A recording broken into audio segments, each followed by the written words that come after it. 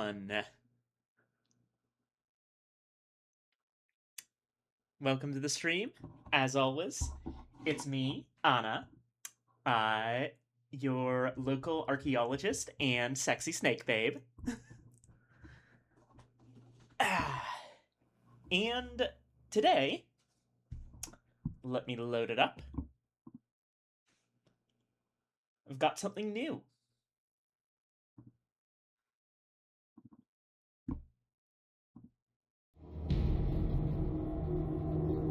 Hopefully this all works.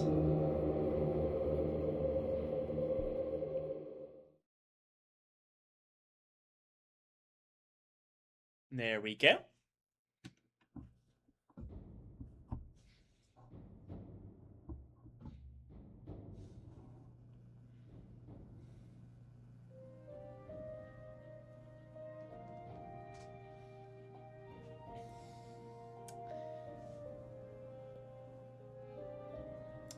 The Elder Scrolls 3 Morrowind.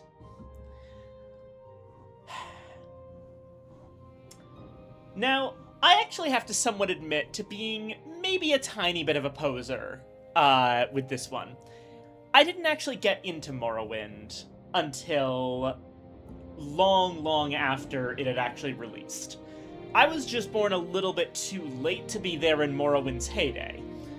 My first Elder Scrolls game was Oblivion, and even then I didn't really get into it until Skyrim. But since then, I've gone back to Morrowind, and I've realized it's my favorite of the, post-Daggerfall Elder Scrolls games, and it's not really even all that close.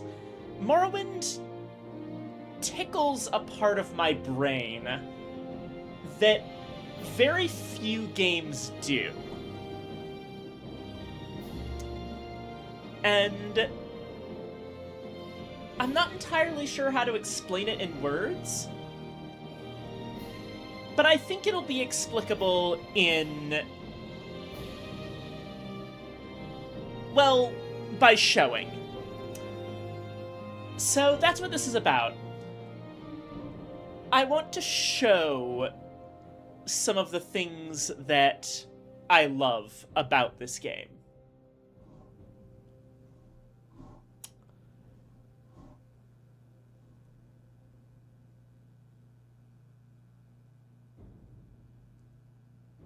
Now, in terms of mods and such, actually, let me just check something real quick.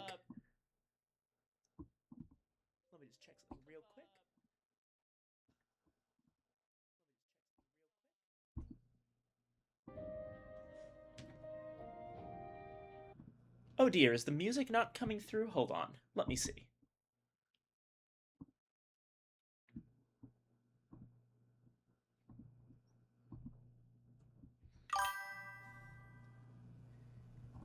Yeehobbatry. Hi, Base. Welcome in.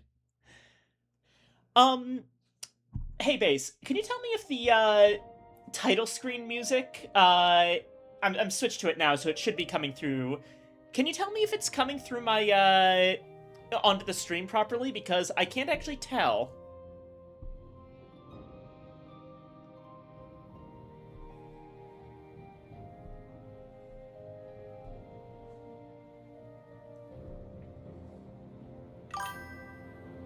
Little bit quiet. Got it. Let's see if we can't fix that.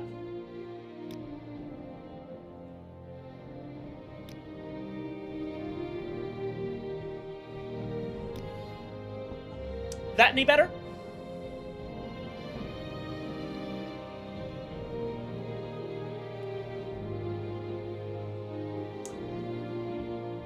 Jeremy Soul's motifs for the Elder Scrolls music are always so great.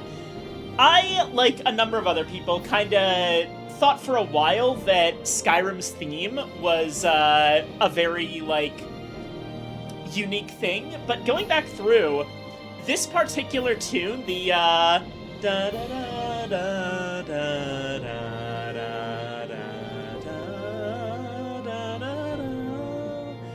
That's all over the place, from Morrowind all the way through Skyrim.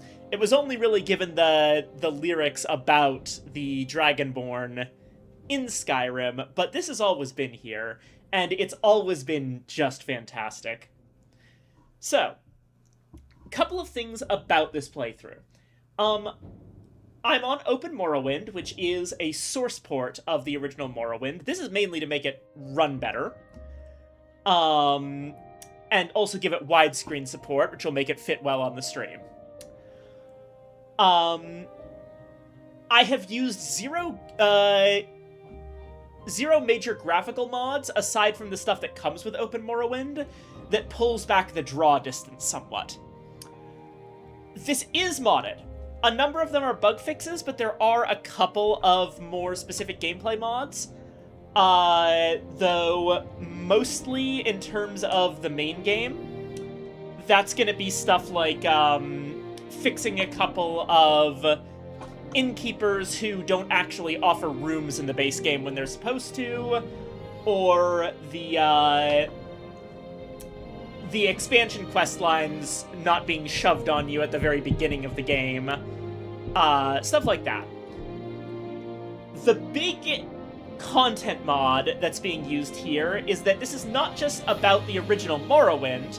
I am also going to be playing Tamriel Rebuilt, which is a mod that adds, well, the rest of Morrowind to Morrowind. For those who don't know, the province of Morrowind in the story is much bigger than what you see in-game. In-game, the game only really consists of the island of Vardenfell, which is a good third of the landmass, but it's not the entire province. Tamriel Rebuilt is trying to get the entire province into the game, which is a wonderful, wonderful thing, and they've done a lot of good work so far. They're not done yet. Tamriel Rebuilt is a work in progress, and part of why I'm doing this is that I really want to sort of bring attention to the fact that this is going on, but a lot of it is just going to be me showing you Morrowind. And don't worry, we're going to be going back and forth between the mainland and Vardenfell, so you'll see plenty of stuff that's from the base game.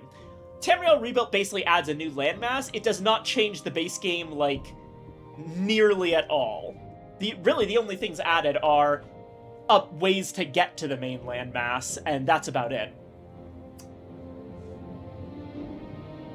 Alrighty. And, other things. I don't plan to do any major min-maxing. I plan to just play a character the way I would normally when just playing for fun.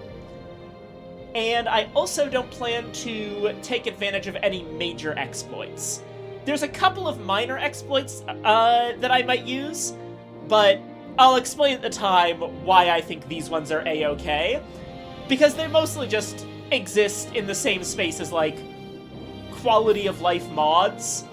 The big one, for example, is I don't know anything to give you grief, lol. Yeah, but people are gonna watch this on YouTube later, so I gotta give this disclaimer. The big one here is that there's a thing that allows you to increase vendor stock of an item by selling items back to them, and then when they restock, they'll have the entire stack of items. I'm fine using that just because it makes buying things faster, so I'm not clicking buy, restock, like 10 times in a row. Anyway, without further ado, let's get started. New game. Each event is preceded by prophecy, but without the hero, there is no event. Zurin Arctus, the Underking. In the waning years of the Third Era of Tamriel, a prisoner born on a certain day to uncertain parents was sent under guard, without explanation, to Morrowind, ignorant of the role he was to play in that nation's history. Or she. He or she. They have taken you from the Imperial City's prison, first by carriage and now by boat. To the east, to Morrowind. Fear not, for I am watchful. You have been chosen.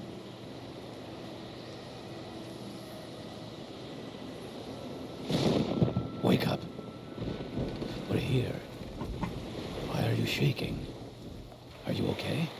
Wake up. Stand up. There you go. You were dreaming.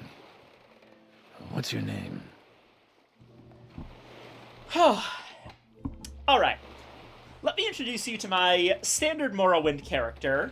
A character that I've lovingly crafted over many, Nightmare. Wow! Are you winning? Well, we just had a dream that said that we were the chosen one, but then this guy's like, you were dreaming. So, I don't know if that's winning or not. Welcome in, Ollie.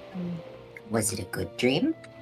Well, it had a lot of, like, fire and, volcanic blasted landscapes, but also there Sounds like a was, good dream to there me. was an, there was an attractive lady whispering in our ear, so... Sounds like a great dream to me. Ah! I am being watered and stretched. Thank you, Lilin. Welcome to the stream. I appreciate the care package. I accidentally logged out of everything on my browser and I can't get back into Twitch.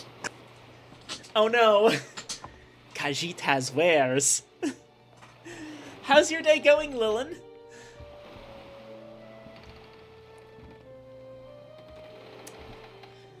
Right, so, what was I saying? Right, my standard Morrowind character is, speaking as Ananta Shesha, the archaeologist, an archaeological colleague of mine. Please say hello to Vainth Ralis. I'm good, getting back into Destiny after a Trench Crusade game. Ooh, I hope those are both fun. Or, I suppose, I hope the Trench Crusade game was fun, and getting back into Destiny is fun. Right. Well, not even last night's storm could wake you. I heard them say we've reached Morrowind. I'm sure they'll let us go. Got blasted in Trench Crusade. Quiet. Here comes the guard. This is where you get off. Come with me. I'm glad you had fun, Lilin. Alright.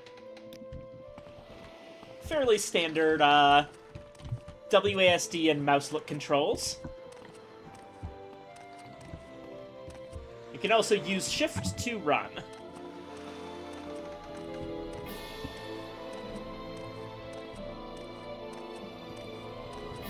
Get yourself up on deck and let's keep this as civil as possible.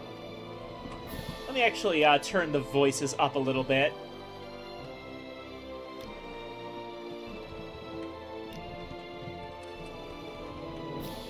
On deck, now. I Okay. got back into Twitch. Ah, yay.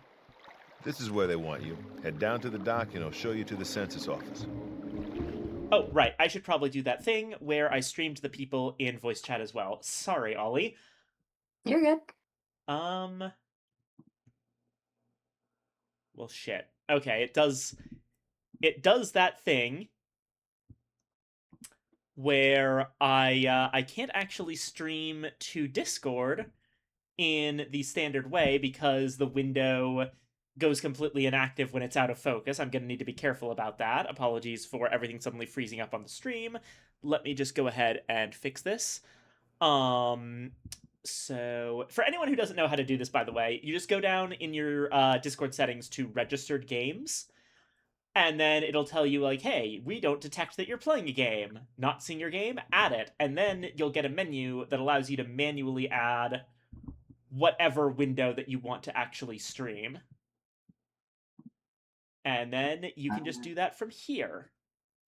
And so, hopefully you can see, Ollie. Let me take a peek. Yes. Excellent. Here we go.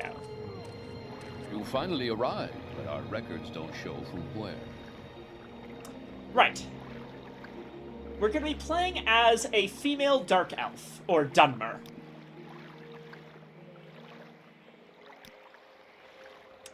As you can see, the interface is a little bit dated, but it still works just fine.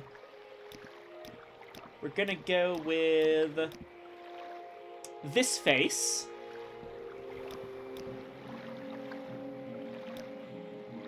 And this hair. I think. Yeah, that's the hair I usually... No, wait, this hair. This hair is much better.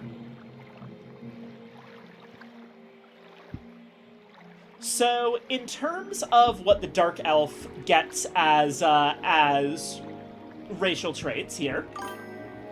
Oh. Ah! Thank you, Whippy. Explosion noises. First off, Dunmers start off with 2 spells. Well, okay, 1 spell and 1 effect.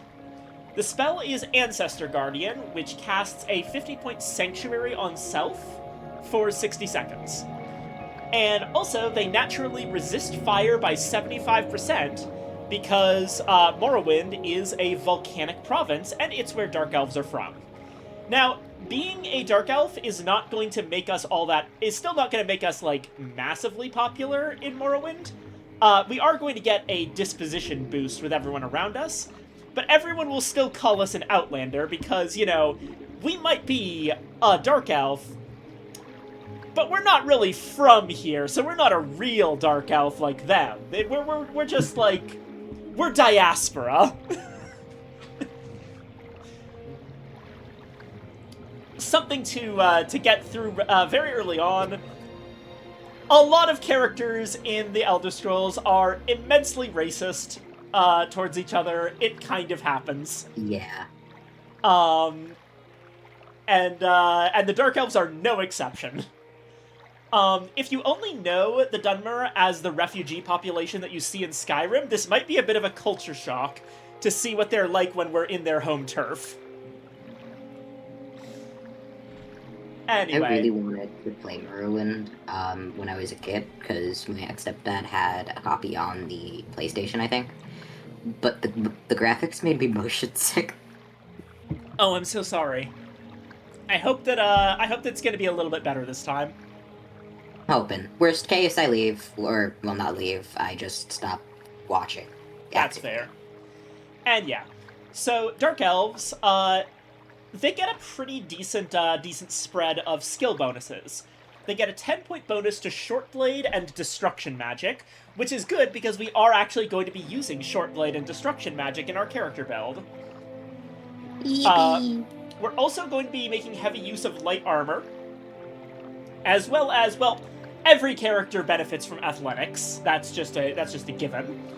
And we are also going to be using Mysticism, leaving the only things that aren't really going to be useful for us, their bonuses in Marksman and Longblade. Great. I'm sure you'll fit right in. Follow me up to the office and they'll finish your release.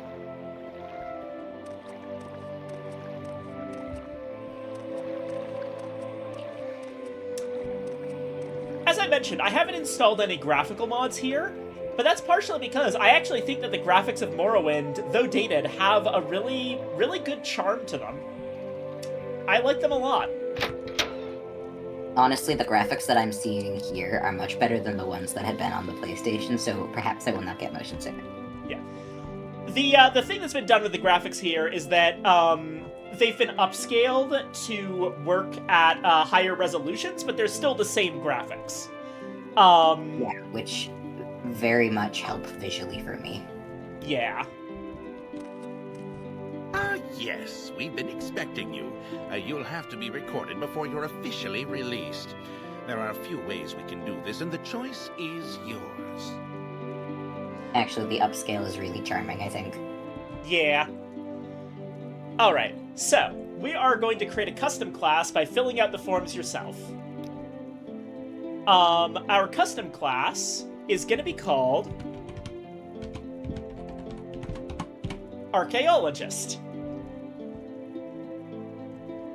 And here's how it's going to work. First off, we have a first off we have a specialization. And I'm going to put our specialization is basically, all skills are either under combat, magic, or stealth.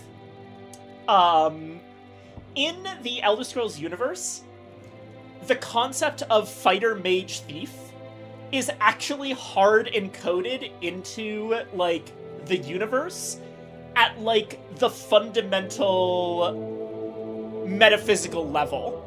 It is actually a law of the universe that everything fits into various aspects of fighter, mage, and thief, and no, I'm not kidding about this.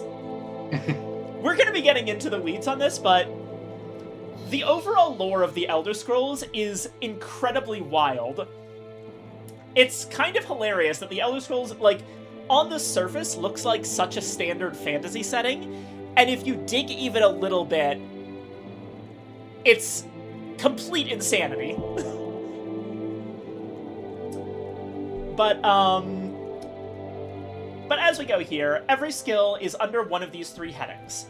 And what your class specialization is that it gives you a boost to all of the skills under that heading.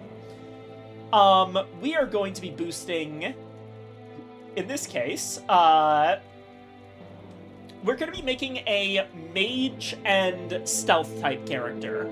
So we want to go with one of those ones. And I think of the 2, in terms of stealth, we're mostly going to be using it for light armor, short blade, mercantile, and speechcraft, whereas magic, we're going to be using enchantment, destruction, mysticism, restoration, and alchemy. So I think adding a magic specialization is going to be our best bet. Next up, attributes.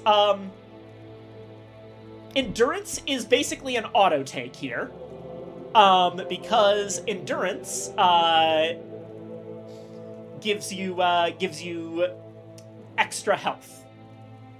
Notably, favorite attributes go up a little bit more each level, and so making your endurance go up more and more is going to be pretty huge for us. Our second skill can be whatever, so we don't really care all that much about strength. If we have any carry weight issues, we're going to be using feather spells for that.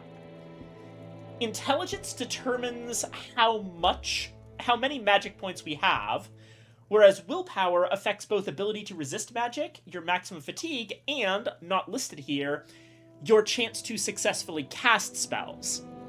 We're still working on a system of rolling dice for everything, so you can in fact fail to cast spells or fail to hit with your sword. And willpower does help with that quite a bit. Agility affects our dodge and ability to hit targets in melee, as well as maximum fatigue. Speed determines how fast you can move, and also is the stat used for short blade weapons like daggers, which we will be using. But honestly, we're gonna get tons of speed no matter what we do. And realistically, we have our solutions for moving fast anyway. Endurance we have. Personality. Personality is a very important stat, but you usually, or at least I usually, don't like to choose it as a favorite attribute because there's many other ways to deal with it. And luck affects everything. But again, it's one of those things where we can work with it in other ways. I think that the main choice here is between intelligence, willpower, and agility. And I think of the 3, willpower is the one that I find the most important. So, major and minor skills. This is very important. These skills will start out higher, and by increasing these skills, we'll gain progress towards leveling up. I can explain more about the level up system later, but unlike if you were playing Oblivion, for example, you actually want to put skills that you want to use in your major and minor skills. Whereas in Oblivion, you put the skills that you don't want to use in there because Oblivion forces you to level hyper-efficiently. We don't want to level hyper-efficiently. We want to actually experience the game, and no matter what we do, even if we make a completely, garbage character here, Morrowind is such that we're going to become overpowered anyway. It is completely inevitable. So, our major skills. The first thing I want is our main combat skill, Short Blade. Short, quick thrusting weapons like daggers, tantos, short swords, and wakizashi. And to complement Short Blade, I'm going to give us light armor.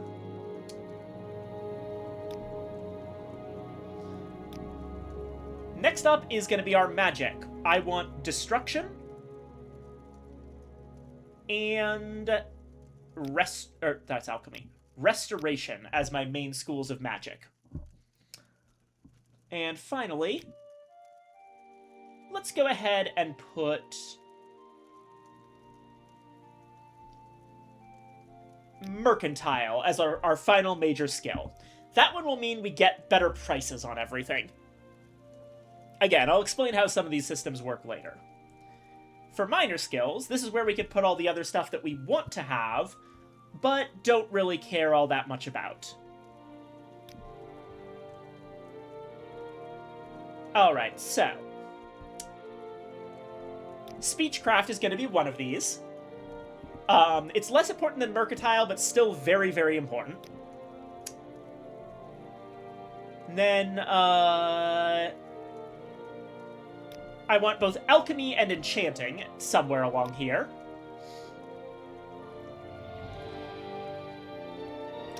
Mysticism. And it is good to have both Athletics and Acrobatics. And we're going to be very slow if we don't initially pick Athletics. But again, this is something that we can solve, and picking either Athletics or Acrobatics as major skills means that moving around will train our skills in ways that might actually be counterproductive in the long run. So I'm going to go without. So instead, we are going to put, let's see,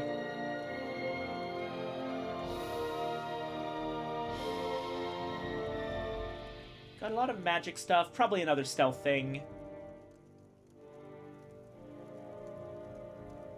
We don't really need marksman because we're going to be using ranged magic.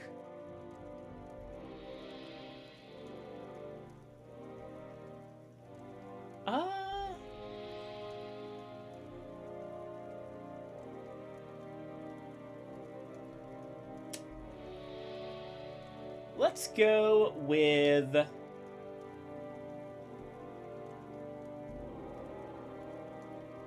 Alteration. So again, this is a mostly magic class, but we're using a number of thief skills, notably Short Blade, Light Armor, Mercantile, and Speechcraft. If you're wondering why I didn't pick Security for lockpicking, I actually have a specific reason for that. We don't really need it, because we have a solution for both the early game and the late game. Our late game solution is just magic. Very good. The letter that preceded you mentioned you were born under a certain sign. And what would that be? And this is going to be our early game solution. So, the star sign.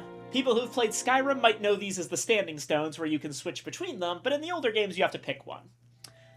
So, my choice here is going to be very non-min-maxy, but it's the one I like. There are a lot of ones that are objectively better. A couple of examples. There are 3 star signs that are specifically designed for mage-type classes. Those would be the Mage, the Apprentice, and the Atronach. The Mage is really just, fortify your maximum magicka by 0.5% times intelligence. So it basically gives you a, since your magicka is based on your intelligence, it basically gives you about 50% more magicka. Apprentice gives you 150% more magicka, but it gives you a 50% weakness to magic. And Atronach gives you 50 points of spell absorption, so not only do you get hit with when you get hit with spells, not only do you get less effect from them, but you also get magicka back from the spell that hit you. And it fortifies maximum magicka by 200%, but you get stunted magicka, which what that means is you cannot regenerate it naturally. You have to either use potions or absorb it from enemy spells. This is a very specific playstyle that most people do not like. But said, it does make you absolutely incredible at being a mage if you know how to use it. That said, we're doing a hybrid class, so we're not going to be using any of these. The Lady fortifies your personality and endurance. The Lord gives you weakness to fire, but a nice little health restoration spell.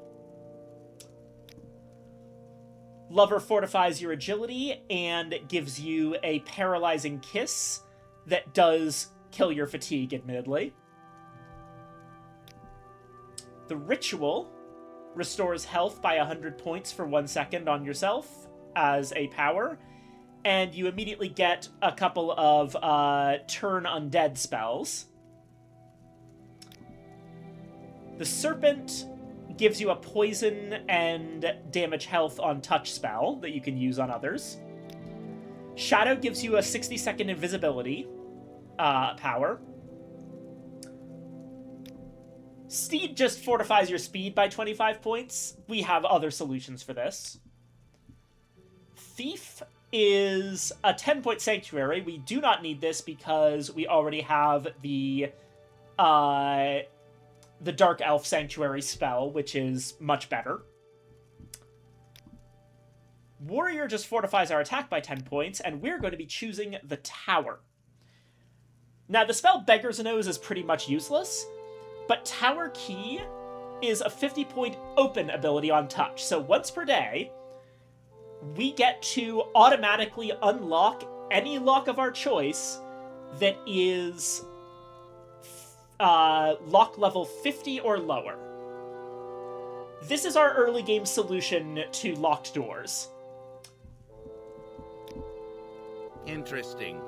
Now, before I stamp these papers, make sure this information is correct. Now, if you're actually building a character for yourself, you can just do whatever you want up till this point. The point is really to get to this screen. Because on this screen, you have all the information, and you can see how changing things will affect your skills. For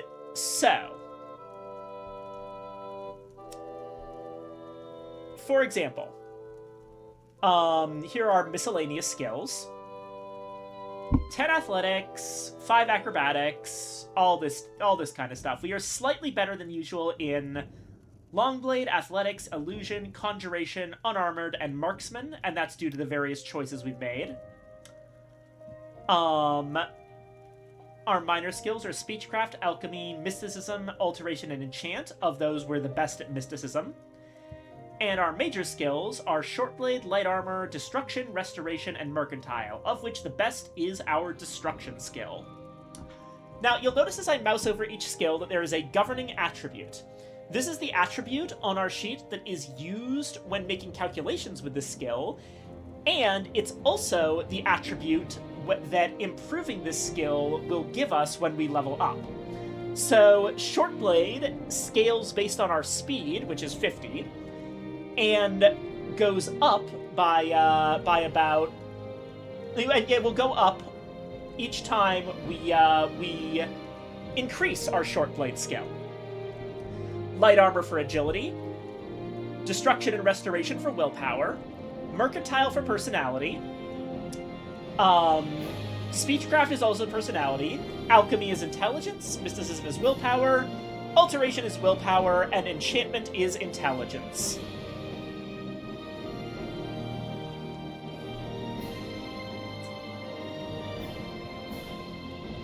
Acrobatics is a notable one, and we're going to want to actually train it up fairly quickly, because it's actually going to give us a decent amount of strength, and that is going to help us out in the long run. But these are the main things we're going to be worried about. So as an example of the stuff I've talked about, let's say that we were to pick an Argonian instead of a Dark Elf. You'll notice that some of our statistics have changed here, like athletics suddenly being much, much higher, despite being in the miscellaneous skills category. So this is why you should probably get to this screen when you're making your own character as a major thing. Because this is the one where you actually get to make meaningful decisions and see how they pan out. Now, I like this stat spread. I think this is a fairly good one, and its few downsides are easily mitigated by stuff I already know how to do. So we are going to stamp these papers, and say okay.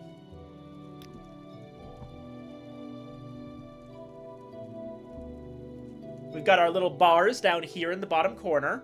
It'll be a little bit hard to see, but you can see where I've got the mouse over here. Red bar, blue bar, green bar. That is health, magicka, and stamina.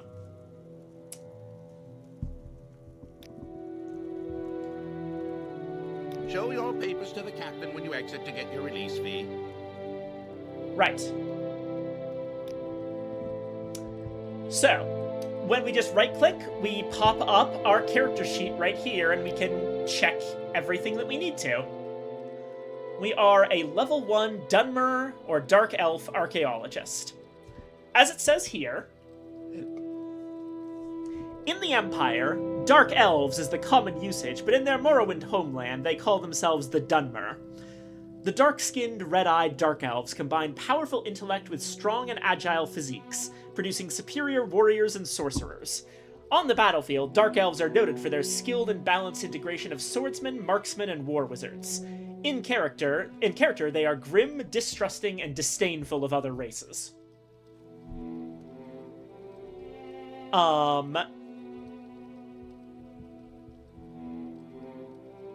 As a note, you'll sometimes hear in this game a reference to man and mare. There are 3 kinds of race in the Elder Scrolls. There's the various human races, commonly referred to as man, which are Imperial, Breton, Redguard, Nord, and... who am I forgetting? Imperial, Breton, Redguard, Nord. I'm probably forgetting someone, but that's all I can think of right now. Then you've got various races of mare, which are the elves. The reason they're called mare is that, so it's high elf, dark elf, wood elf, are the main ones.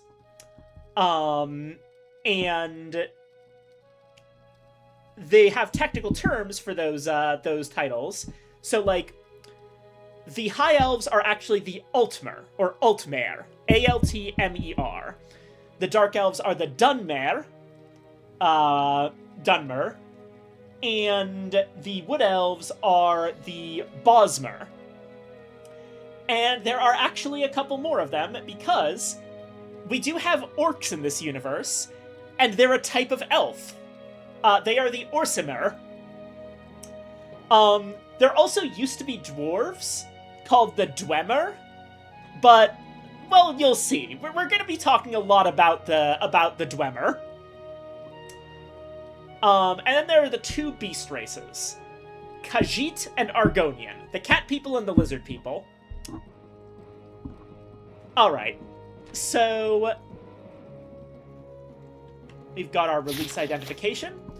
For release by Emperor Uriel Septim VII's decree to the district of Vardenfell in the province of Morrowind. That puts our name, our race, and our class. Signed, Sociusus Ergala, agent of the Satanin Imperial Census and Excise, 16th of Last Seed, 3rd Era, year 427. I wish Argonians had the same diversity as Khajiit. Argonians have a lot of stuff that going on with them that's very interesting. And we might be able to get into it, but yeah, some would just be little lizards. Oh, I see what you mean, yes. Well, if I remember, like, aspects of Argonian lore correctly, the Argonians are quite literally uplifted, crocodiles from Black Marsh and other, like, uplifted reptiles from Black Marsh that were effectively given full sentience and sapience by magical trees called the Hist. Anyway. Let's go ahead and take that. And here's our inventory menu. Now, there's a number of things we could do here. To note an exploit that I could absolutely do, this limeware platter has a value of 650. If I were to pick it up, they're not going to actually put a bounty on me yet. This is still the tutorial, so they don't want to, like, make you fail in this first room. So instead, they would rush over to me and grab it out of my hands. If I were to put it down on the floor before they could do that, which is very possible, then it would suddenly no longer count as stolen the second time I picked it up. So they would yell at me for stealing, tell me very sternly not to do it again, and attempt to take it out of my inventory, but since it's not in my inventory, I could just pick it up from the floor after that conversation finished. I, however, am not going to actually do this. Because, honestly, I don't need to. We're gonna be getting tons of money no matter what we do. So. Continue through to the next building and talk to Celes Gravius. Righto, will do.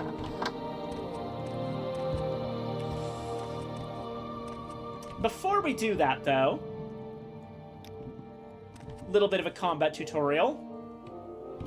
And they give us an iron dagger, which they then teach us how to equip by just picking it up and putting it onto our character. This is basically how we equip anything.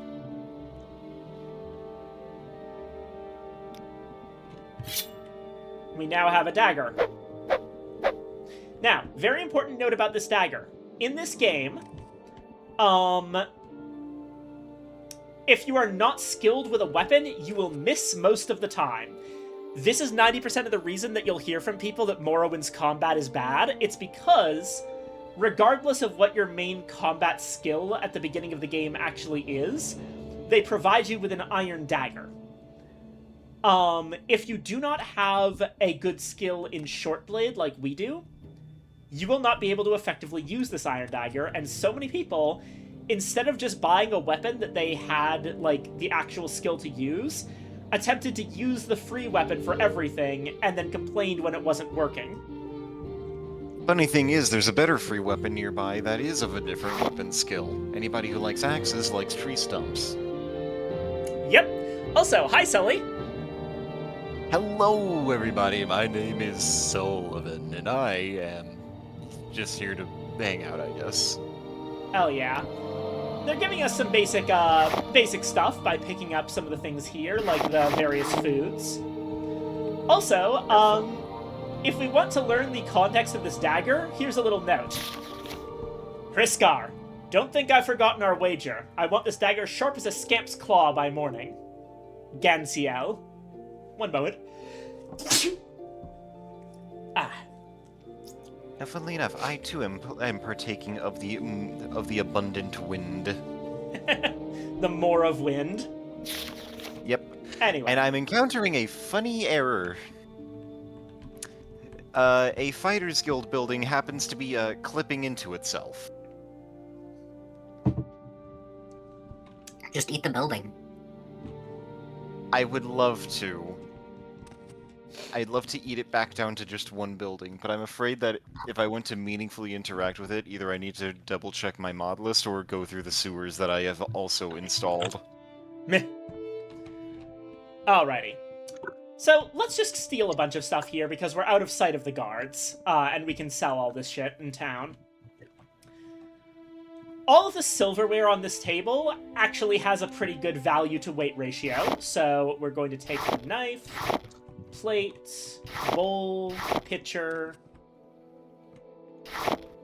candlestick, which counts as a light source, this little lockpick, fork, and this flin, which, flin is technically a potion, but it is a local alcohol. This regional liquor acts like a potion. To drink potions, equip them in the inventory menu. We're also going to grab some stuff here. This kwama egg, more silverware. These are just regular plates. They don't give us enough money to bother with. 2 bottles of matse, another alcohol. And a book. The Firmament by Fulke. Anyone else getting a glitch on Elder Scrolls Blades where all the chests cost 1 gem, or is this another Beans doesn't get ads on Twitch type blessing? Elder Scrolls Blades is the mobile app. I have no idea. I have never played Blades.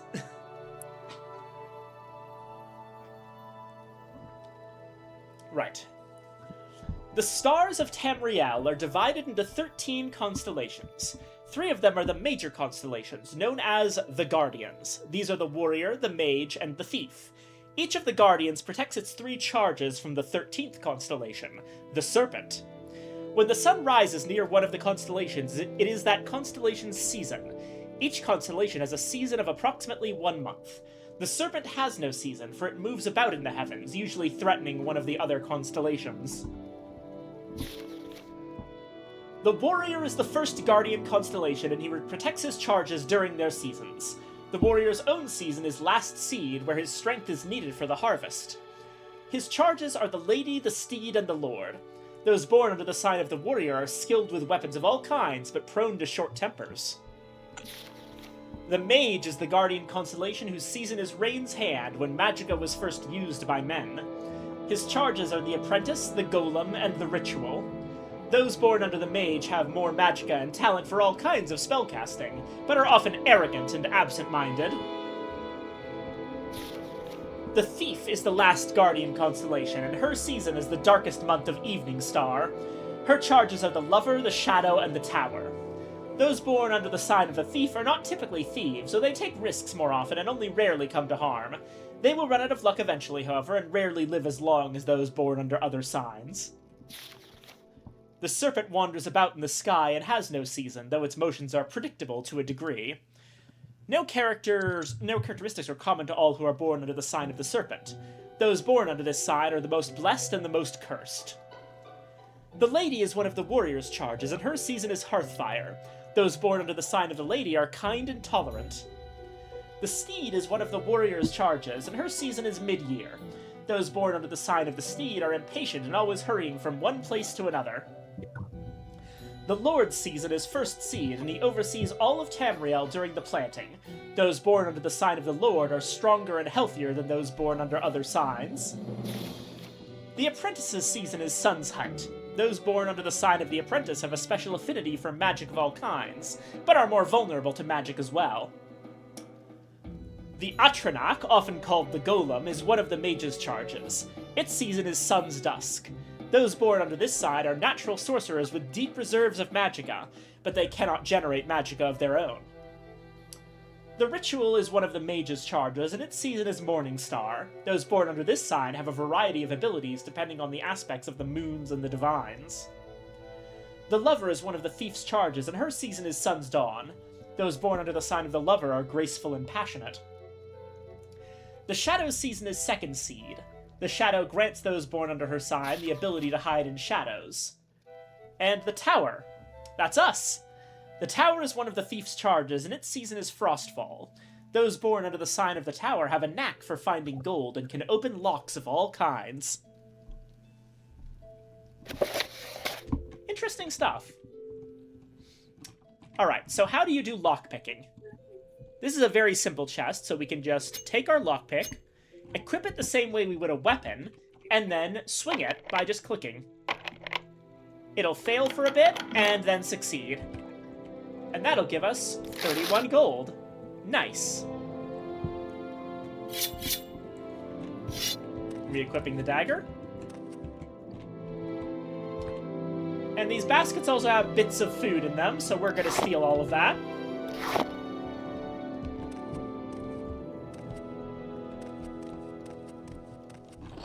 There's another little area down here, but it doesn't contain all that much.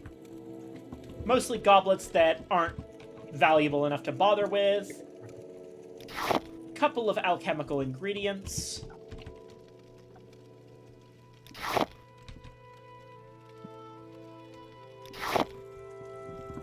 A bedroll in case you need to sleep.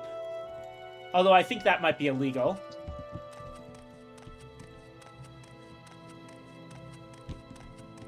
And now for the exit door. We've gotten the map menu, and this is where... So, in the base game, this island that we're on, and this little island up in the top left, would be the only major... the only actual part of the game. All the rest of this landmass, this is the stuff that's added by Tamriel Rebuilt. As you can see, it's not done yet. There's still quite a bit to do, but they are doing a fantastic job, as we'll see.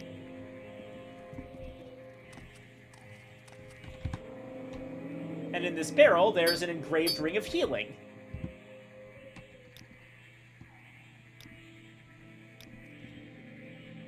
So we can equip the engraved Ring of Healing, and that will give us access to something in our magic menu. The magic menu is over here, and it gives us a number of nice things. Here are our powers. These are usable once per day. We've got Ancestor Guardian for being a Dunmer. That's the Sanctuary spell. And Tower Key for being under the sign of the tower, which is the Open spell. Again, once per day on each of these. Then we have our spells. Spell effects are here, and cost and chance are over here. So, cost is how much magicka it'll cost us to cast the spell, and chance is how likely it is for the spell to succeed. Beggar's Nose and Firebite have a 100% chance right now, so those ones will always be able to cast correctly. Hearth Heal from Restoration only has an 86% chance, so there's about a 14% chance we fail to cast that one. Pretty good odds. And an Engraved Ring of Healing. Magic items do not have chance like the spells do. They have charges before they need to be recharged. So, what we do here is we click on one of them, and this equips the spell to our magic menu. Then we can press R to pull out our magic hands, and then left-click to actually cast magic. F and R are going to be how we switch between melee and magic. Anyway. Press E to talk to the captain. Select topics to ask about them. Don't try persuasion on him. If you're not good at it, he will start to dislike you. Alright.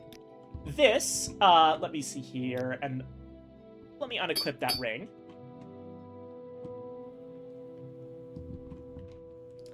This is actually going to be our first real conversation. Up till now, the game has done this through voice dialogue, but Morrowind doesn't actually primarily use voice dialogue. Instead, it uses a text-based system.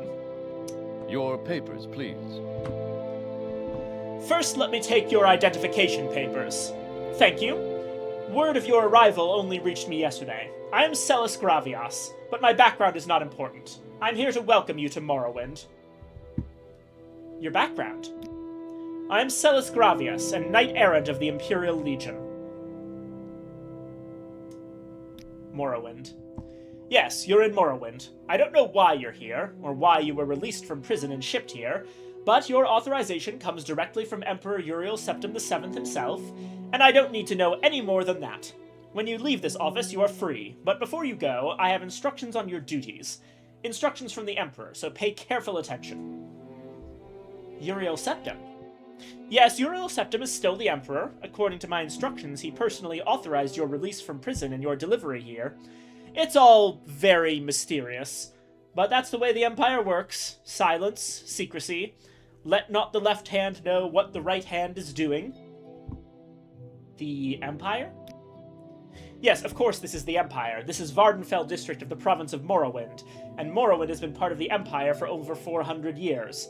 The current Emperor is Uriel Septim, 24th of the Septim line. You haven't been in prison that long, have you? Nothing wrong with your head, is there? The men said you were acting a little strange when they brought you in from the ship. Never mind. Right. My duties, yes? This package came with the news of your arrival. You are to take it to Caius Casades in the town of Balmora. Go to the South Wall Corner Club and ask for Caius Casades. They'll know where to find him. Serve him as you would serve the Emperor himself. I also have a letter for you and a dispersal to your name. So we've got directions to Caius Casades, a package for him, and 87 gold. Caius Casades. Report to Caius Casades in Balmora. I can't tell you where to find him, but you are to go to the South Wall Corner Club and ask for him. Someone there can direct you to him. Balmora. Balmora is north of Sidonin. The road passes Pelagiad Village and Fort Pelagiad, crosses a deep ravine, passes Fort Moonmoth, then turns west across the Odai River and into Balmora. The South Wall Corner Club is in southeast Balmora, on the east side of the river. For more detailed directions, talk to Elone the Scout at Ariel's Trade House here in Sidonin. But take my advice. You're new here. Take the Silt Strider to Balmora. Fast, cheap, safe. Cross the bridge and head east. Can't miss it. What is a Silt Strider? Oh, Silt Striders carry passengers and cargo between settlements on Vardenfell. Fares depend on distance to be traveled. Silt Striders are giant insects. A compartment for passengers and cargo is hollowed from the creature's shell. The driver directs the beast by directly manipulating exposed organs and tissues.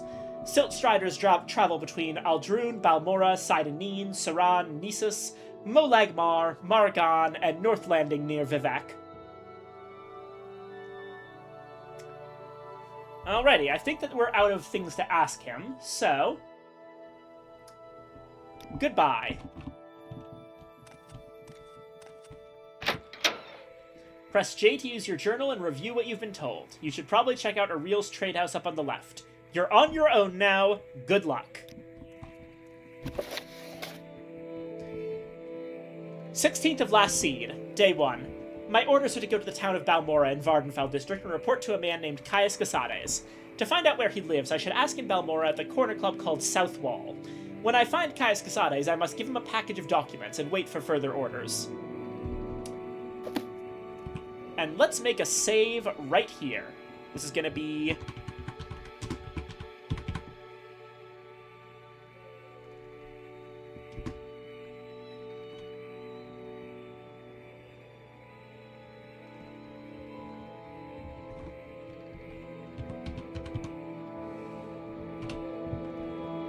There we go. And here we are inside a If I can help, I will, but don't take too much time. Are you the one that boat dropped off? Odd to see a boat arrive at that time of the day. Hope the Imperials treated you okay. I swear they took my ring.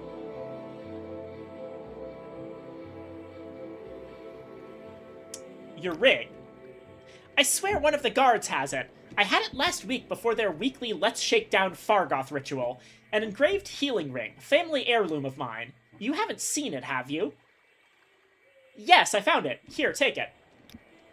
You found it! Amazing! Thank you, thank you. You are now my favorite friend. I'll be sure to tell the others, especially my friend Ariel who runs the trade house here. Go see him. He'll be happy to see you now. Alrighty. So, when we're talking to various commoners, there's a number of things that we can generally ask. Including... I think everyone you can ask background. I'm Fargoth, commoner. As well as my trade. I'm a commoner. I do whatever needs doing. Cooking, cleaning, building, baking, making, breaking. And by your accent, I can tell you are an outlander. Since you're new to these parts, perhaps you'd like me to share a little local lore. Alright. What's some advice you have?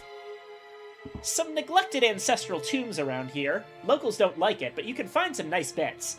Ghosts and ancestral spirit guardians are dangerous. A little secret? Daedra.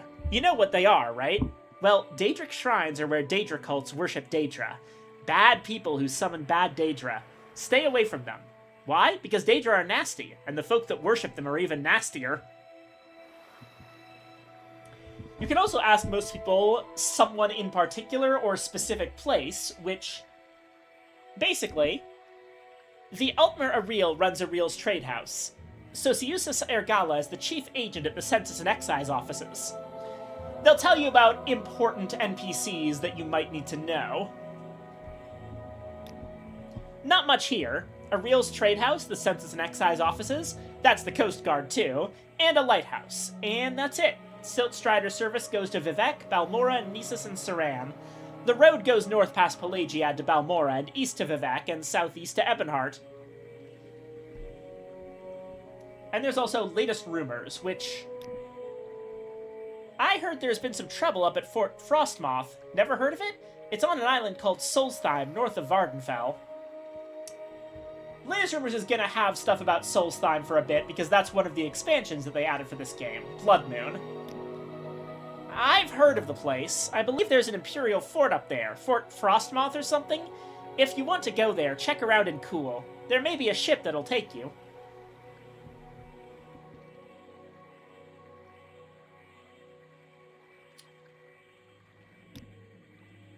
And if we click Latest Rumors again, I've heard that the local tax collector, Processus Vitellius, is missing.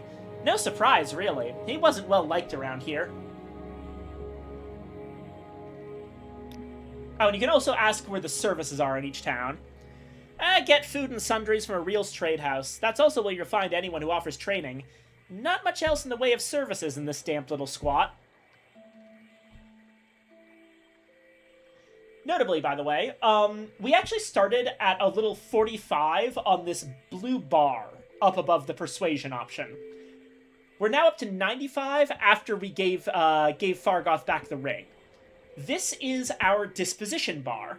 Basically, it's our relationship with every individual NPC in the game. Fargoth likes us, so we're at 95.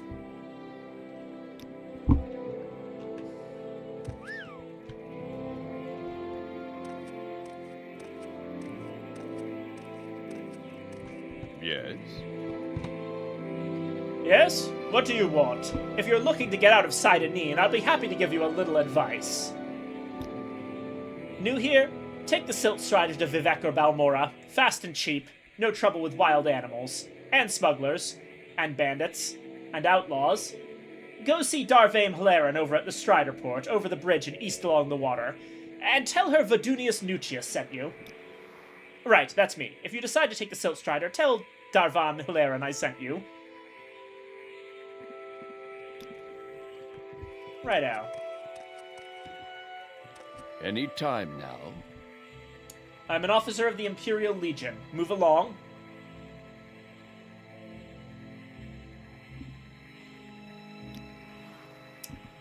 We have garrisons at Fort Pelagiad in Pelagiad, Hawkmoth Fort in Ebonheart, Fort Moonmoth in Balmora, Fort Buckmoth in Aldrune, and Fort Darius in Nisus. Were you looking to join the Imperial Legion?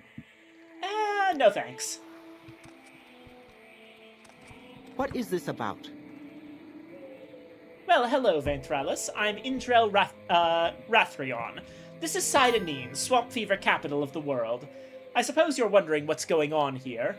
I can tell you where the services are. There aren't many. I can tell you the latest rumors, unless you've already heard them. I think I'm good for now, but thank you anyway. Ah! Hello, Aurora! Playing Chapter 5 Secret Boss, and I'm hating every second of it. I'm assuming Deltarune. Have fun! Or don't.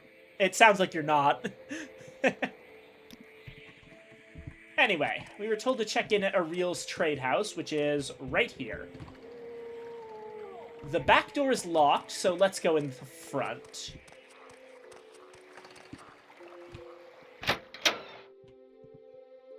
Alright, you must be Ariel. Welcome to Ariel's trade house. I'm Ariel, publican and proprietor. Don't take what doesn't belong to you. You're a new face here. If you want to buy from me, you'll have to barter. If you want a little advice, free to new customers, just ask. Would you like to hear about our most popular potions? Our most popular scrolls? Yeah, I'm not having fun, but it's worth it for my favorite type of lore. Excellent. That's good to hear. Popular potions? Cure common disease and cure blight disease potions are most popular with travelers. Fortify strength, endurance, speed, agility are very helpful in combat. Fortify personality is popular with merchants and shy persons. Of course, fortify fatigue keeps you fighting at your best. Restore health and restore fatigue are perhaps our most popular items. And for a short burst of power during a fight, you can't beat Grief, Sheen, Flynn, Mazda, and Sujama.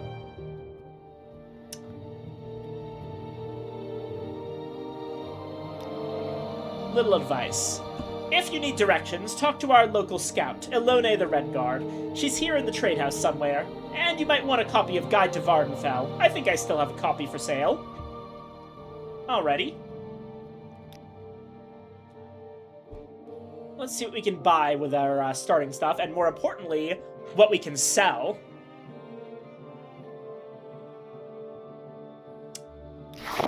Let's go ahead and sell all of that silverware that we stole from the Census and Excise office.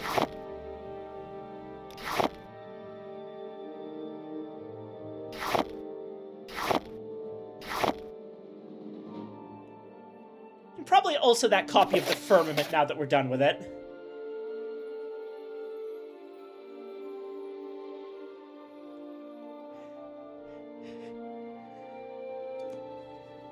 And honestly, probably also worth selling the Flynn.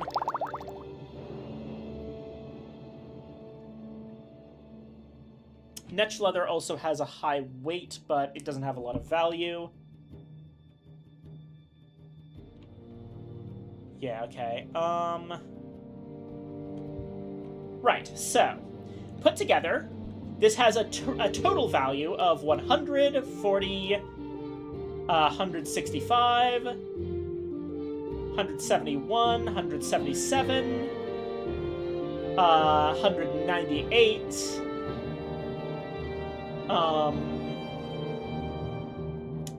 219,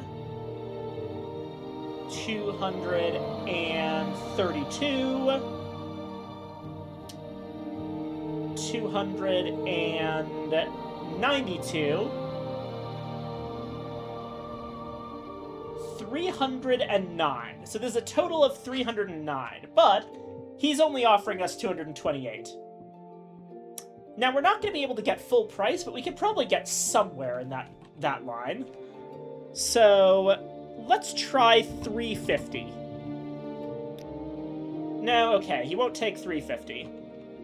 How about 320? No, won't take 320 either. 300 flat. No. 290?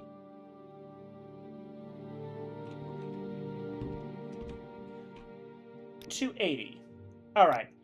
So at this point, you'll notice that our disposition with him has gone down because of our attempts at bartering. But that's fine, because this is temporary. As soon as I say goodbye and then reinitiate conversation, it's back up to its real value of 85. And we can start over.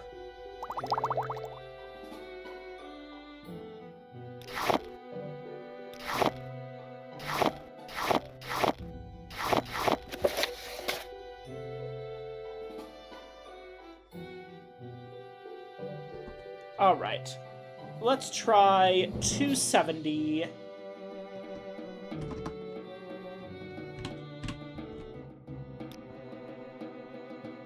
Maybe 260?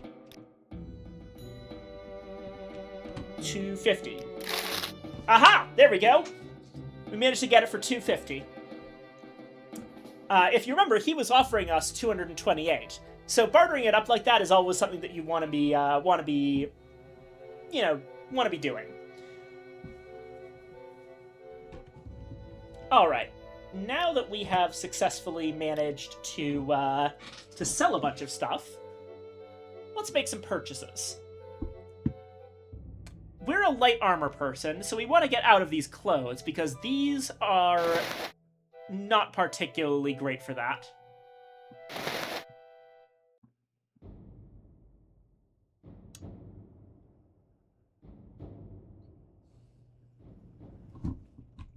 I did not mean to do that.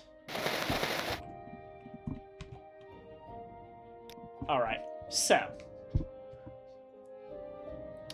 our Iron Dagger is not amazing. It has basic damage values of about 4-5, 4-5, and 5-5 for chop, slash, and thrust. So let's try to get a better short blade. In terms of the weapons Ariel is selling,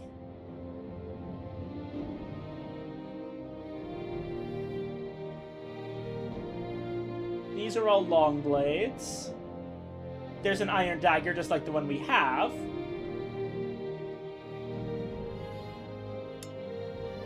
What we probably want is this iron tanto. It's worth 14 gold, and it laps our iron dagger by quite a bit. Our dagger's high roll is the tanto's low roll.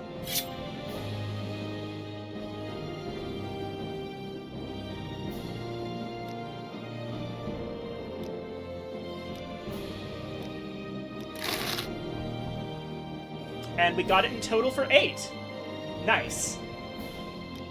Alright, next up is armor.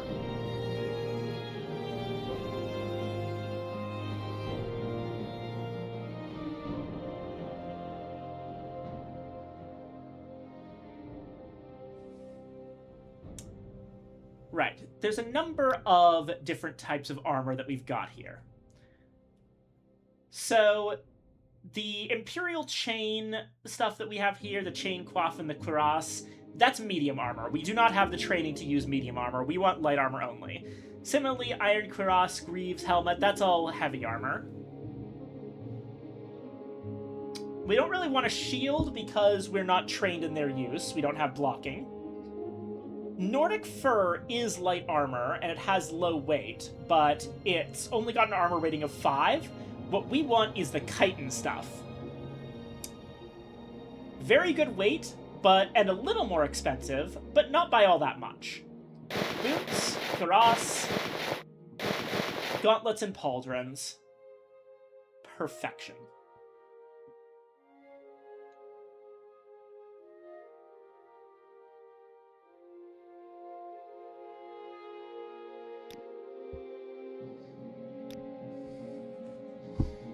As for magical stuff,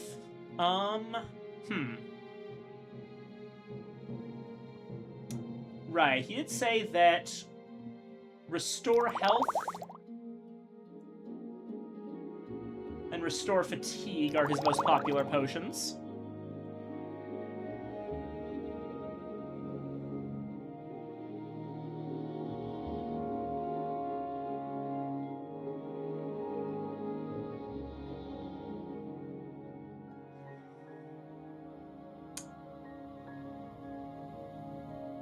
Number of alchemical things, and some scrolls.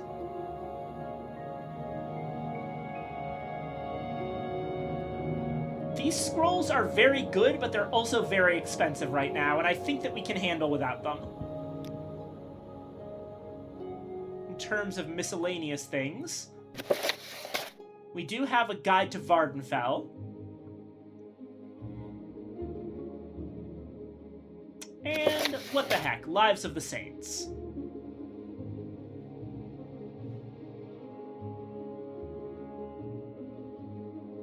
That's going to be a total cost of 112, which... wonder if we can get that down to 100 flat. We can! Wonderful.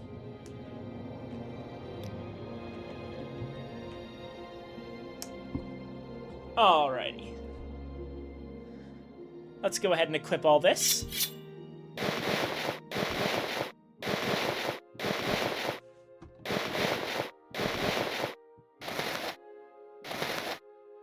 Oh, right, can't have shoes and boots on at the same time. Notably, we still have our shirt and pants on under the armor. This is extremely important. In later Elder Scrolls games, they actually prevent you from doing this, and that means more slots for potentially enchanted gear. Because we can be wearing an enchanted shirt underneath an enchanted piece of armor.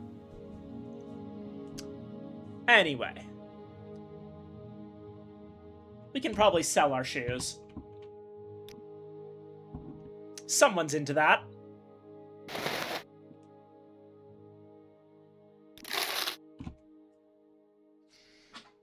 Alrighty.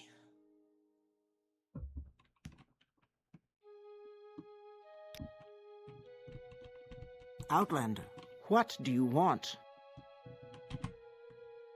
You're new to Sidenine, right? I'm Tolvis Othralan. I'm sure you have questions. Go ahead, ask. I have plenty of time. Again, most of the same stuff that we've already really talked about.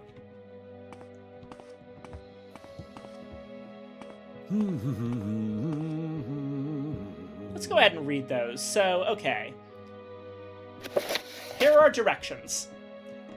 Vainthralis, you've been given these directions and a package of documents. Do not show them to anyone. Do not attempt to read the documents in the package.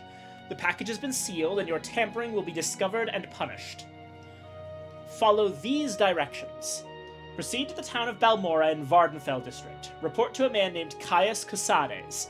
He will be your superior and patron. You will follow his orders. His residence is not known, but ask at the corner club called South Wall. People there will know where to find Caius Casades. When you report to Caius Casades, deliver the package of documents to him and wait for further orders. Remember, you owe your life and freedom to the Emperor. Serve him well and you will be rewarded. Betray him and you will suffer the fate of all traitors. I have the honor to prepare this at the discretion of His Most Sovereign Majesty, the Emperor Uriel Septim, Glabrio Bellianus, personal secretary to the Emperor.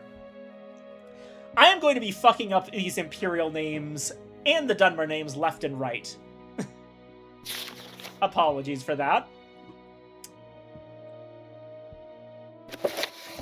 Here's our guide to Vardenfell.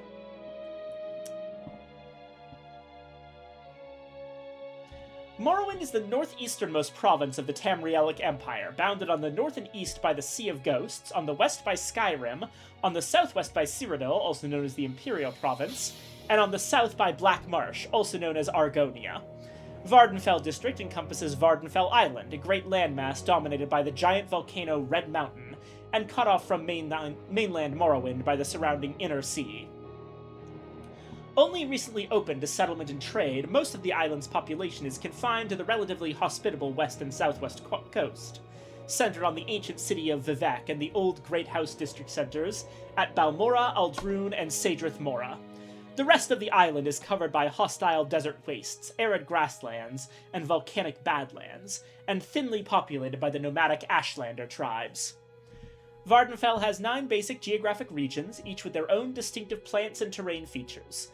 Scholars have based their classifications on the different types of land described by the native Ashlanders, so the designations are recognized by most local traders, travelers, and adventurers. These geographic regions are called the Ascadian Isles, the Ashlands, Azura's Coast, the Bitter Coast, the Grazelands, Molag Amur, Red Mountain, the West Gash, and She'gorad.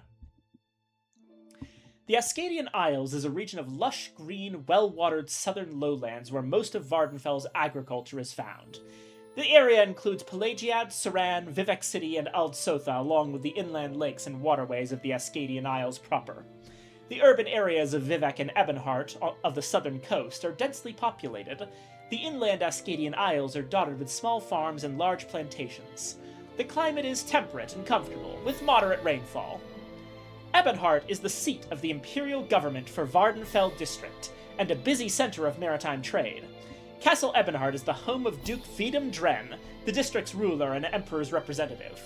Also located at Castle Ebonheart are the Vardenfell District Council Chambers, and the Hawkmoth Legion garrison. The officers, docks, and warehouses of the East Empire Company are also found in Ebonheart. Vivec City is the largest settlement on Vardenfell, and one of the largest cities in the east. Each of the great cantons is the size of a complete town. The High Fane and the Palace of Vivec are visited by hundreds of tourists and pilgrims daily. Citizens flock to the arena for entertainments and war games. Outlanders mostly confine themselves to the foreign canton, while natives live, work, and shop in the Great House compounds and residential cantons. Aldsotha is a splendid Daedric ruin within sight of Vivec City. Though exotic and picturesque, it is a dangerous site, haunted by old magics, dark cultists, and their Daedric summonings, and not recommended for sightseers. Saran is an agricultural village in the northeastern corner of the fertile Ascadian Isles region. 2 popular pilgrimage sites are nearby, the Fields of Kumu and the Shrine of Molag Bal. Pelagiad is a newly chartered imperial village between Balmora and Vivek City on the western edge of the Ascadian Isles region. The village is right outside the Imperial Legion garrison at Fort Pelagiad. The houses and shops are built in the Western Imperial style, and Pelagiad looks more like a village in the Western Empire than a Morrowind settlement. The Ashlands are the dry, inhospitable wastelands surrounding the lower slopes of Red Mountain. The Ashlands extend to the Sea of Ghosts in the north, and elsewhere form a wide margin between the blighted Red Mountain region and other geographic regions. The village of Margan is the only sizable permanent Ashland settlement. Aldrune, the district seat of House Radorn, is on the margin of the region. Ashlanders hunt for game here, and their herds find sparse grazing. It rains rarely and suffers frequent ash storms. Margan is a small, isolated village in a remote region north of Aldrune. The Margan Shrine is an important temple pilgrimage site. The Ashlander Urshilaku tribe has a permanent settlement at Urshilaku Camp, in the Ashlands region north of Margan Village. Azura's Coast. The rugged coast and islands of northern and eastern Vardenfell are called Azura's Coast. The region is rocky, infertile, and largely uninhabited, except for the outpost at Molag Mar, the Telvanni settlements at Sadrith Mora, the wizard towers at Tel Arun, Tel Mora, and Tel Brenora, and Ahamusa Camp and the remote fishing villages of Ald Redania and Dagon Fell on the north coast. There are no roads, most travel is by boat. Despite the rocky reed terrain, a variety of plants thrive on the regular rainfall. Sadrith Mora is the district seat of House Telvanni and home of the Telvanni Council, though only one Telvanni councillor actually lives in Sadrith Mora. Sadrith Mora is an island settlement and accessible only by sea and teleportation. The town is large with many services, but it is only open to Telvanni retainers. Outsiders must confine themselves to the Gateway Inn. Tel Brenora is the tower and seat of the eccentric Telvanni wizard named Mistress Thirana. The tower and its tiny village are located on a rocky promontory at the southeasternmost tip of Azura's coast. Telfir is the Telvanni tower of Sorcerer Lord Divithfir. Beneath the tower is the Corpusarium, a refuge prison where the deranged, distorted victims of the deadly Corpus disease are housed and tended. Tel Arun is the Telvanni tower of Archmagister Gothrin, Telvanni's sorcerer lord and head of the Telvanni Council. The associated settlement is a sizable village and the site of the festival's slave market, the largest slave market on Vardenfell. Tel Mora is the Telvanni tower of Mistress Dratha, an ancient wizard of the Telvanni Council. The small settlement includes a few craftsfolk and a trade house. Tel Voss is the tower of Telvanni wizard and council member Master Arian. Tel Voss is a peculiar blend of Telvanni and Western architectural styles, and is close to Voss village. Balfell is the City of Stone, an ancient First-Era ruin in the southeastern islands and promontories of Azura's coast. The site has a nasty reputation, and several Telvanni wizards currently have competing camps of hirelings and adventurers exploring and looting there. Legend says that Balfell was built on the site of an ancient Daedric worship center. The Ashlander Ahimusa tribe has a permanent settlement at Ahimusa Camp, on a rocky promontory at the northeastern tip of the Vardenfell mainland in the Azura's Coast region. The Bitter Coast. The western coast of Vardenfell from Sideneen, hey, that's where we are, north to Narmok is called the Bitter Coast. The salt marshes and humid swamps of this region are uninhabited, with the only settlements found at the good harbors of Narmok, Thlaod, and Sideneen. Also called the Smuggler's Coast, the region's secluded coves and islands provide refuge for criminal trade, and the frequent rain and fog hide small boats from excise cutters. The piercing light of the Grand Pharos at the mouth of the harbor of the port village of Sideneen is a beacon to mariners throughout the Inner Sea. Most visitors from the Empire make landfall at the port of Sideneen, where they are processed by the Imperial Census and Excise Commission agents of the Coast Guard station. The Coast Guard cutters docked here control smuggling and piracy on the Inner Sea. Thlaod is a tiny, isolated fishing village on western Vardenfell in the Bitter Coast region. A rough track along the River Odai connects Thlaod with the town of Balmora. Narmok is a tiny fishing village in the Bitter Coast region of western Vardenfell. The Grazelands. The regular rain and dark soils of the Grazelands produce the rich grazing for Ashlander herds that give the region its name. The region lies in the northeast of Vardenfell, sandwiched between the Ashlands and Azura's coast. Permanent settlements include Voss Village and the towers of Tel Voss and Tel Fear. The Ashlanders of Zainab Camp move their herds across the plains in search of fresh grazing. There are no roads or tracks, but travel is easy across the open plains. The Ashlander Zainab tribe has a permanent settlement at Zainab Camp, near the village of Voss in the Grayslands region. Molag Amur. Located inland in the southeast of Vardenfell, Molag Amur is an uninhabited wasteland of rocky hills, steep-sided ravines, lava pools, and barren ash pavements. Pathfinding and travel is extremely difficult in this trackless wilderness and is complicated by frequent ash storms. The Ashlanders of Arabinison Camp hunt game here, but few others venture into this region. The worst part of Molag Amur, called the Great Scathes, is considered impassable even by the Ashlanders. The outpost at Molag Mar is a fortified stronghold on the southeastern edge of the desolate Molag Amur region. Pilgrims bound for the nearby pilgrimage sites at Mount Asur-Nabibi and Mount Khand take refuge at the outpost's hostels, comforted by the garrison of Radorn and Buoyant Armiger Crusaders stationed at the stronghold. The Ashlander Arabinison tribe has a permanent settlement at Arabinison Camp, an isolated hut settlement in the middle of the desolate Molag Amur region. Red Mountain.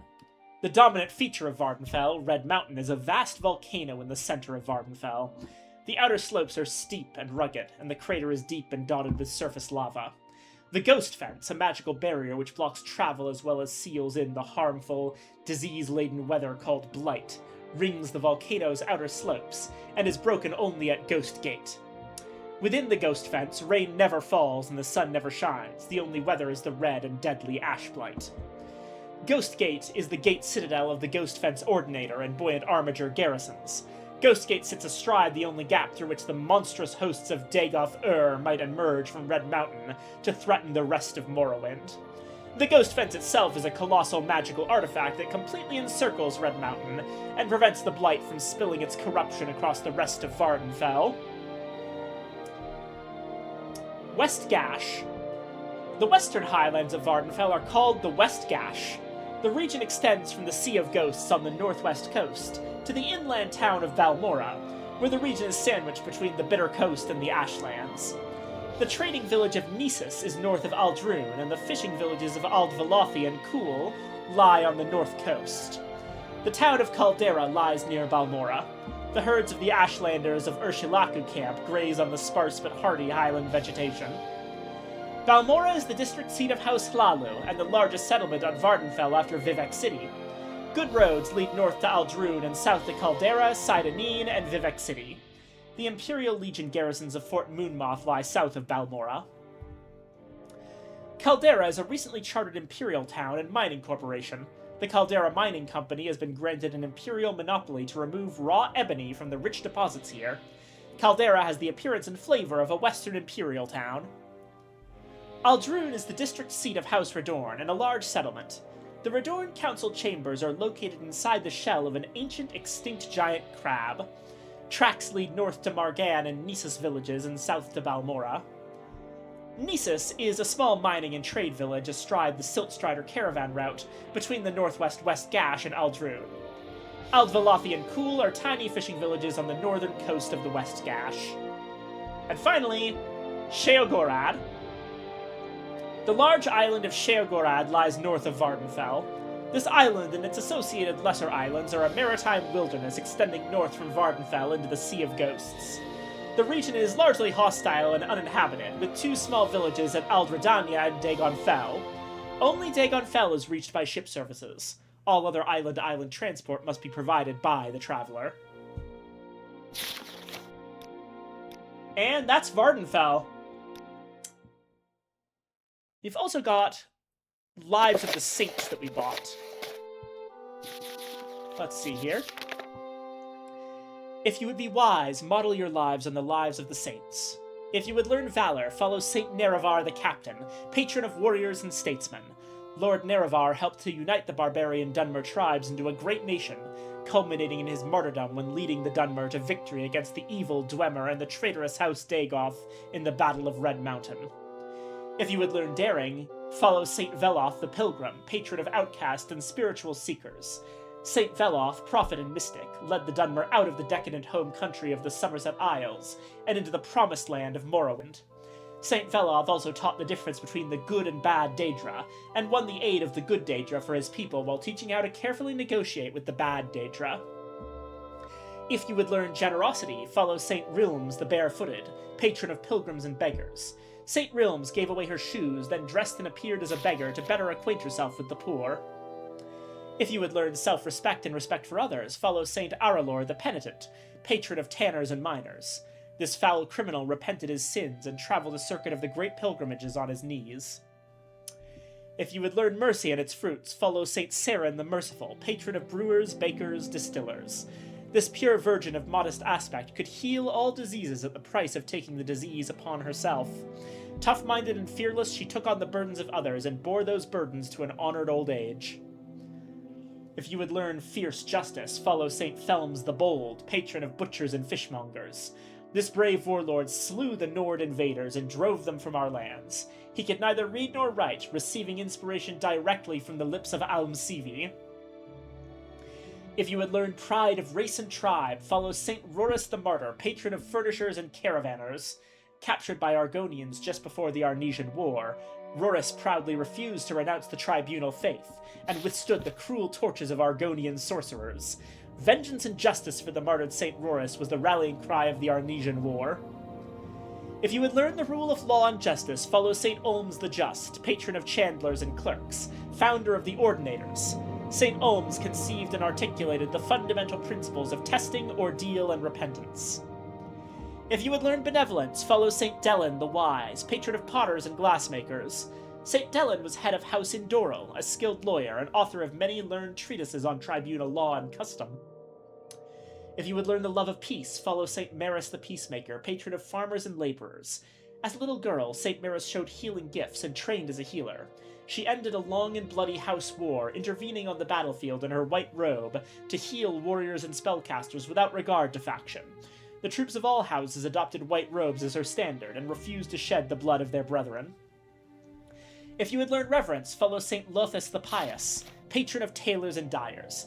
Contemporary and companion of the tribunals and the best-loved Alma Rula of the Tribunal Temple, he formulated the central rituals and principles of the new temple faith.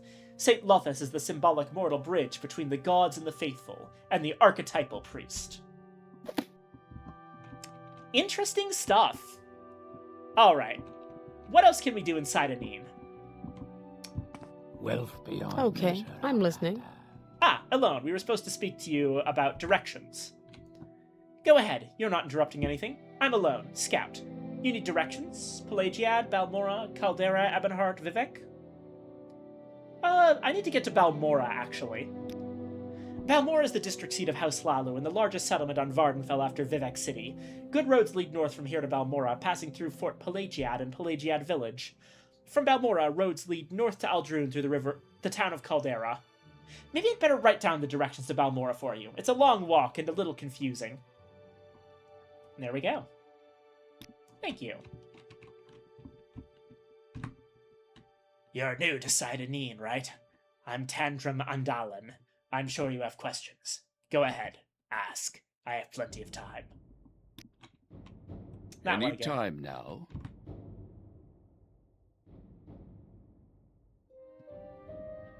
So, Ventrellus, you're new to Sidenine and you'd like some help finding your way around. Very sensible. Go ahead, ask away.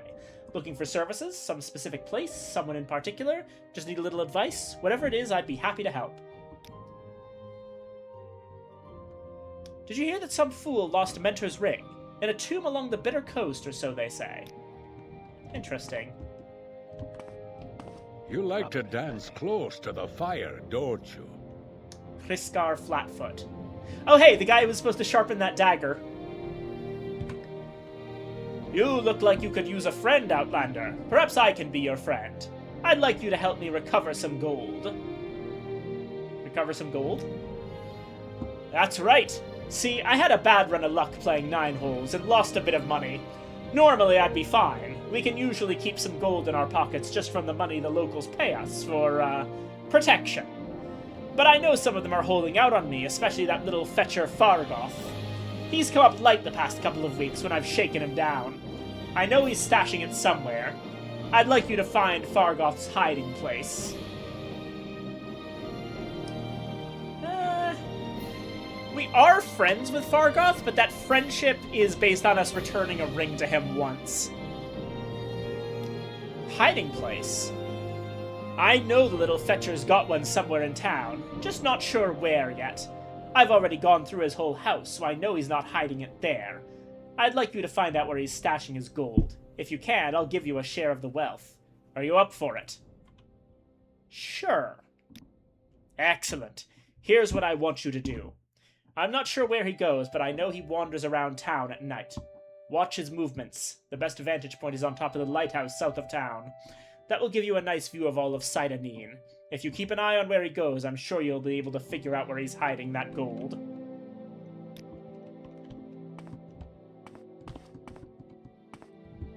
What is this about?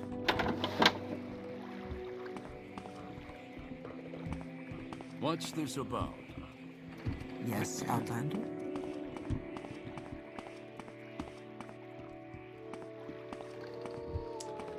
Alright. What assistance do you need? Let's head out and get some combat in, because there's been a lot of reading.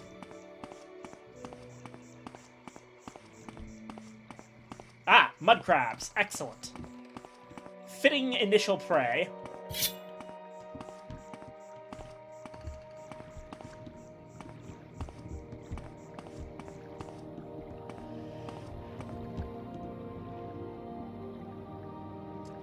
Gonna put Hearth Heal on our magic just in case we need it.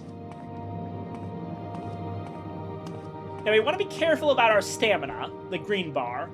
Running will make it go down, and stamina going down actually affects our stats pretty massively.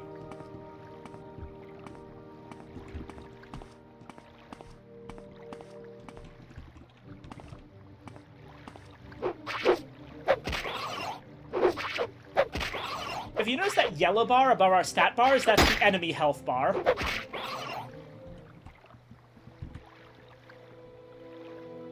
Got some crab meat. We can just hit Dispose of Corpse to automatically pick it up.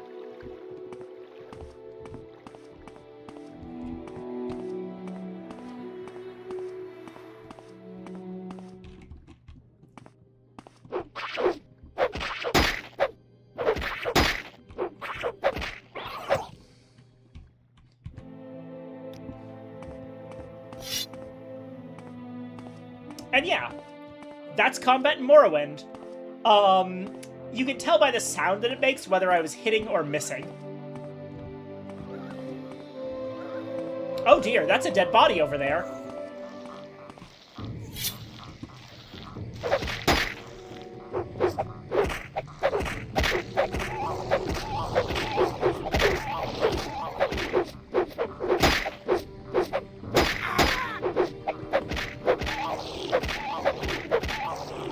Oh, geez. Jumped by 3 of these things at once.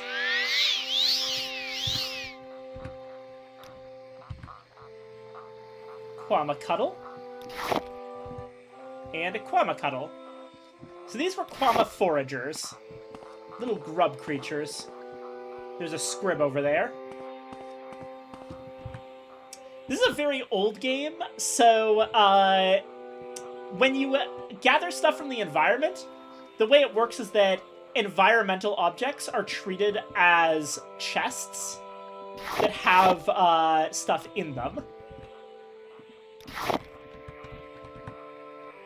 Let's grab those, and... oh dear, this is Processus Vitellius, that guy that we heard Fargoth talking about. Local tax collector. It was me. I didn't want to do my taxes. He's got 200 gold on him, as well as a tax record, which says... let's see here.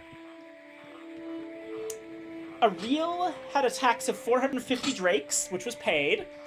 Draren Theralis had 200, paid. Eldifier, 130, unpaid. Areen Lenem, 78, paid. Fargoth, 111, unpaid. Finemouth, 54, unpaid. Foreign Gilnith, 225, unpaid. Indrel Retherian 127 drakes paid. Teruris Girvain, 98 paid. Thavir Vedrano, 134 paid. And Vidunius Nucius, 87 unpaid.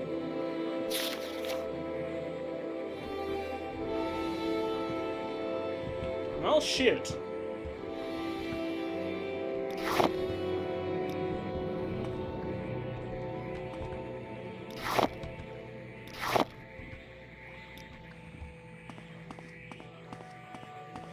We should probably tell someone about this. Yeah. I found a corpse while traveling near Sidonin. It seems to be the corpse of one Processus Vitellius, based on some items found in his body. He is carrying a parchment with what looks like tax records. He also has 200 gold on his body, probably taxes he'd collected.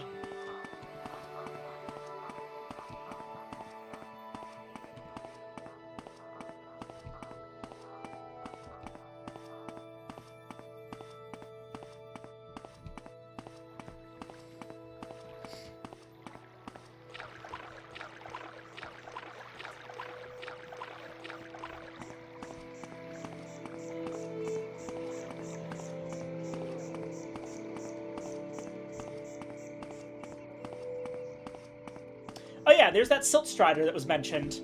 The big insect that we use as a taxi. Go ahead, stranger. Wow. That guy was right. We absolutely can't miss this.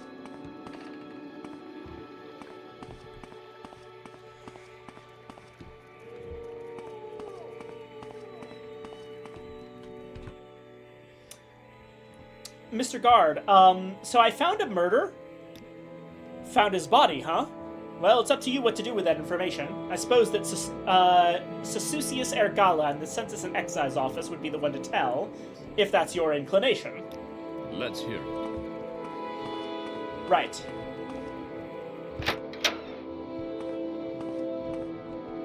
Don't mind me, I'm just heading back to speak to Sasusius. Can't actually talk to that guy about it.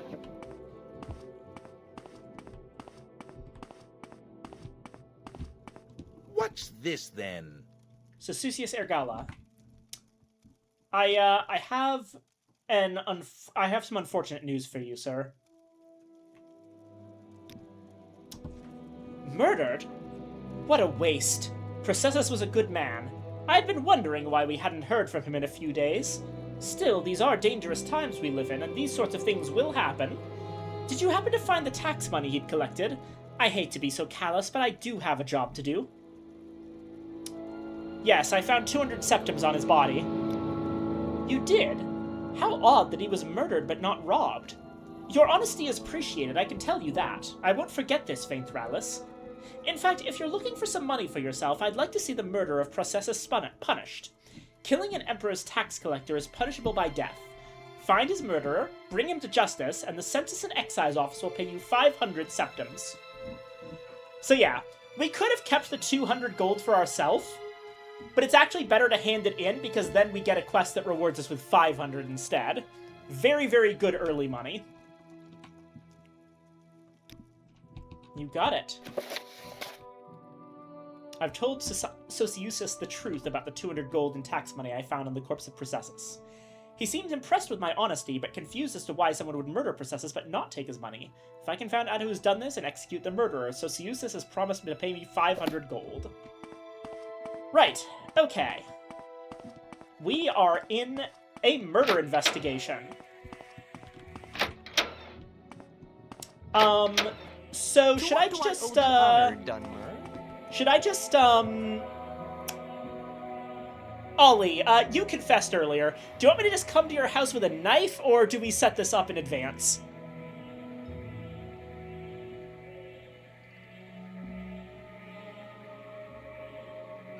Come to my house with a knife. Sorry, I had my mic muted by mistake.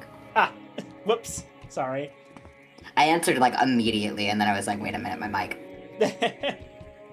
Alright, Fargoth has been fairly helpful. Let's see if he knows anything. To what do I owe the honor, Dunmer? Someone finally got him, huh? Well, it's no surprise, I suppose. No one likes a tax collector, especially one who flaunts his wealth while taking our hard-earned cash. Only one who could stomach him at all was Thavire over in the lighthouse. The two of them spent some time together. Shame, really. She seemed like a nice woman. Right, probably we want to talk to this person. Go ahead, stranger.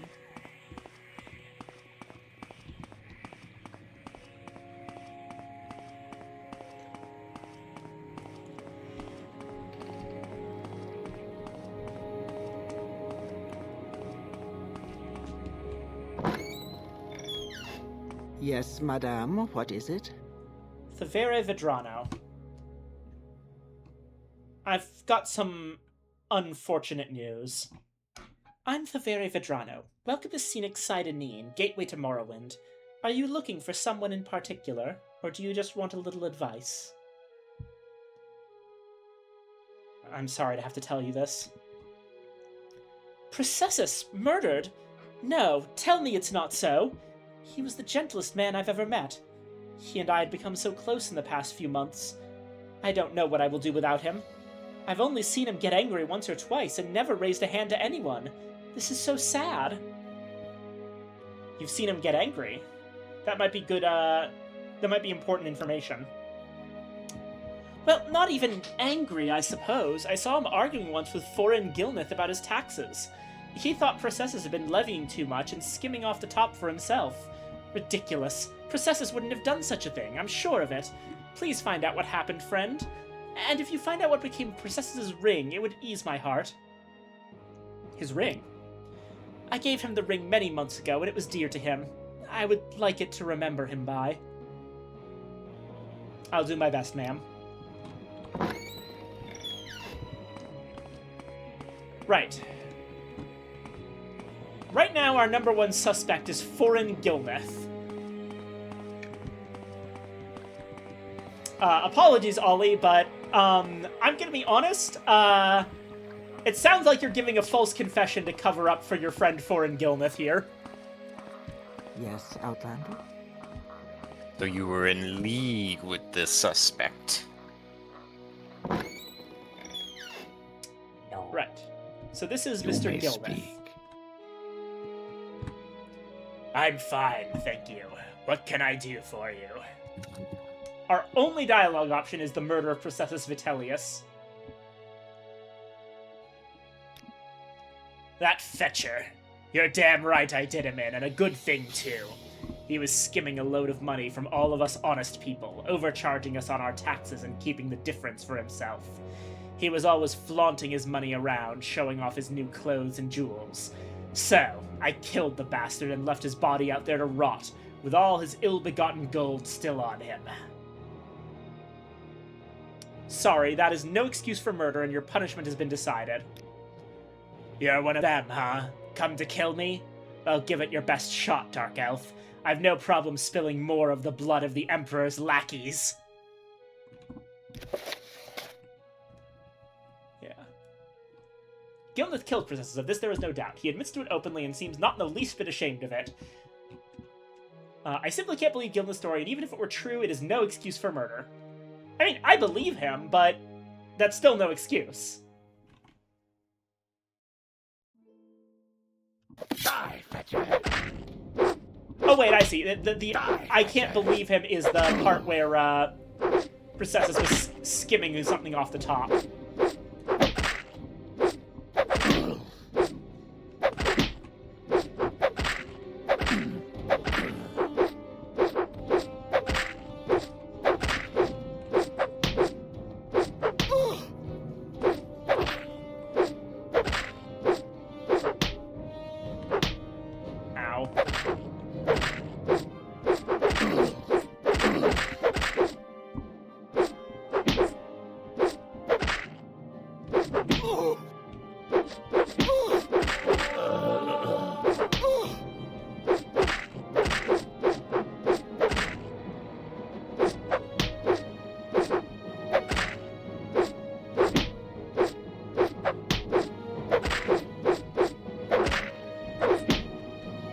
Ow.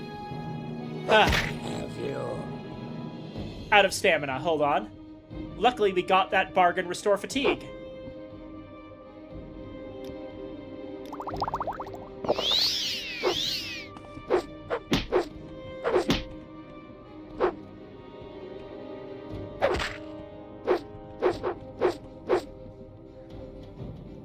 Let's go ahead and use Ancestor Guardian here for a sanctuary.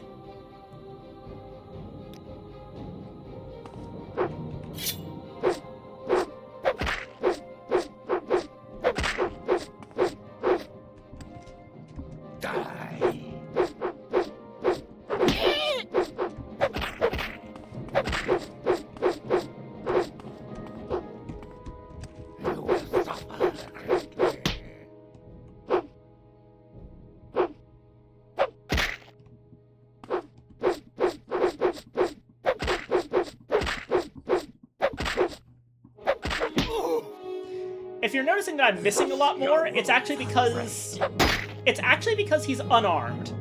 Basically, unarmed strikes drain your fatigue instead of your health.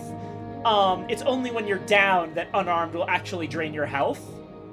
But draining your fatigue is almost worse because it makes your strikes weaker.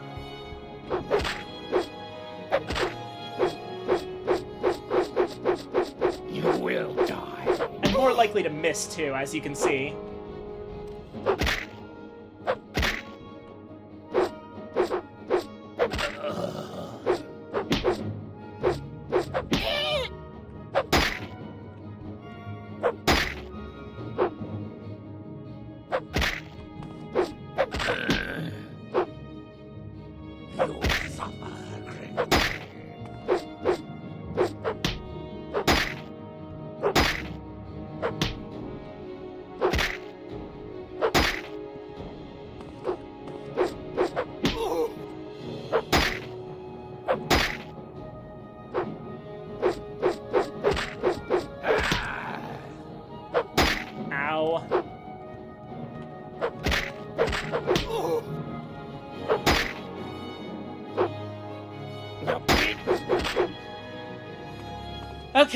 Okay, we got him.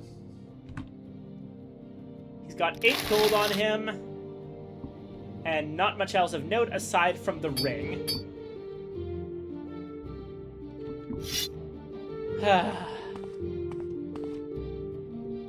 Oh, he's got a copy of A Dance in Fire, Chapter 6. Now, this, I believe, is a skill book, and we'll get a skill point if we read it, so we don't want to read it immediately. We want to save it. So let's just put it into our inventory unread. Okay. Rest up for an hour to regenerate our stamina.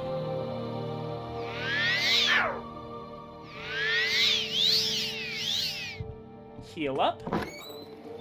Oh, wait. Right, there might be some other stuff here. He's got a plate. And 5 more gold in the chest. Ooh, lots of salt rice. And various alchemicals. And 5 Kwama eggs. Score! Well, he's not going to be needing those.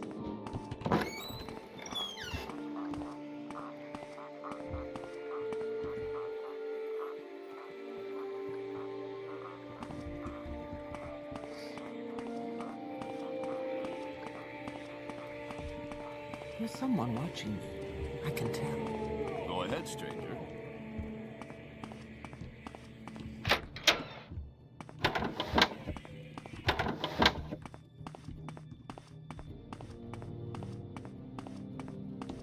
What's this regarding? Tosiusis, I found the murderer. I heard you had been asking around about his murder. I'm glad to see this matter brought to its completion. Here's your reward. Good to see there are still some citizens who understand their loyalty to our emperor. And we get 500 gold. That's our first reward for this. And our second is back in the lighthouse.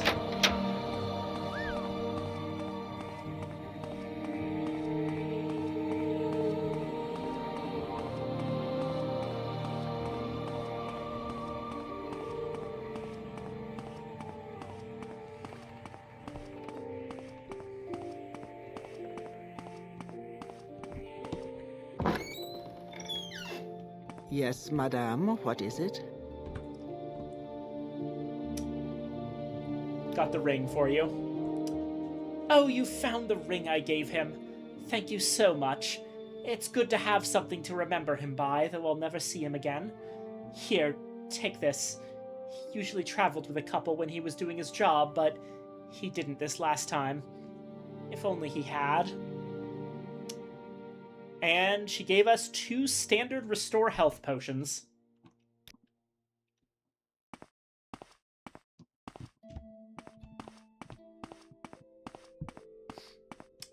She's also got a skill book, but I don't really want to steal it because that would be very complicated at this point in the game. She's got some grief, bread, and the Wraith's Wedding Dowry, a book with a value of 300. And here is the lighthouse. This is how they used to work back before electricity. They were actually just big towers with, like, bonfires in them. Now, this is the vantage point that was suggested to see about Fargoth. Oh, there he goes. Look at Fargoth being all sneaky.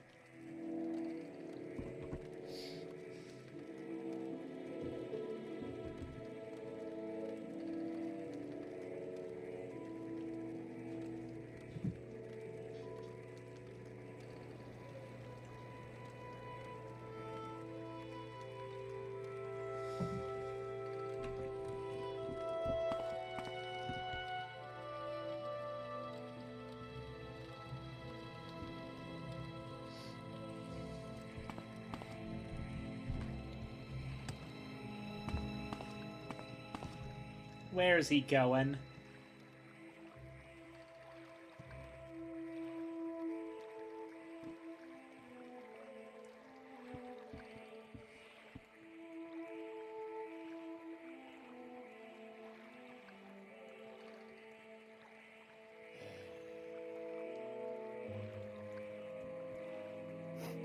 Interesting. Why wade into that water just to look at a tree stump? Let's go investigate.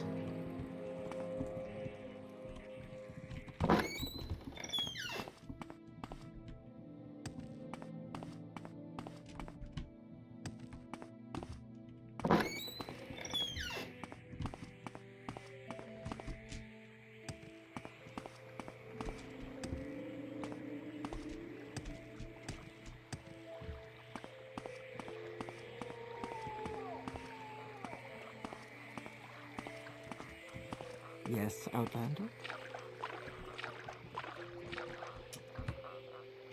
Aha! So that's where he keeps his stash. As well as that ring. So we could get the ring back now, but I'm just gonna take the money. And the lockpick.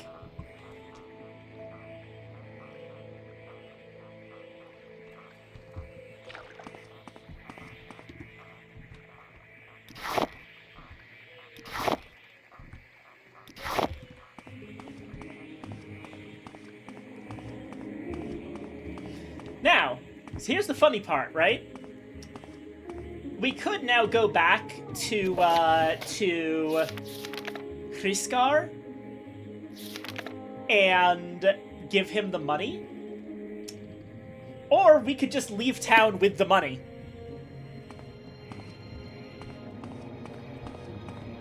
You have something to say to me?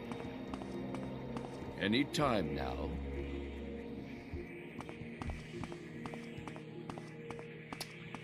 There is, unfortunately, not really an amazing place to sleep in town. Because Ariel's Trade House is not actually an inn. However, I know a guy who definitely won't mind us borrowing his bed. Do you mind us borrowing your bed, Mr. Gilneth? Yeah, I didn't think so. Alrighty.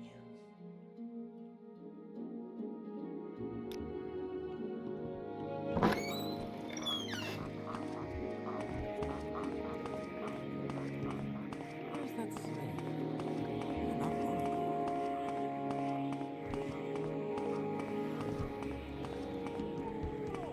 What's this about?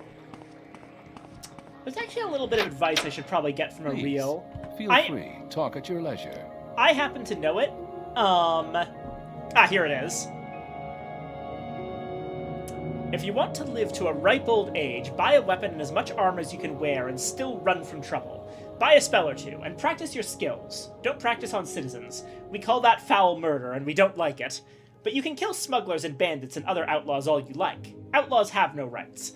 Plenty of adventurers make a living from killing and looting outlaws. That's smuggler scum down in Adama Sartis, for instance. The cave down near the Siltstrider platform. Practice on creatures, and outlaws, and anyone who attacks you first. When in doubt, run away. And if you attack a citizen by accident, don't kill him. Turn yourself into a guard, pay your fine, and clear your name. Or people will treat you like an outlaw. Oh yeah, what spells do you have?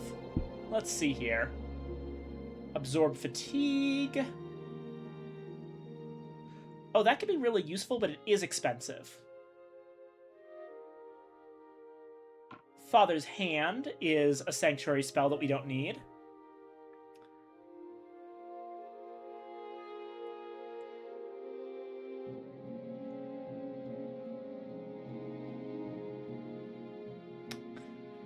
I'm going to buy Frostbite here, as well as Spark, so that we can do all three types of elemental attacks. I probably should have done that before we went to confront Gilnith, because the reason I wasn't using my Firebite spell is because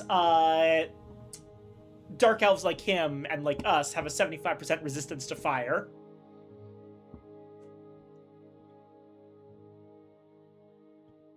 And what the heck, Fireball is cheap enough. And Resist Magicka will probably be useful later. The rest of these are a bit too expensive to buy right now.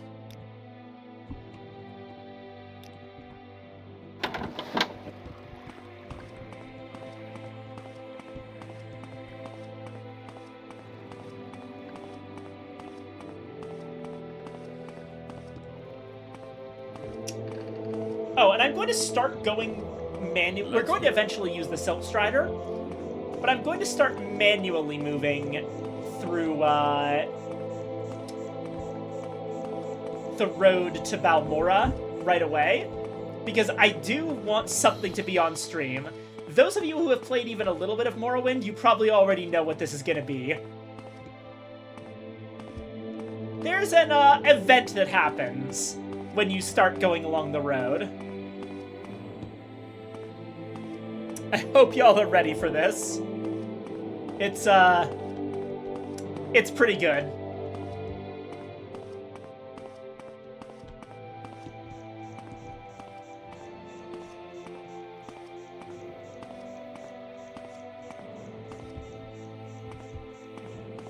It's right around here. It'll happen a little bit down the road this way.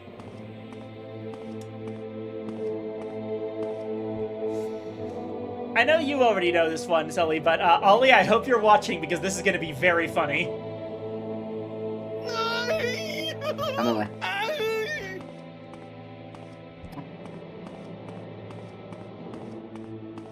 Where did he come from? This is Tar Heel. And we're going to steal his clothes. An extravagant robe. A Colovian fur helm, which is light armor and will help us out, even though it looks very silly. Extravagant shoes. An iron spark sword, and 3 scrolls of Icarian flight. Which have an effect to fortify acrobatics 1,000 points for 7 seconds on self.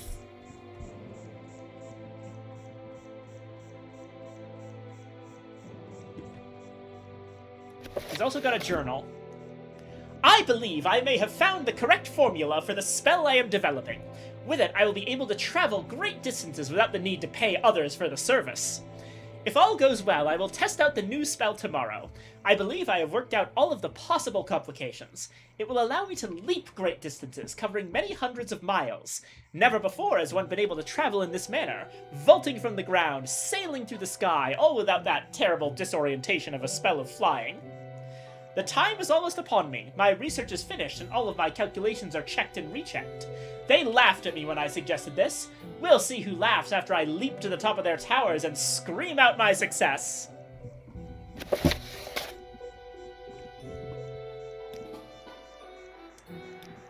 Hold on.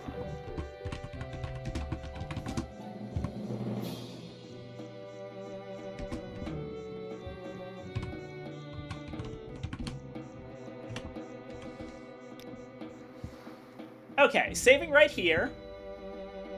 This is gonna be very funny. Let's try one of these scrolls that he's got. And jump.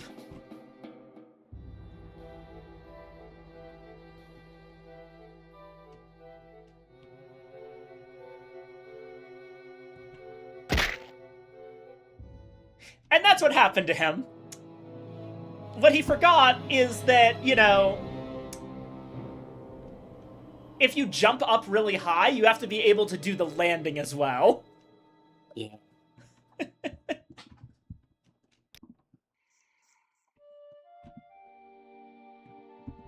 Unfortunately, that guy doesn't have quick save.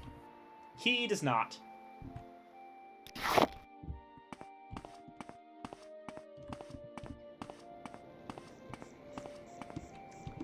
Alright, which direction would... Okay, it would have been, Yeah, no, it's back this way.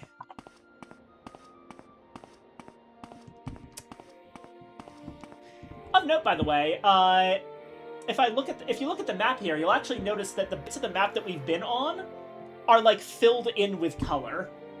It's a cool little detail. It lets you know where you've been.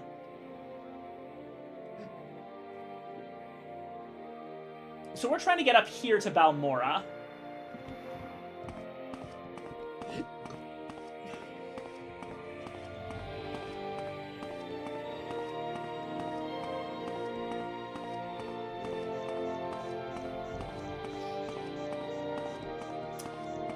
I think largely the point of Tarheel is multifold. First off, it's to show how ridiculous Morrowind can get in terms of how much the magic system lets you break it. But also, notably, you would find Tarheel if you started going on the road towards Balmora. And the main reason you would do that is if you didn't take the advice to take the Silt Strider. And Tarheel's journal mentions that one of the reasons he's doing this is because he doesn't want to pay people to travel. So the game is, like, lightly chiding you for doing things the hard and risky way, instead of just taking the easy route of, you know, paying a taxi.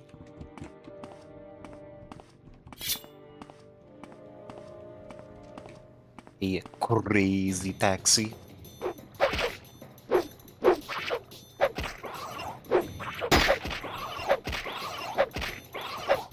I made that dumb little joke and immediately my cat got up from where she was laying down with a little meow. Meow. He said no joke. Though I actually didn't hear the joke. I wasn't paying attention for a sec. It was just the words crazy taxi. What was Crazy Taxi again? Video game. Okay. I've never played it, so I don't actually know much about it. It sounds familiar, but I just couldn't remember what it was. Okay, it was a Sega Dreamcast game about going around a city and taxiing people around as fast as possible, and you'd get a better score the crazier that you were driving. If I'm not mistaken, they recently announced, I think it was either a re-release, a remake, or possibly a sequel to it, but it received immediate backlash for its use of generative AI. Of course. Ugh. The guy that did Postal canceled a game that he was porting, I think it was, that he found out later was using generative AI. Oh, Running with Scissors? Yeah. Yeah. I can't ever remember the name, I just remember that Gardens loves Running with Scissors. Yeah, Punkle did that too, Punkle being the guys behind Vampire Survivors.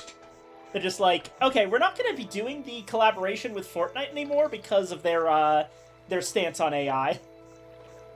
Oh, Fortnite's using AI? Yeah. Where would you like to go? Fuck. Why is it everywhere?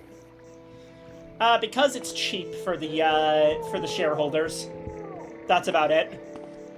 But see, they're also finding out, like, right around the time now when people are starting to pull it out, that they're also spending so much money that they're running through their revenue for it, or their budget for it, for the year in months. Yeah. Alright. They're fucking stupid. So here's the Siltstrider operator. This is the seaport village of Sidenine, Outlander, in the Bitter Coast region. I'm a caravaner, and I manage the Siltstrider port here. Tell me your destination if you're looking for a ride. Or if you're new to Sidenine, I can help you with local services, or any specific place in Sidenine you're looking for. Or if you want someone in particular, maybe I know where to look. Oh yeah, Vidunius Nucius sent me. Oh, yes, he steers business my way, and I do him a little favor now and then. Poor fellow, I don't think he's happy here on Vardenfell.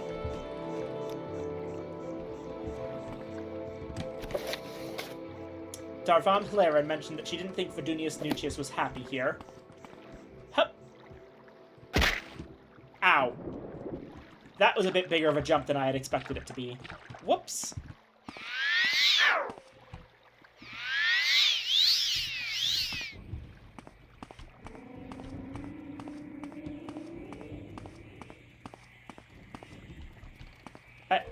Why are you What levitating? is this about?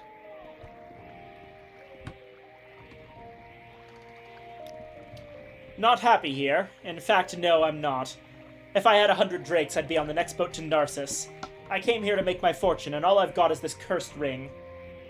Say, would you give me 100 drakes for it? The ring itself is worth more than that, but the enchantment is cursed, and no one will buy it from me. It has a nifty little enchantment that helps you run faster. Problem is, it sucks the blood right out of you every time you use it. Please? You'll be doing me a real favor. Here's 100 drakes, give me the ring. Thank you, you're a lifesaver. I'll head straight to Ebonheart and grab the next boat out of here. I think that's the fastest way off this island. Thanks again. And I hope your luck here is better than mine was.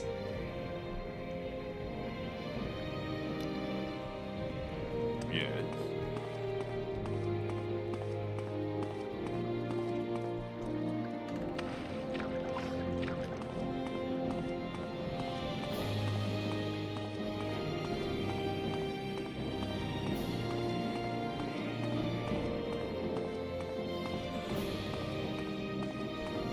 Alright, one last thing before we leave Sidenine, and that is Adama Sartis. That, bandit lair that Ariel at the trade house told us about. We're gonna go in there and, practice our skills. They did say that outlaws had no rights. Okay. Gonna equip Frostbite as a spell.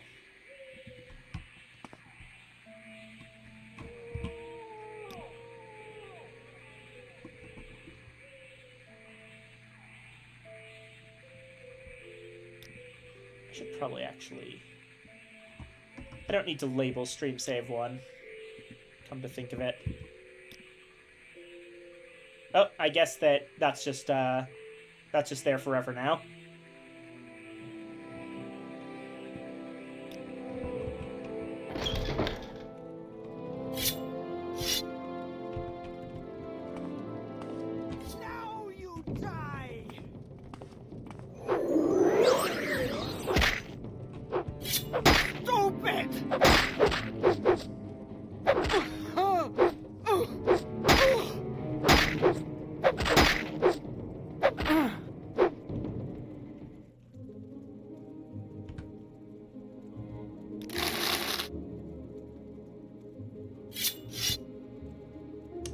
Sartis slave key. Okay, interesting. Oh, and she's got some nice boots. Netch leather. Alrighty.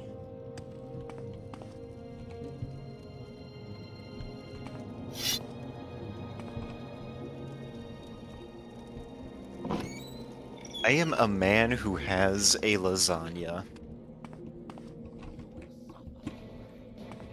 Oh, that guy saw me.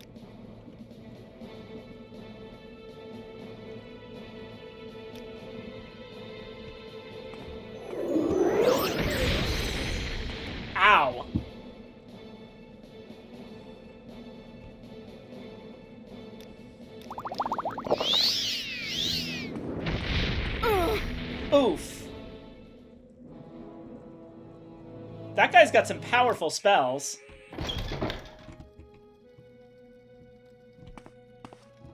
You will suffer greatly. Now you die!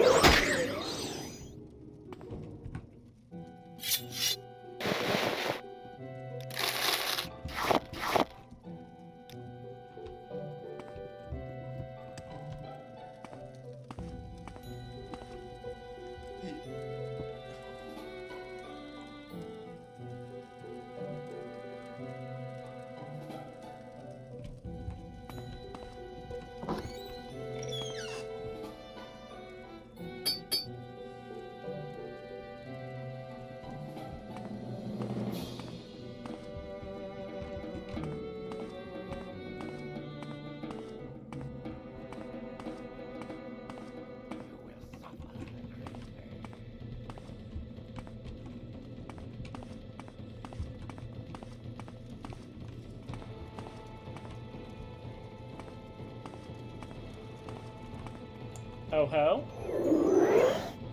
Oh wait.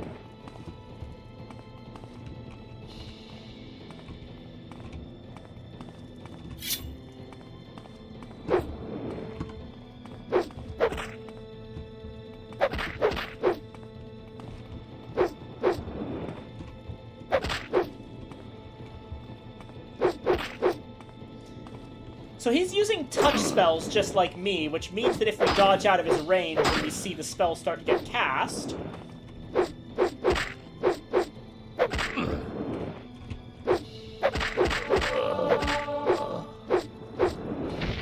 Ow.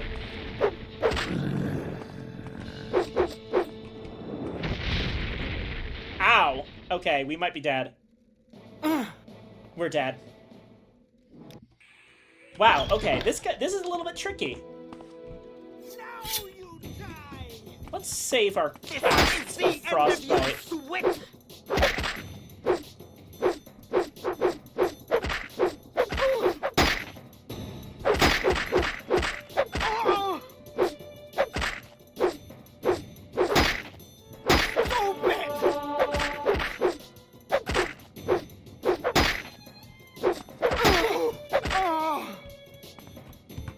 There we go.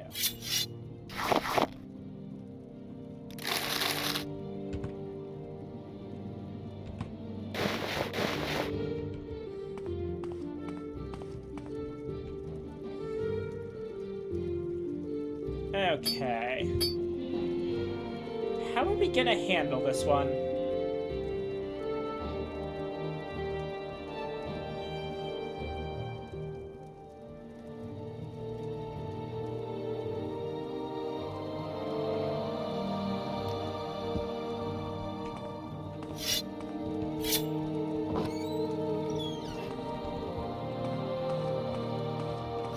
Actually, hold on. One moment. Okay, we go back out. Rest for an hour. Back in.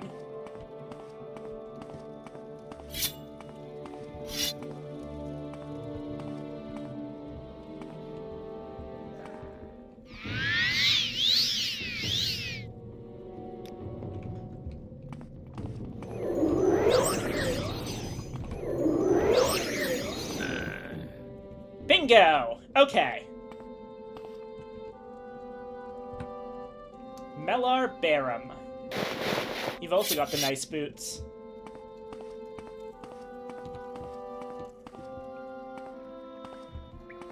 This is the end of you, Swit! You will suffer greatly!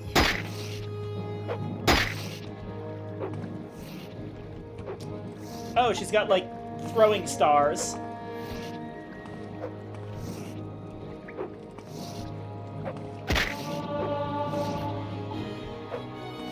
Now you die!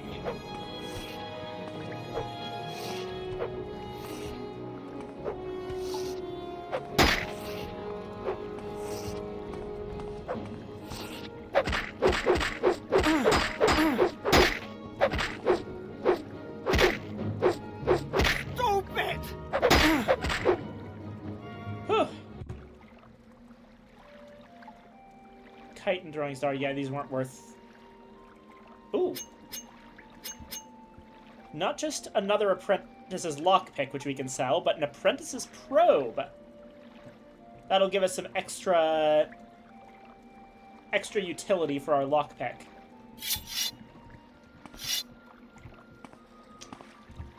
And now, let's see what kind of stuff they were hiding in here. Got some gold right away. Oh, moon sugar. I'm gonna have to come back for that one later, but... Oh, some fancy stuff here. Rat meat. What? Wondrous news, by the way. Oh? I have managed to make the Fighters Guild stop clipping into the Fighters Guild. Nice. And some These skooma. are problems that you will never have. Skooma! What if it is a problem I have? What if this is a Oh. daily occurrence for me? Well, then I guess you're just gonna have to die.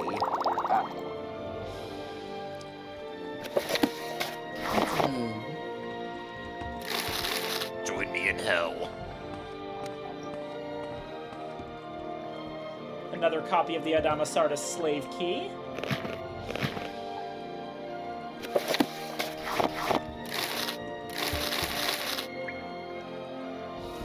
We got some scrolls of Ondusai's Unhinging and Figgy's Gem Feeder.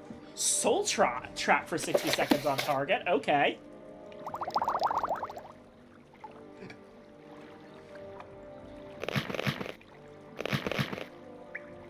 Okay, we are now officially... Okay, this bowl is not worth it.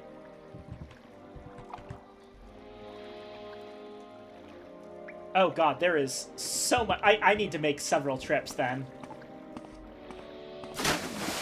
Ah! Blippi! Thank you for the care package. Let me get some water. Oh, is that a bips?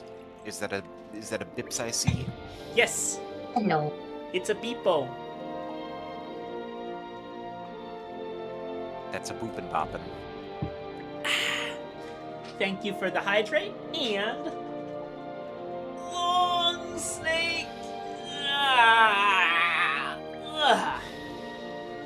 I'm gonna use this opportunity to use the restroom and maybe get a snack as well. I will be back momentarily.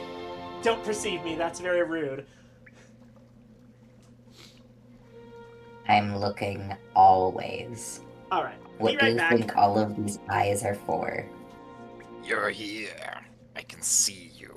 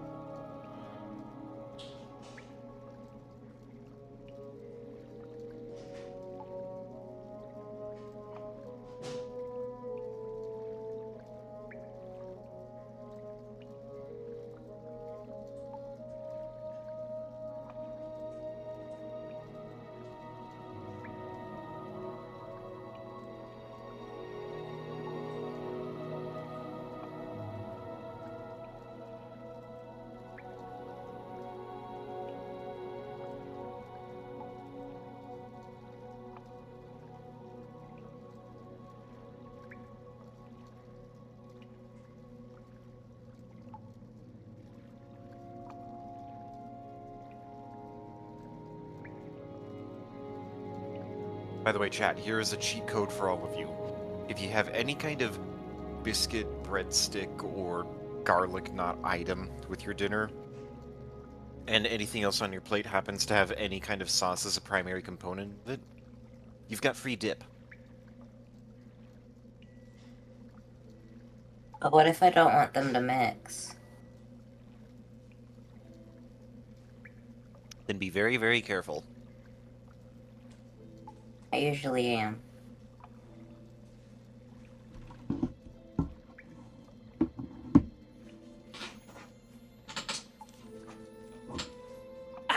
I return with I forgot that one singular friend of mine has their full legal name as their name for their gaming profiles, and I just get the notification that pops up slowly, and I'm like, what the fuck?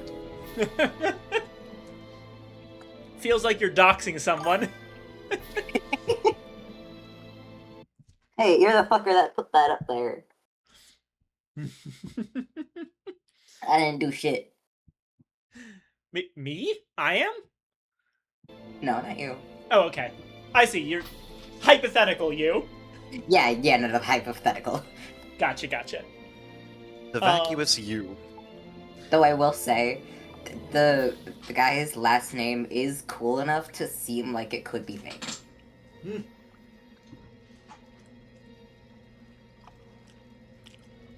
Ollie, tell me the truth. Are you friends with the actual Dave Strider?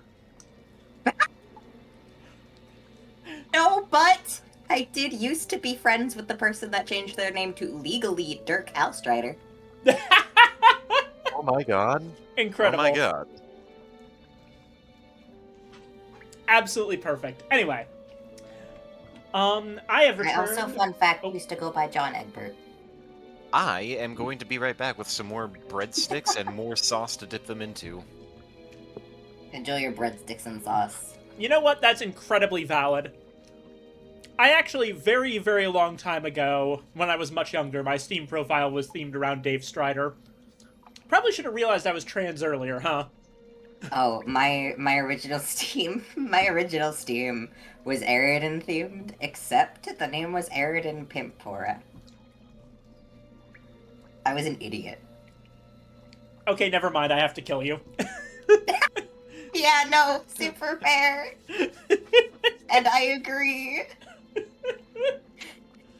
If you come across younger me, full permission, kill on sight. Alright. Okay, so. They're cringe, they need to be taken out. But not the cool kind of cringe, just the cringe kind of cringe. Oh yeah, while we're here in Adamasardas, there's something else we can do.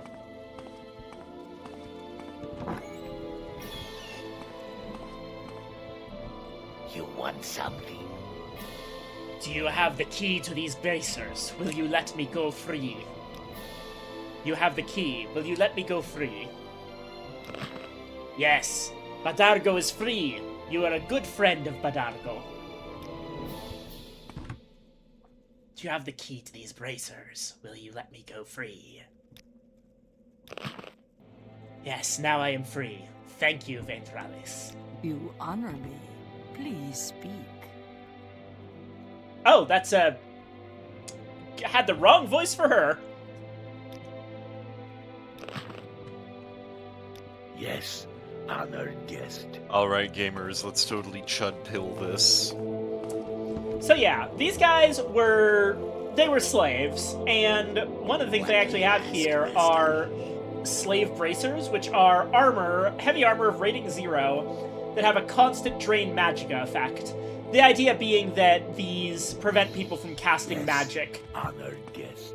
And they're probably heavy, so they prevent you from really using your arms if you're not trained in heavy armor. In theory, Dark Elves are supposed to just have legal Roman Empire-style slavery and enslave everyone. In practice, most of the writers who actually populated areas with slaves used exclusively the beast races. It's an unfortunate lore failure that's caused by... occasionally Morrowind's writers weren't talking to each other. Not very smart.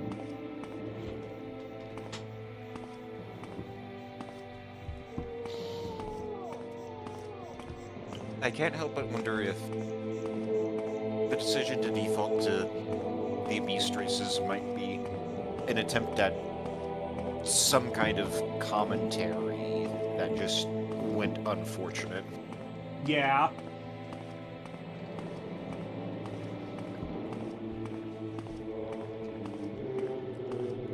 Like, for decency's sake, I'm not gonna spell it out, but I trust that you can figure it out. Yeah. I think we can.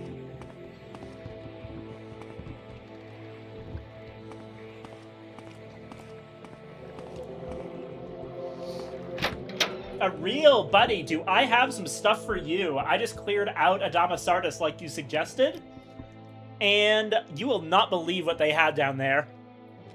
Alright. Each of these pairs of boots is about 10.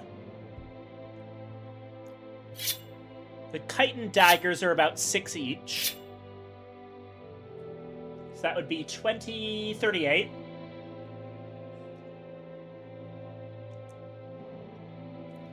This iron spark sword is 62, so 62 plus 38 is...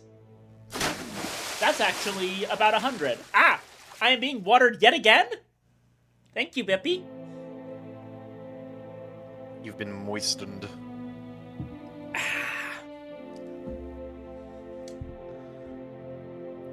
Right.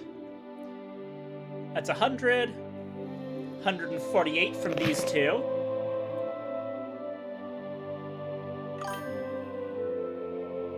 $196. 230. 240.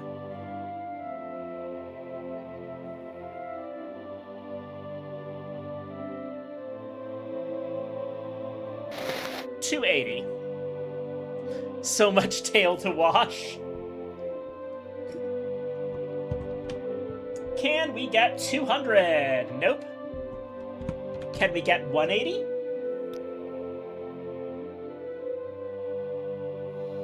How about 170?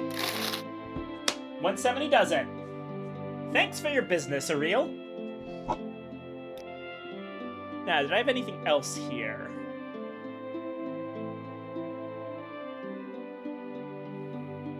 Oh yeah, the apprentice lockpicks.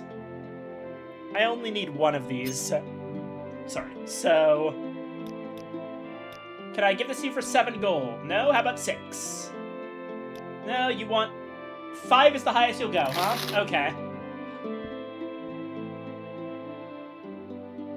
You've piqued my interest. Please.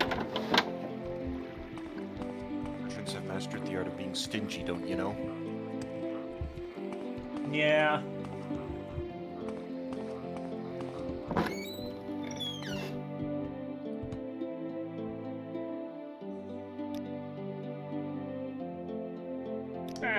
Until healed.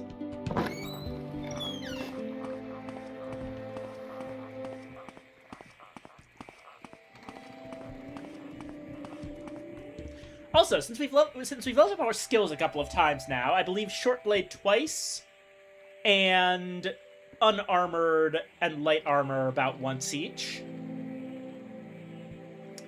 If we go over level, you'll actually notice something interesting. First off, progress towards level increase. 3 out of 10. Now, we have raised skills more than that, but we haven't actually made any progress above that. That's because one of those skill ups was in unarmored, which is not one of our major or minor skills. So yeah, we got 2 points of short blade, 1 point of light armor, both in the major skills, which makes 3 points towards the level increase, and then 1 point in unarmored, which, for the record, the reason is because you get unarmored experience whenever you get hit wearing regular clothes, even if you are wearing those clothes underneath your armor. Which, by the way, I'm going to swap out my shirt for the expensive one. So all of these, not all of the skills actually contribute towards leveling up, but all of them do contribute towards getting attributes for our level up. So we now have, because of this, Shortblade uses speed. So we've got 2 points of that. Light armor uses agility, and unarmored also uses speed. So between the 4 level ups we've gotten, we've got 3 agility and 1 speed. Or, sorry, 3 speed and 1 agility. Now, you'll notice that it says 2 and 2. That's a little bit off, and it's because the formulas are a little bit weird. If I remember correctly, you need 10 level ups in a specific attribute to get a +5 to that attribute when you actually level up. Generally, this is what you want to go for.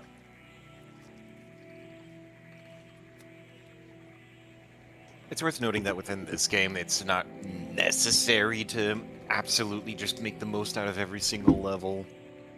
That's mostly an Oblivion thing. Yeah. Oblivion's level up system is basically identical, and it even features the same enemy scaling system as Morrowind, with the exception that Morrowind has only ever used it for 3 entities in the entire game, not the entire game. I don't think that's true. I think that there are leveled enemies that you run into along, like, roads and stuff. But they're also, I think their scaling somewhat clamped as well. Either way, it is the vast majority of what you'll face in Morrowind was hand-picked and designed, rather than procedurally generated. And as a result, just leveling up normally usually keeps you up to speed, and even if you don't level up all that well, there's also all sorts of other auxiliary systems at play to keep you competitive, like alchemy or enchanting. Yeah, the thing is, with Morrowind, I mentioned earlier that you simply will get overpowered in Morrowind. It is an inevitability. That's because of enchanted items.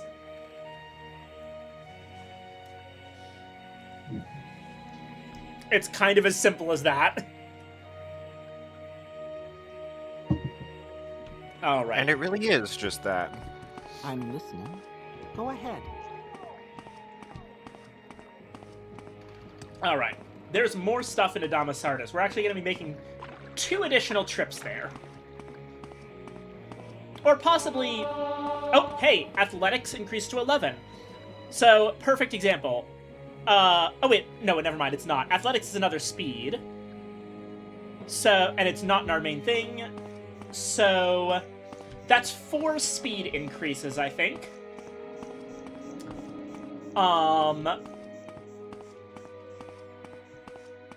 Yeah, 4 speed increases, which is still only at ×2 speed. When we cross over into 5, I believe it'll go up to 3.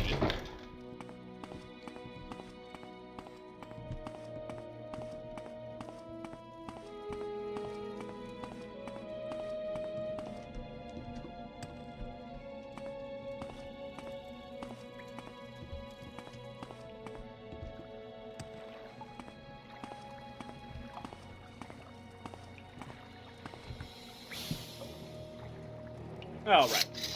Iron Spear, Iron Shield, Iron Pauldron. Undo's Eyes Unhinging. Ooh, Cyrodiilic Brandy. Fancy stuff. And some moon sugar that we're gonna leave there for now.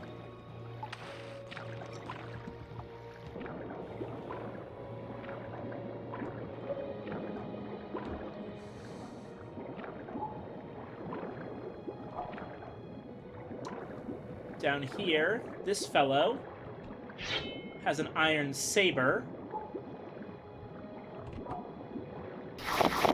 and some bone meal. Ow, ow, ow. Oh, God. My stomach sounds like I'm hungry. I'm gonna grab some food. Gotcha. Have fun. Yay.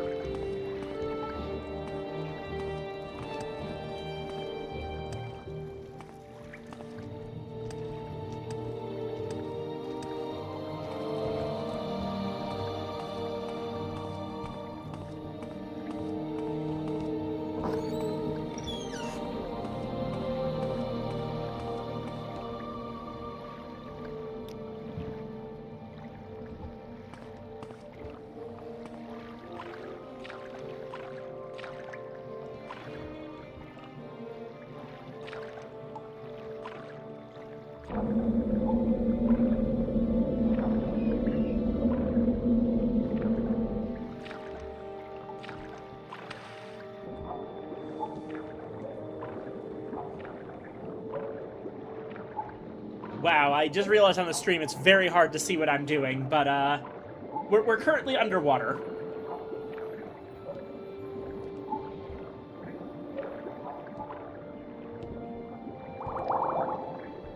Rising Force Potion, not bad, not bad.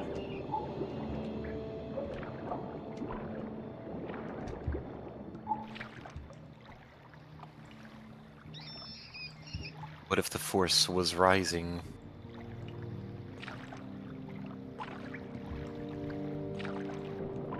Sorry, that was a little bit silly and just kind of came out of my mouth. Understood. Oh! Heck, that's a rat. Oh shit, a rat.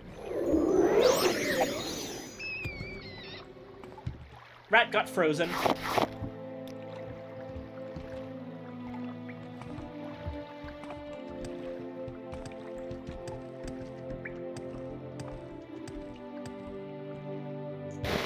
Netch leather left cauldron and some gold. And what looks like a thief's ring. Ooh. What is this? Yeah, by the way, you can wear a lot of rings. I think it is actually 10. 10 fucking rings. Thief Ring is a cast when used, and it fortifies agility, speed, and personality for 30 seconds. How many points? 5 points. It's not amazing, but 25. it's something. It's wide. It's early game.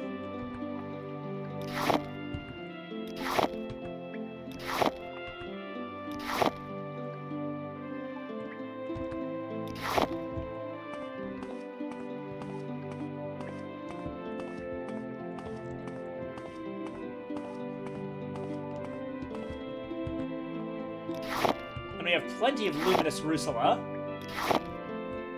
Oh, another pauldron. Looks like someone's bones are scattered throughout here.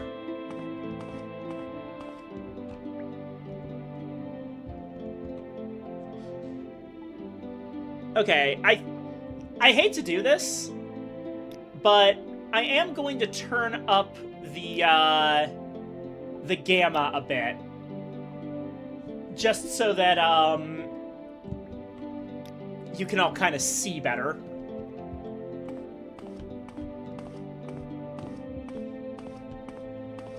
There's supposed to be in-game, like, ways of doing this, but, like, Night Eye, and it looks like I'll probably have to use Night Eye anyway, but yeah, that should be good for you guys.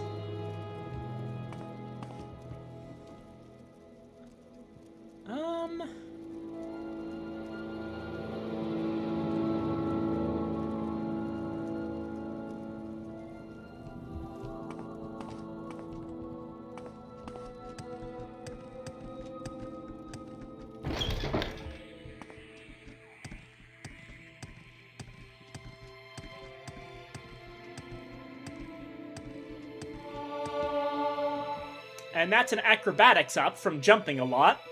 And that should govern strength. So yeah, as you can see, even though we've only gone up one strength level, it's saying strength times 2. So levels 1 through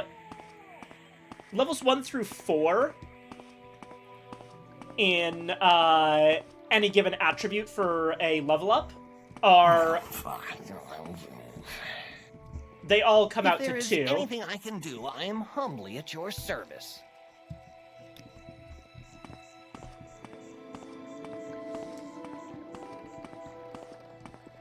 Yes?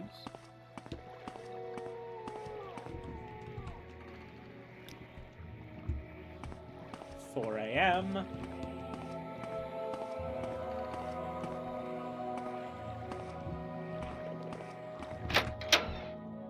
Please, Feel free. Talk at your leisure.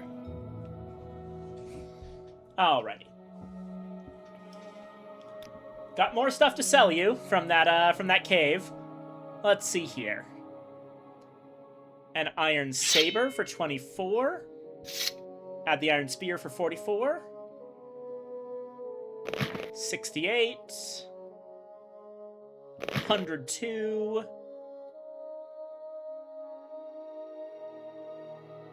126. 130 is going to be the total here.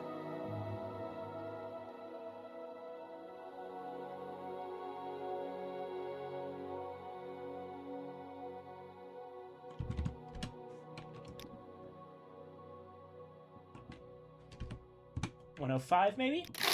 105! We got it. For the record, whenever I do that, it is very slightly increasing my mercantile skill.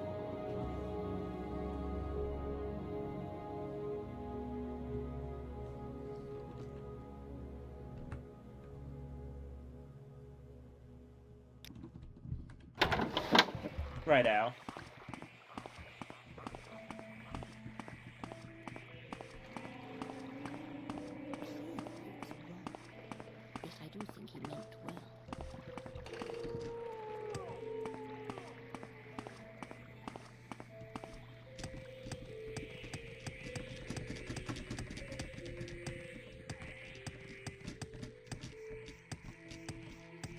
I'm jumping a lot because I want more athletic skill ups. Since neither athletics nor acrobatics is in my major skills, these will not actually increase my my total total skill level. Your character level? Sorry, progress towards level is what I mean. My bad. Yeah, they won't progress my character level, but they will train up my attributes. Alright, now let's grab all the illegal shit that we missed last time. The reason I did it like this is because if I didn't, Ariel would not have traded with me. It's the side benefit that acrobatics is just a fun skill to have mastered. Yeah. Lots and lots of moon sugar. And some skooma.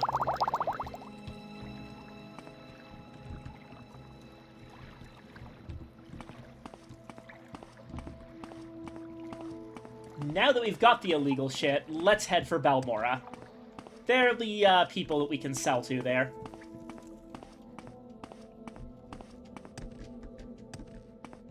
One trick, by the way, if you want to get in a lot of acrobatics training very, very rapidly, jump while moving upstairs.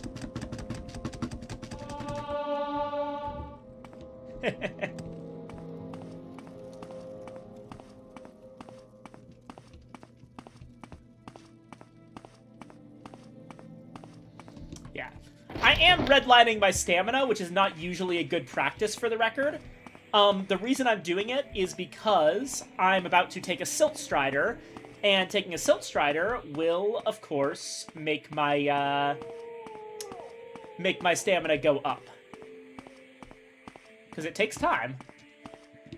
Alrighty. Let me go ahead and use this Thief's Ring before speaking, so that we can get a slightly better price, potentially.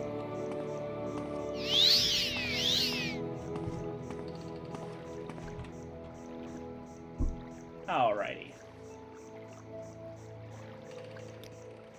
I can take you by Silt Strider from Sidonin to Balmora, Vivek, Nisus, and Saran. Well, we need to get to Balmora. Where would you like to go? Oh god, it's... I feel really bad cranking the gamma up like this because, okay, it makes it look right on the stream. It does not look good on my screen. Everything's very washed out right now. Let me see if I can adjust it to where...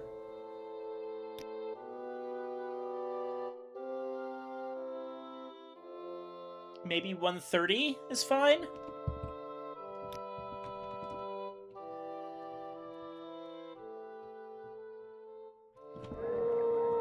Still very much, still very bright on my end. How low can I reasonably get it? 120. Okay, this is looking more reasonable and a little bit more like Balmora, and it looks like it's fine from your end, too. I'll keep adjusting this. Anyway. Where is that slave?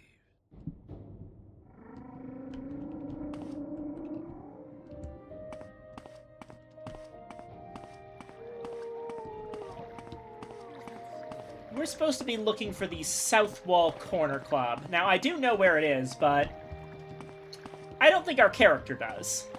So...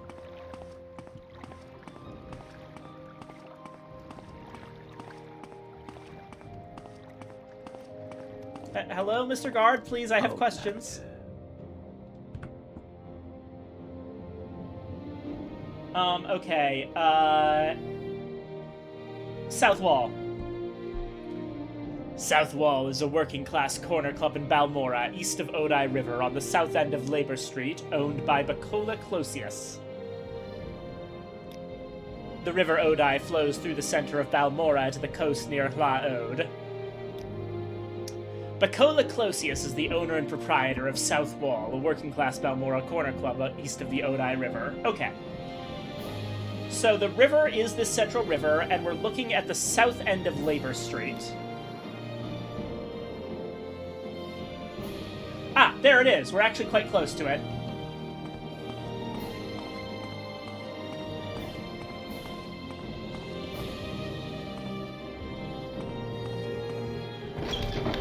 Here's the place. You like to walk a fine line, don't you? You're a new face, so what can I tell you about Balmora? I like to swap the latest rumors when there's something juicy enough to gossip about. Or maybe if you have a little secret, maybe I have one to trade. Everyone knows the Balmora magistrate, Nolus Atreus, is on the take.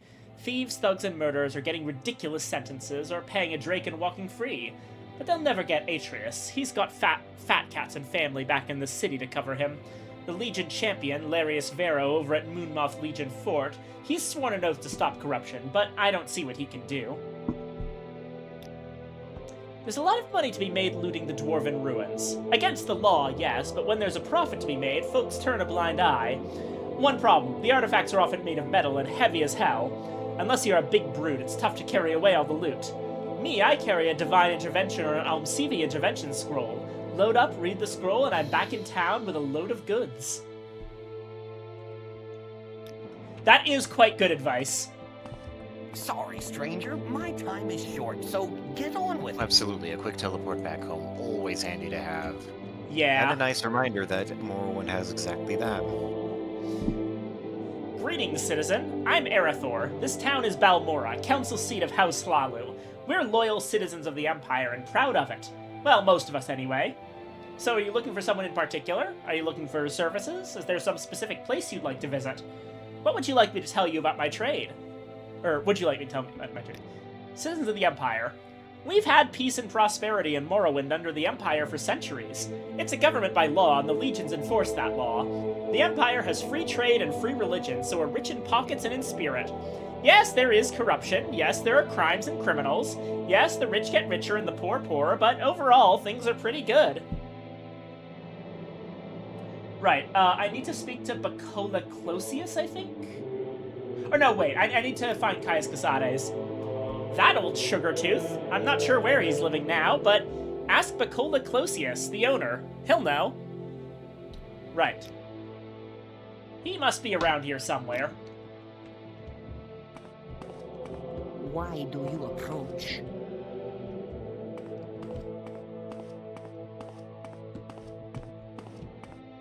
Khajiit has no words for you. Speak quickly. Okay, everyone hates us here, wow. I need time now. Are you Bacola Closius? What's this about? No, you're just the bartender. Who's the owner? Where the heck is he? Khajiit has no words for you. I really don't have time for this. So Don't press your luck. You're on your honor. There you are. Good day. I'm Bacola Closius, publican of the South Wall here in Balmora. We rent beds, and I have a limited selection of goods for barter. If you're new here, I can also tell you where to look for other services, or a specific place nearby. If you're looking for someone in particular, I may be able to help. I'm looking for Caius Casares. Old Caius rents a little bed and basket just up the hill on the north edge of town.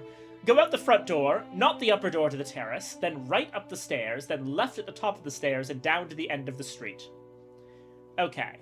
Front door, right up the stairs, left and down.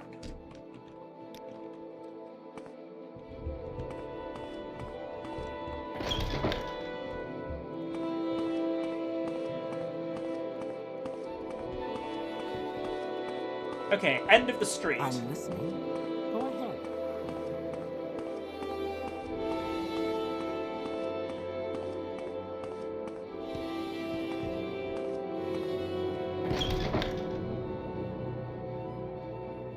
Sir, why are you not wearing a shirt?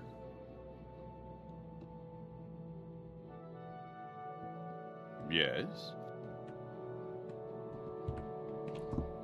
What? Yes, I'm Caius Casares, but what do you mean you were told to report to Caius Casares? What are you talking about? So, you say your name is Vainthralis and you've been told to report to me and deliver a package? Perhaps you'll let me look at it? Yeah, sure. Here you go. Yes, very interesting. So, it says here the Emperor wants me to make you a novice in the Blades. And that means you'll be following my orders. Are you ready to follow my orders, Vainthralis? Okay, so this guy who everyone's been calling an old sugar tooth, i.e. a drug addict, because moon sugar is a drug, is actually an Imperial spy. That's just his cover identity. Yeah, sure. Good. Welcome to the service, novice. Now you belong to the Blades. We're the Emperor's eyes and ears in the provinces. You can use my bed if you need to rest, but leave my personal stuff alone unless I say otherwise. If you like, you can improve your modest skills with our Blades trainers now. Or if you're in a hurry, I can give you orders right away. But don't forget to visit the Blades trainers. I am being watered yet again.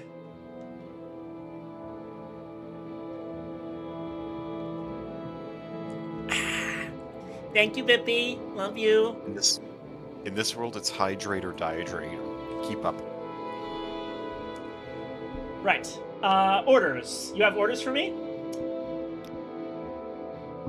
This right here, and I will explain in a moment, is one of my favorite moments in the entire game. Let me read what he says. This graphically intensive game must be running your computer at a jabillion degrees. Keep hydrated. First thing, Pilgrim, you're new, and you look it. Here's 200 drakes. Go get yourself a decent weapon, or armor, or a spell. And second thing, you need a cover identity. Around here, freelance adventurer is a common profession. Sign on with the Fighters Guild, or Mages Guild, or Imperial Cult, or Imperial Legion. Advance in the ranks, gain skill and experience. Or go out on your own, look for freelance work, or trouble. Then, when you're ready, come back, and I'll have orders for you. This is such a simple thing that so many games get wrong. If you give me a big open RPG world, and you also want me to roleplay a character and get into someone's head, you need to give me a moment where my character is justified in getting off the rails of the main quest. Let's compare this to Skyrim. In Skyrim, when are you actually supposed to go out and explore the world properly? You start out in Helgen, you're getting executed, then you get attacked by a dragon. You manage to survive, and you're immediately told, okay, you need to go tell Jarl Balgruuf in Whiterun that there's a dragon. And, like, you know, there's some urgency there, because it's implied that the dragon might be flying in that direction. So, it wouldn't really make sense for your character to not do that very urgently. Then you go, you tell Jarl Balgruuf, And there's an argument which reaffirms the urgency, and you're immediately told to go to Bleak Falls Barrow. The first time I played Skyrim, I wandered off and got killed by a bear. That's fair. But yeah, you go off to Bleak Falls Barrow. Still very urgent. And when you get back, then they immediately go to a dragon is attacking right now, so you should go do that very urgently. And then you get immediately called by the Greybeards and are told, no one can refuse the summons of the Greybeard, so you have to go do that. And it's like that for the whole game. Similarly, in Oblivion, you start off being handed this really important amulet by the Emperor and told to bring it to Waynon Priory. And from there, you just get, strung along from quest to quest with the utmost of urgency right up until the end of the main quest. There's no moment where you can make the excuse that your character is just, doing other stuff for a while. And it gets exhausting. And it means you have to go out of character to actually go experience the world properly. Morrowind basically immediately tells you, okay, you want to advance the main quest? No, do literally anything else.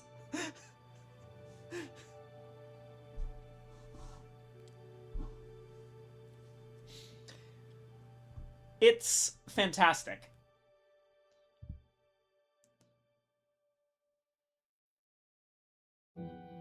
So let's hear what Caius has to say about these various other organizations. The Fighters Guild is a professional organization chartered by the Emperor to regulate the hiring and training of mercenaries. Training, goods, and services are cheaper for members, and the guild stewards know where to find work.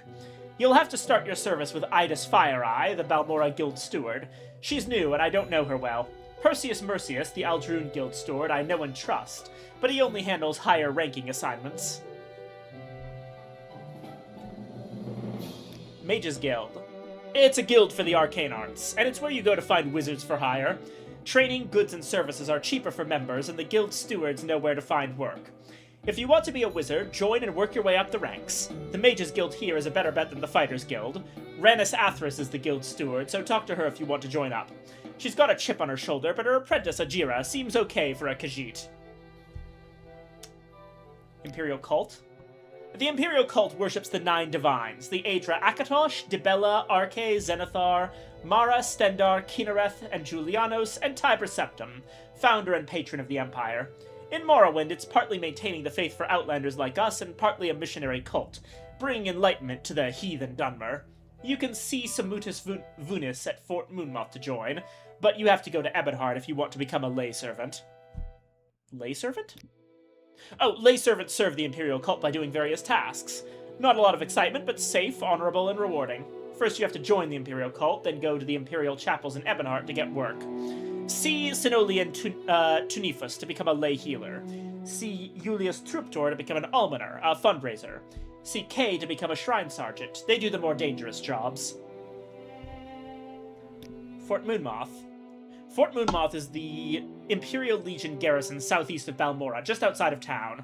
Rad Hardheart is the knight in charge. Between the Imperial Legions and the Imperial Cult staff, they have about a dozen service providers out there. The Imperial Legion has several fort garrisons here on Vardenfell. The lower ranks handle law enforcement, escorts, rescues, dangerous predators, diseased and blighted beasts, and so forth. Only one fort accepts recruits, Fort Darius in Nessus. Nessus is a frontier outpost, isolated, a little rough, but good experience. If you're interested, see General Darius in Nessus.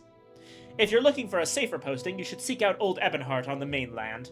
In Old Ebonheart and Firewatch, the other major colonist city on the mainland, the Legion acts as a local guard force, settling disputes, guard duty, and so forth.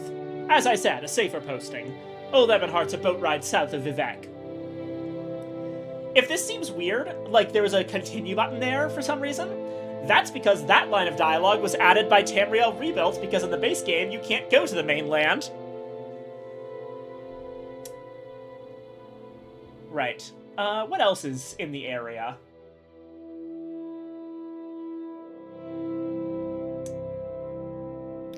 Blades Trainers. These Blades agents offer training, not free of course, but cheap for a fellow agent. Look for Rithleen, Termylin, and Ninetoes here in Balmora. In Caldera, see Serene Leorian? I cannot pronounce that name. In Aldrune, see Gildan. Siorvar Horsemouth lives in a hut west of Aldrune. And Elone the Scout can be found at Ariel's trade house inside Aneen. Oh hey, Elone was a Blades member the whole time. That's why she gave us such detailed directions here. I also know a few Blades trainers on the mainland if you ever find yourself there. Idra Uvalen lives in Firewatch. You can find Aquilinius at the Ebon Tower in Old Ebonheart. And Daura has a house in Balfoyen. There may be other agents working on the mainland, but these are all you need to know about right now.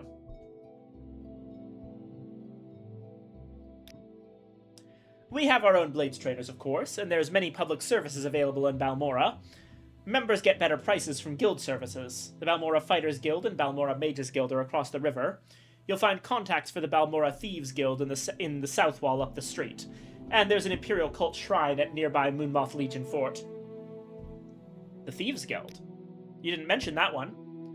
In the rest of the Empire, the Thieves Guild is a more or less organized group of local criminal syndicates governing illegal trade in their communities. Here in Morrowind, the Thieves Guild is the newcomer. The established local crime lords are called the Kamana Tong.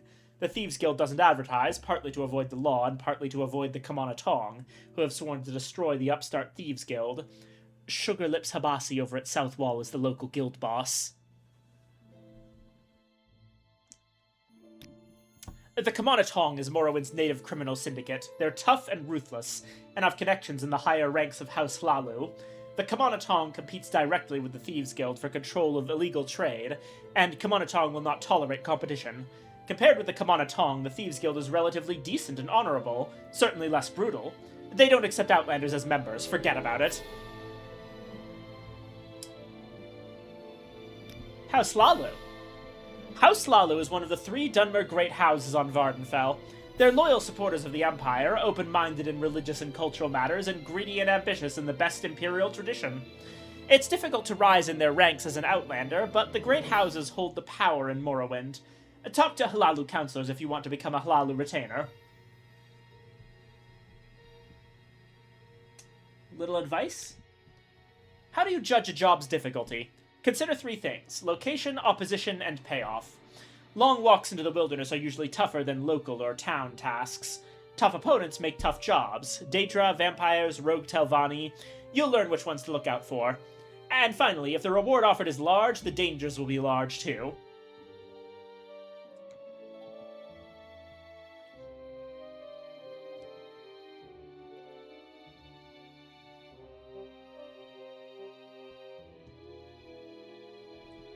Alright, I think I have enough of a handle on what I'm doing to officially get started. I'm gonna make one more extra save here, and this one's gonna be...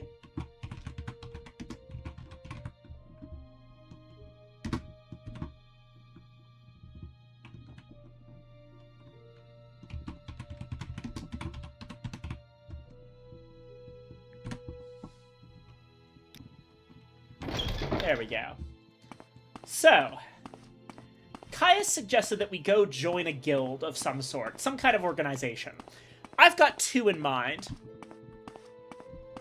You may speak. Oh, you got 2 in mind already? Yes. I mean, you should probably already know these because you know how my character goes, but the first... Well, I gotta play a little bit coy, you know? Of course, of course. First off, we have the Mages Guild. The Mages Guild, in particular, is absolutely perfect for an archaeologist character for reasons that will become clear along the actual thing. Plus, there's someone I want to meet. Alright, here we go. Outlander, what do you want? Rannis Athras, the very person we were told to meet. Are you looking for me? You want to join the Mages Guild? Yes, you look like the sort we could use in the Mages Guild. Will you take the Mage's Oath and join the guild? What is the Mage's Oath? Perform any duties assigned to you by the Masters of the Guild, learn from them and grow strong. Always share your knowledge freely with other guild members. Never strike or steal from another guild member. Does this appeal to you? Yes, I would like to join. You are now a member of the Mages Guild. Welcome, Associate. When you are ready, you can ask for duties to perform, and once you are ready, you can ask me about advancement in the guild. Well, do you have any duties? I'm ready to start right away. I don't have any duties for an Associate. Speak with me again when you have proven yourself. In the meantime, speak with Ajira. I believe she may have some small tasks for you. It's that simple. We are officially a member of the Mages Guild. Our guild association is under here in factions. We are always a member of the Blades, and we are an apprentice. This one goes up via the main quest.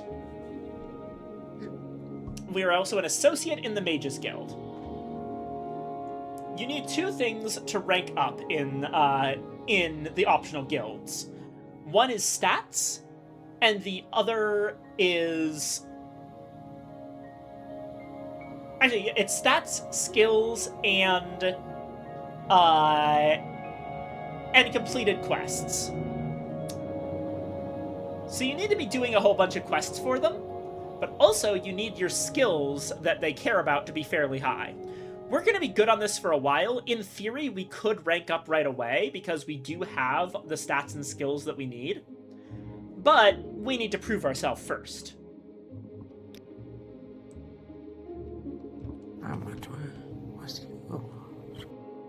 And as a member, we have access to the supply chest.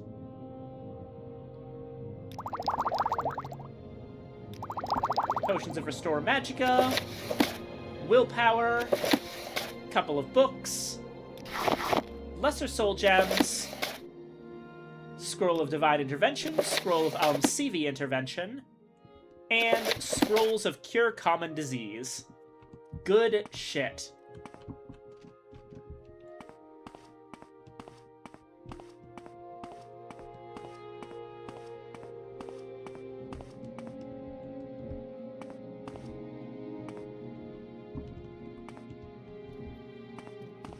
So let's meet some of our fellow members.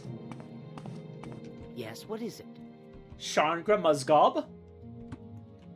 I cannot think with all these interruptions. Please leave me alone. Oh, sorry.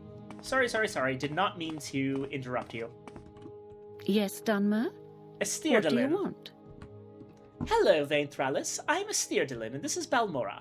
I don't believe we've met. Is there something I can do for you? Righto. I'm Estirdelin, mage and apprentice of the Mages Guild. The Mages Guild is a professional organization chartered by the Emperor to promote study of the arcane arts, and it's where you go to find wizards for hire. Training, goods, and services are cheaper for members, and the guild stewards know where to find work. If you're thinking of making wizardry your profession, you should join and work your way up the ranks. Look for guild halls in Balmora, Aldrune, Wolverine Hall in Sadrith Mora, and the Foreign Quarter in Vivek. So what do? I'm a mage. My study is the destruction and alteration of the visible and invisible world. I study magic for its pure intellectual challenge and rewards, but I am paid in gold for the practical application of my knowledge. I defend myself with spells of the College of Destruction, and leap, swim, and levitate with spells of the College of Alteration. I sell spells, and I am a spellmaker who creates spells to your specifications. I can also teach you in my skills for a fee. The Destruction discipline is the mastery of the spell effects of the College of Destruction. The destruction spells harm living and undead creatures, and mages specializing in destruction are usually war wizards. There are many common variants of destruction spells, not to mention the countless custom versions created by ambitious spellcasters. There are so many different destruction spells that it helps to divide them into 5 different classes of effects: elemental damage, attribute draining, attribute damaging, vulnerability, and disintegration. Elemental damage spells injure natural and supernatural creatures with magics based on the elemental forces of fire, frost, shock, and poison. Here is a list of the most basic destruction spells representing all the fundamental classes of elemental damage effects. Flame, Flame Bolt, Spark, Spark Bolt, Shard, Shard Bolt, Poison, and Poison Bolt. In general, these effects cause damage on touch or at range, and the Bolt version is the ranged variant of the spell. Attribute draining spells reduce the 11 fundamental attributes of natural and supernatural beings: agility, endurance, fatigue, health, intelligence, luck, personality, speed, strength, willpower, and magicka. The reduction is only temporary, and the attribute returns to normal after the duration of the magical effect elapses. The most common of these destruction spells are clumsiness, distraction, exhaustion, gash spirit, misfortune, spite, strain, temptation, torpor, weakness, and wound. Oh god, we can ask about literally every attribute. Every last one. A creature's intelligence is its property of reasoning, analysis, and retention of facts and experience. Other than its critical utility in problem-solving, this property is most important for the comprehension and manipulation of the arcane forces associated with magic, and creatures with high intelligence are proven to have greater capacity to cast larger and more powerful spell effects. So yeah, let's attribute damaging. Attribute damaging spells actually destroy the 11 fundamental attributes of natural and supernatural beings. Agility, endurance, fatigue, health, the list. The victim's attributes are reduced permanently. The most common of these destruction spells are Curse Agility, Curse Endurance, it's Curse Everything. Vulnerability. Vulnerability spells make natural and supernatural creatures more vulnerable to magics based on the elemental forces of fire, frost, magicka, poison, and shock, reducing the chance that a victim will avoid suffering the effects of all or part of a magical attack. The most common of these destruction spells are Weakness to Fire, Weakness to Frost, Weakness to Shock, Weakness to Magicka, and Weakness to Poison. And Disintegration. There are only 2 common disintegration spells, Weapon Eater and Armor Eater. Each causes the affected item to become worn and less effective. Neither can actually cause an item to cease to exist, but each can reduce its target's effectiveness so much that it becomes completely useless until repaired.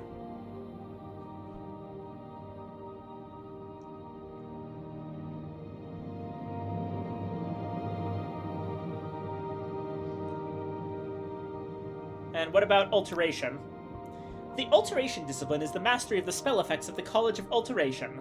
The Alteration spells involve manipulation of the physical world and its natural properties. Alteration effects include water breathing and walking, jumping, levitating, opening locks, and shield barriers against physical damage. There are many common variants of Alteration spells, not to mention the countless custom versions created by ambitious spellcasters, but here's a list of the most basic spells, representing all the fundamental classes of spell effects produced by this college. Water breathing, buoyancy, water walking, shield, fire shield, shock shield, frost shield, burden, feather, jump, slow fall, levitate, lock, and open. Thank you very much for your help. Looking for something in particular? Moraine Dren. Welcome to Balmora, council seat of House Lalu. How can I serve you? I am Moraine Dren, mage and apprentice of the Mages Guild. I'm a mage. My study is the destruction and alteration. Oh, it's the same one.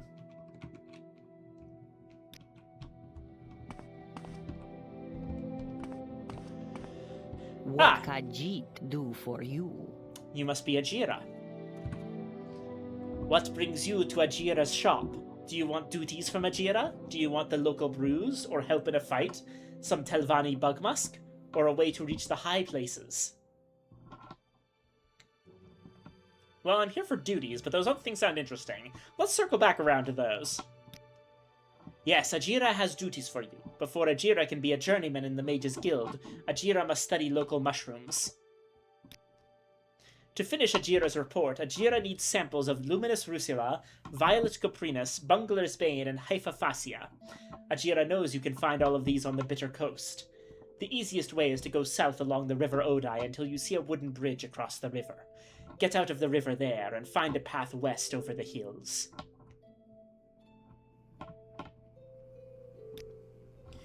Rusilla comes from a short, smelly toadstool which is brown on top. Coprinus comes from long-stemmed toadstools which glow blue at night. Bungler's Bane grows on trees and sometimes other things. It looks like the tree has brown shelves. Ajira warns you not to eat Bungler's Bane. Hypophasia looks much like Bungler's Bane and grows like a shelf on trees and other things. Hypophasia is safe to eat, but make sure it is not Bungler's Bane. Yes, Ajira sells Mazte, Flynn, and Sujama. They make you as strong as a Kaguti and half as smart. Puts hair on your face. Ajira sells potions of restore health for when you are bleeding, and potions of restore fatigue for when you are weary. Ajira does not like the Telvanni, but even Khajiit like the smell of bug musk. Try some and smell how all the men like you. Yes, Ajira knows. You have the... what do you call it? The curiosity. Yes, Ajira likes to reach all the high places too, and Ajira has just the potion for you. A potion of rising force. Alright. Now, the important part is... can I make you a deal on something a little bit, under the table, Ajira? How about some moon sugar? Got 11 of it right here. Let me actually check something.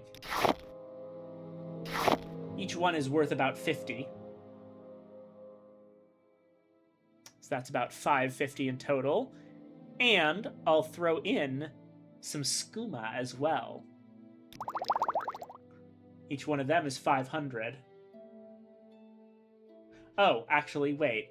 I can't because you literally do not have enough money. I'll sell you one skooma. You're offering that to me for 614.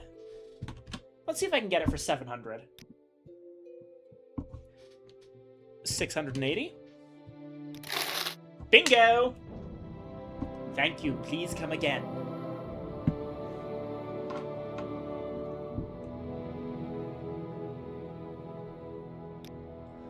And what else have you got here?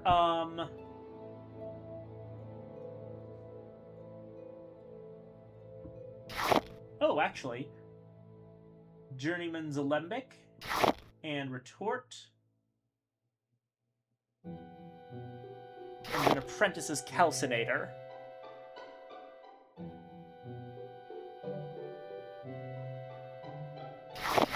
Maybe some other time, actually. I just realized that is going to take up a lot of space, and I don't have, don't really have a place to stay yet, exactly.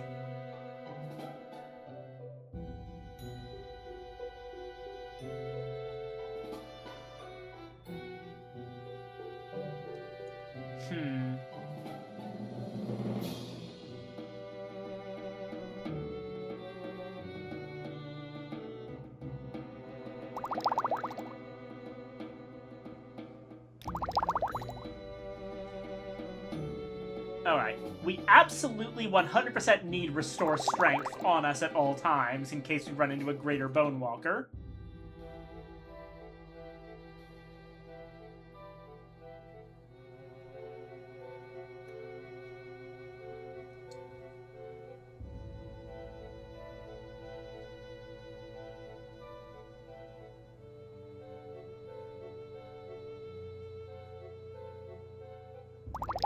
And sure, I'll take some Telvanni Bug Musk.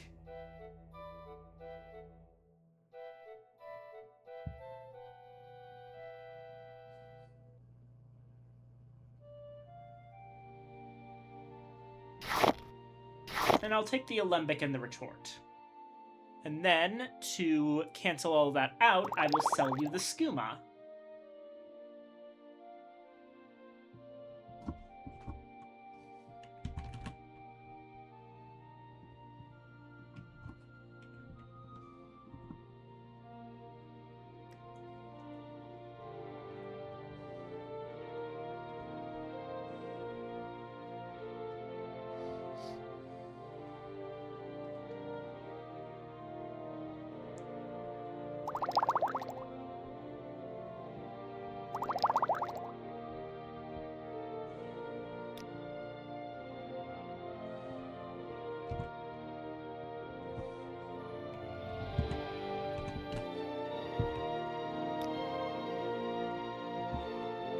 160 maybe?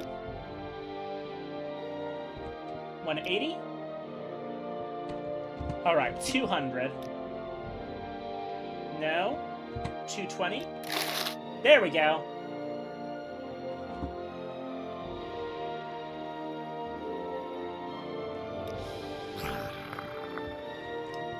Sweet moon sugar.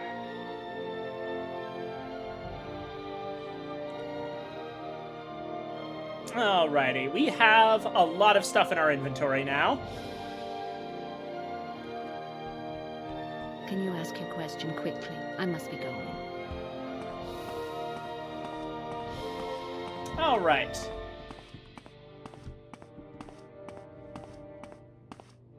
Now, while we're at all this...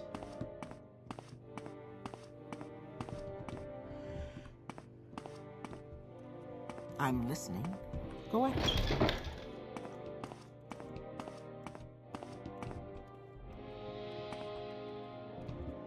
Number of people in the area we should probably speak This with. better be important. Okay. Do we have any armor to sell? No, I don't think we do, but do we have any armor to buy? I think we do.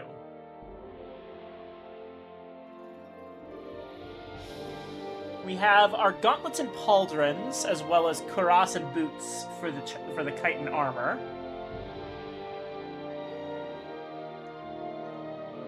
But we don't have the greaves or the helm.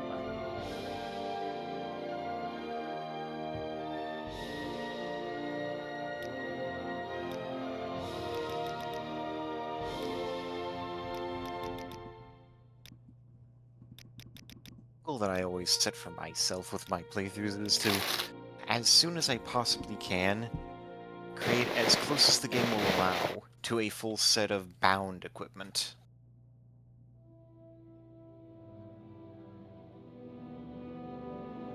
Nice.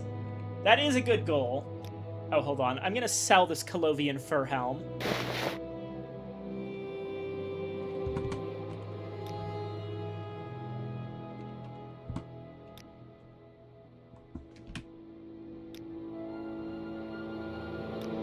Come on. Really? 8 for a lovely Colovian fur helm. Highway robbery.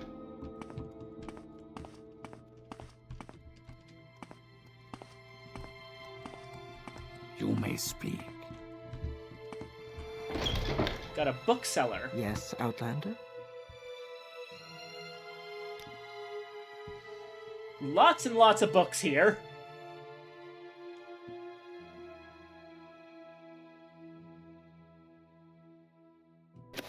Let's buy the Guide to Balmora and information on the Great Houses. And we can sell...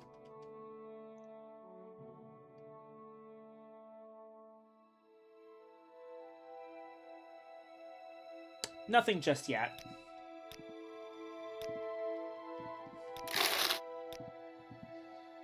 Okay.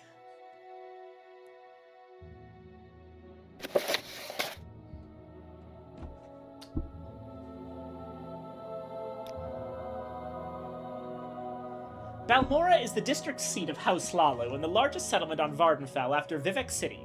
Balmora's 4 districts are Hightown, the Commercial District, Labor Town, and Fort Moonmoth. Hightown, on the hill to the west, has the Tribunal Temple, Hlalu Council Hall, rich manors, better shops, and the Morag Tong Guild Hall. The Commercial District, just west of the river, is centered on the large plaza north of Southgate, with the Strider Port along the south wall, east of Southgate. The Fighters Guild and Mages Guild and most of Balmora's shops and inns are located along the streets of the Commercial District. Labor Town, east of the river where the commoners and poor live, has several modest corner clubs and a few merchants. Fort Moonmoth, a long walk southeast of town, houses the Legion Garrison and the Imperial Cult. House Lalu services are available at Hlalu Council Manor in Hightown. Temple faithful seek solace and services at the Balmora Temple in the northwest. Outlanders must travel outside the town walls, through Southgate and east along well-marked roads to Fort Moonmoth for Imperial Legion and the Imperial Cult services. The guild halls of the Fighters Guild and Mages Guild are on the street north from the plaza in the Commercial District. Morag Tong services are available at their guild hall in the extreme northwest of Hightown. Better shops are in Hightown on the Hill, with numerous merchants in the commercial district, west of the river, and a few traders in Labor Town, east of the river. None of the Hlaalu councillors live in Balmora. Neleno Dorvain at the council hall is the ranking Hlaalu local. At the Fighters Guild, Idis Fireeye is the steward. Rannis Athras is the Mages Guild steward. Ithasi Rilvain is the Morag Tong steward. Feldrello Sadri is the ranking cleric of the Balmora Tribunal Temple. The colorful Sugar Lips Habasi, a freelance facilitator of no fixed address, is often rumored to be the local boss of the Thieves Guild. A good road leads south to Pelagiad, Sidanine, Ebonheart, and Vivek. A rugged wilderness track leads southwest along the Odai River to the fishing village of Fla Ode. Improved roads head north to Caldera and Aldrune. The Siltstrider port is on the west side of the river near South Gate. Siltstrider service goes to Aldrune, Saran, Aldrune again? Hang on a second! They said Aldrune twice! And Sidanine. Guild guides at the Mages Guild can teleport you to Aldrune, Vivek, Caldera, and Sadrith Mora for a fee. Fla Ode is southwest on the coast. An unimproved trail leads northeast up the ravines of Foyada Mamea to Ghostgate. The path is easy to follow, but dangerous beasts threaten pilgrims who travel this route to Ghostgate Shrine. What about the houses? In modern times, Morrowind is ruled by 5 great houses: House Hlaalu, House Radorn, House Telvanni, House Indoril, and House Dres. Only 3 of these houses have interests in Vardenfell. The 3 great houses on Vardenfell identify themselves by their traditional colors: red for Radorn, yellow for Hlaalu, and brown for the Telvanni. Thus, members of House Hlaalu may be referred to collectively as Yellows. The great houses' traditions derive from ancient Dunmer clan and tribes, but now function as political parties. Dunmer Great House membership is largely a matter of birth and marriage, but Imperial colonists may also become retainers of a Great House, or may be adopted into a Great House. Initially, an Outlander may gain status in a house as an oath-bonded hireling, pledging exclusive loyalty to a single house, and forsaking ambitions with all other houses. Later, after faithful service and advancement in lower ranks, an Outlander may seek adoption into a Great House. Adoption and advancement to higher ranks in a Great House requires that a Great House Counselor stand as a sponsor for the candidate's character and loyalty. Finding a counselor to sponsor an Outlander often involves performing a great service for the prospective sponsor. House Radorn is one of the 3 Dunmer Great Houses with holdings on Vardenfell. The Radorn prize the virtues of duty, gravity, and piety. Duty is to one's own honor and to one's family and clan. Gravity is the essential seriousness of life. Life is hard, and events must be judged, endured, and reflected upon with due care and earnestness. Piety is respect for the gods and the virtues they represent.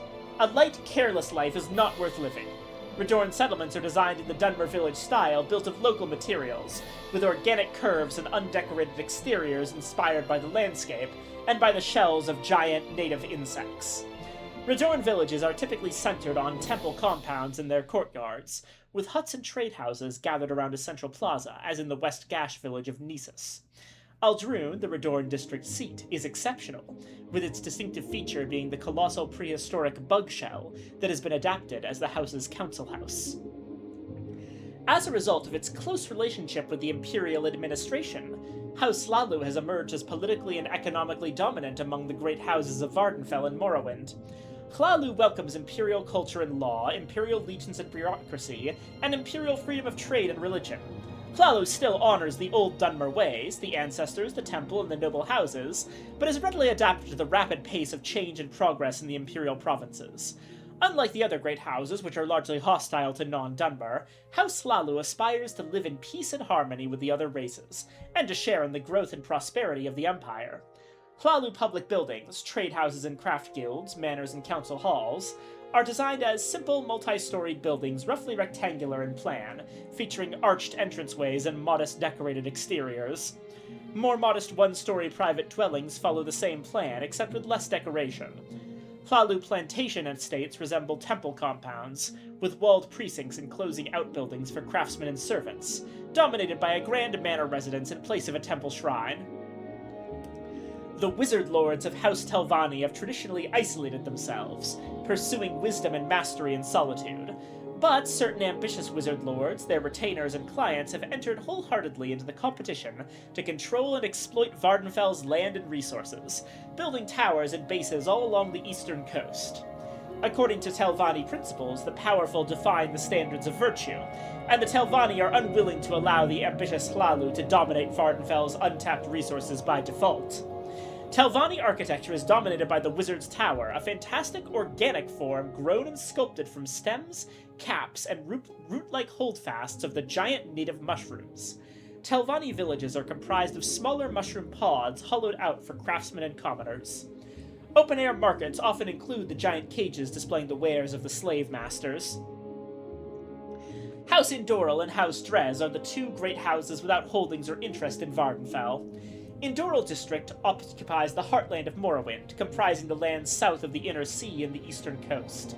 The city of Almalexia is located in Indoral District, and the Indoral are orthodox and conservative supporters of the Temple and Temple Authority. House Indoral is openly hostile to Imperial culture and religion, and preserves many traditional Dunmer customs and practices in defiance of Imperial law.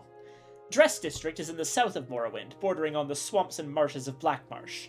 House Dress is an agrarian agricultural society, and its large salt rice plantations rely completely on slave labor for their economic viability. Always firm temple supporters, House Dress is hostile to imperial law and culture, and in particular opposed to any attempts to limit the institution of slavery.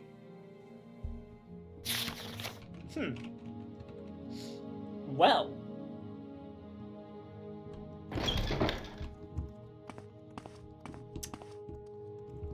If I've read correctly, then where we need to go for our second faction is right up here. So yeah, this is the rich part of town.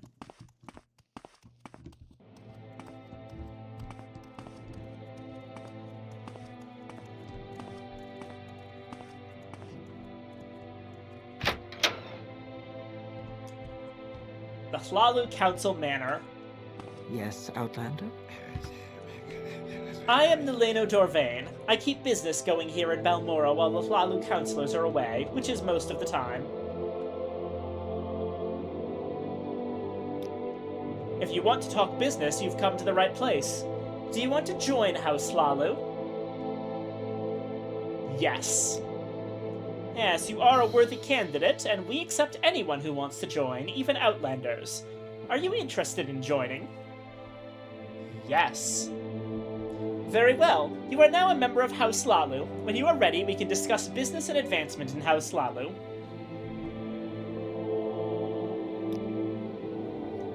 Just a minute, Vainthralis. Say that again. Do you have any business for us? Hey, sorry if this is too personal, but I've been wondering if you think it's worthwhile to make frozen burritos in the oven. Okay, that is... I'm only answering this because I trust you, Copper. I think it's worthwhile. It's probably a good idea. But don't tell anyone else I said that, okay?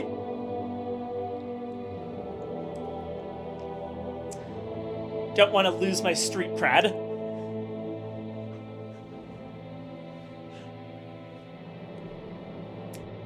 Say that again?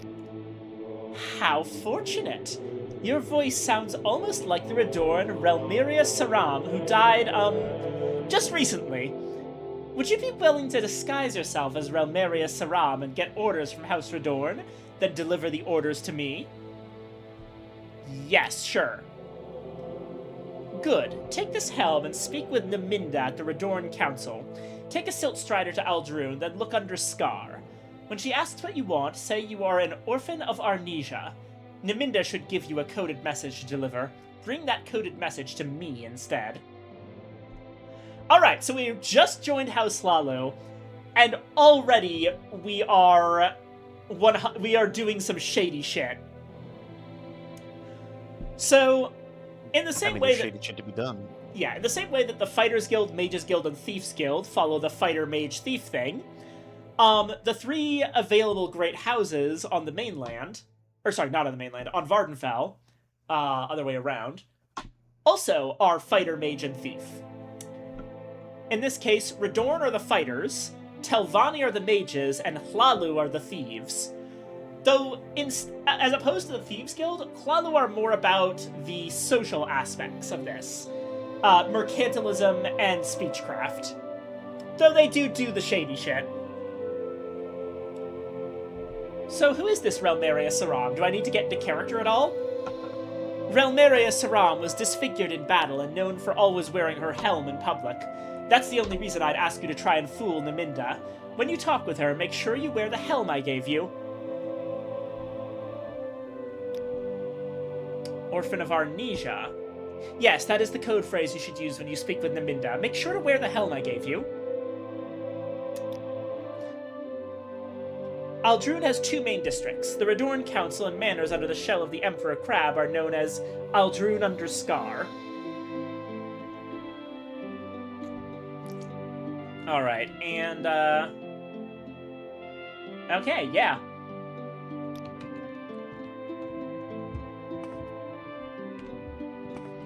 Alright. Since we are basically a mage thief character, we've joined a mage group, the Mages Guild, and a thief group, House Hlalu. That's gonna be where we stop for now. We can't join, unlike in other Elder Scrolls games, you cannot join every single faction.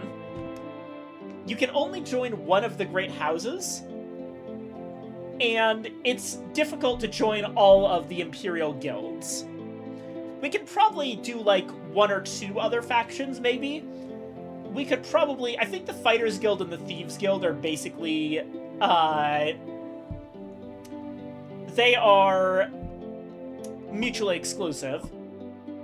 We could probably do Imperial Legion or Cult if we wanted to, but I'll be honest, Imperial Legion isn't written as well as some of the other things going on here. Is Dark Brotherhood an option? No. Dark Brotherhood does not exist, but the Morag Tong does. The Morag Tong... Sorry, go ahead.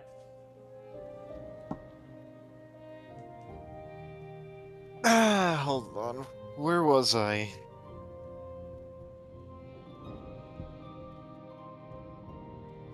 Well, I think I lost what I was going to say. Right.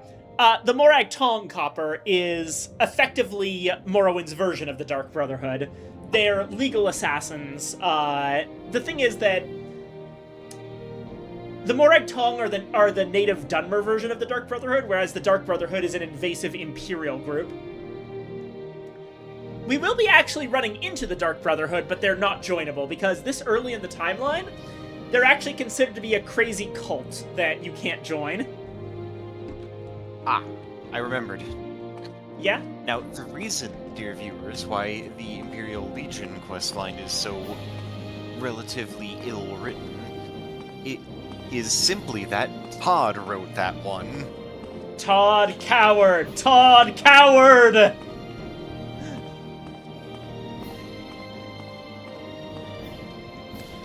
I'm gonna be real. I'm not going to, like... Later down they're considered to be a crazy cult that you can join. Yes. I'm not going to be ragging too much on Todd, because I actually don't think he's as bad as most people say he is. I think he genuinely wants to make good stuff, but also is constantly torn between wanting to make good RPGs and also not wanting to go back to the dark times that Bethesda had back when they did tons of crunch. Bethesda are known to be, like, one of the few game companies that don't do crunch time, so that is something. That said, Todd Howard is not a good writer, and I will say this with my full chest. And you know what? It's not even relevant to Morrowind, because he wasn't even on the Morrowind team, but I'm also going to say that Emil Pagliarulo is a bad writer. You know, that's quite the bold claim to make with as much a chest as you have. Yes. I am fully aware. Alright. So, okay. Luminous Rusula, Violet Caprinus, Bungler's Bane, and Haifa Fascia. Actually, if I'm not mistaken, it was the Hell Crunch that created Morrowind and ultimately saved the Elder Scrolls as a franchise, wasn't it? Yeah, the reason that Todd's never really... None of Todd's games have ever been like this again, and to the detail level that Morrowind is is frankly because he doesn't want to do that again, which is an understandable take. Yes, it is. Yeah. I have a decent amount of respect for Todd Howard as a person, and as a, like, as a programmer and as a business, a business guy, but I do not respect him as a writer. At all. Sorry. Alright, that's Violet Caprinas. I know we have Luminous Rusula somewhere.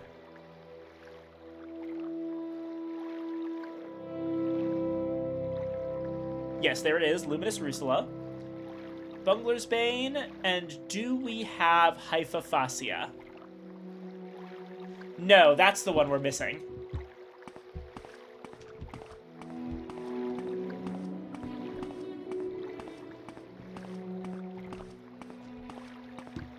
I'm actually going to start with the Aldrune bit, though, because I want to get this helmet out of my inventory, because it is heavy. Wait, no, it's not. Never mind. I thought it would be heavy. Okay, we can go get the mushrooms, then.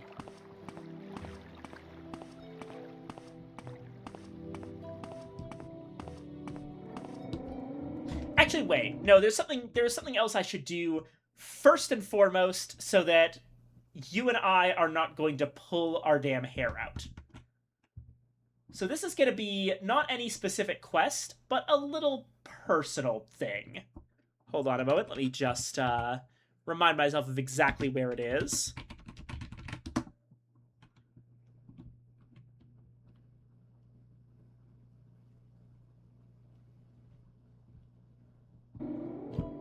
Okay, it's on the way to Aldrune, so we're gonna do that first.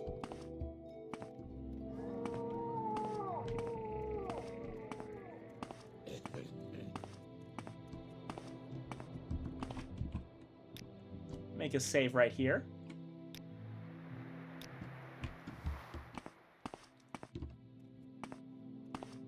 We make a special trip just for you.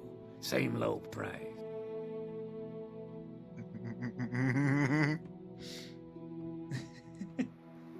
Very recognizable phrase for those of us who have played a lot.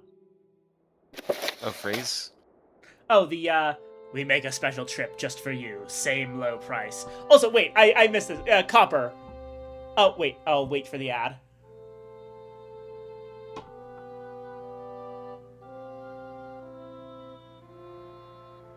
I just sold some armor to the local armorer in Balmora, and now he's dressed like a member of the Dark Brotherhood. Legendary.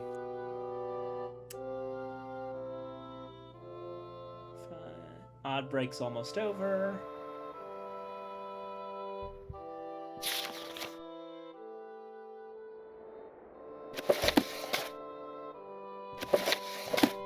Oh, shit.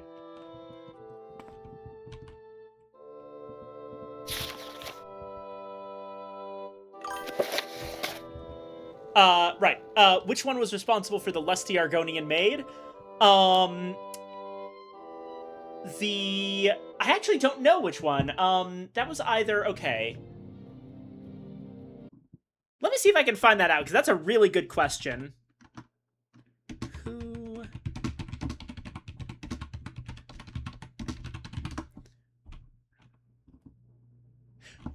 Mark Nelson was the writer who wrote that bit.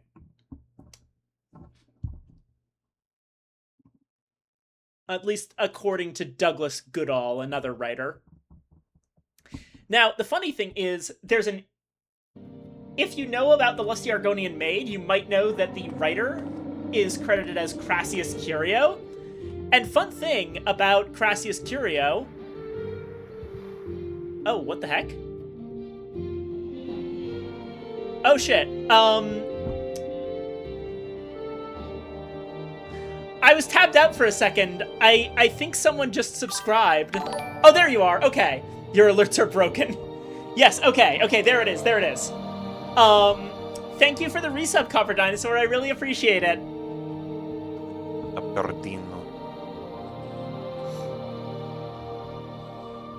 But yeah. Where would you like to go? The guy who wrote The Lust the Argonian Made, Crassius Curio, is a character in this game. We will be meeting him.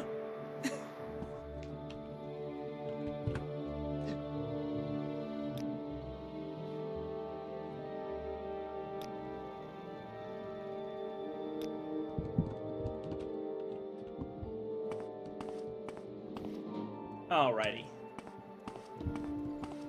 So we could use the Silt Strider, but I think it's probably time to actually show you something.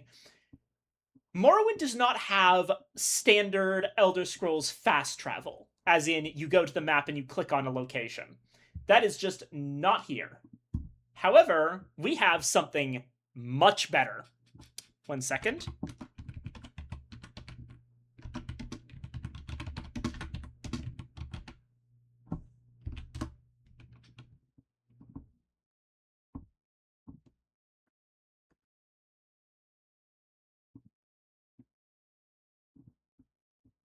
Where is it?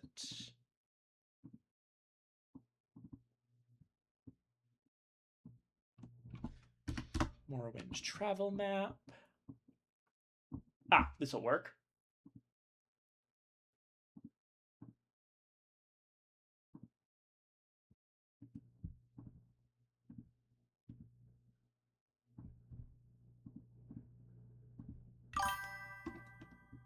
Save image so that I can do a thing here. Where is it? Image section, that's the one. He has a thing for lizard women. Did you see if he's single? Oh, trust me. It doesn't matter if he's single. This is gonna be a while. We're probably going to, over the course of our House Hlaalu journey. He's actually a counselor of House Hlaalu, the faction that we just joined, and he's going to be the most likely person to sponsor us. But in order to do so, we're going to have to both kiss him and take our clothes off in front of him.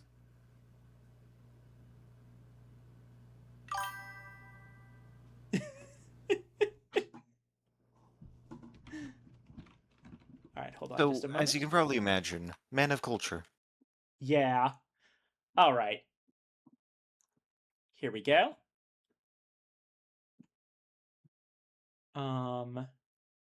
This will work. Sorry, this is going to go in front of your face for a moment on stream, Sully. But this right here is the Morrowind travel map. Let me actually make it a little bit bigger for you. Basically, I've been blinked.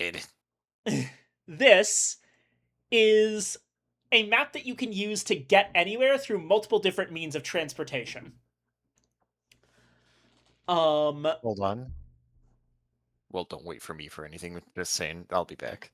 Gotcha. So the red markers are going to be Mage's Guild teleportation. Or the red lines, I mean.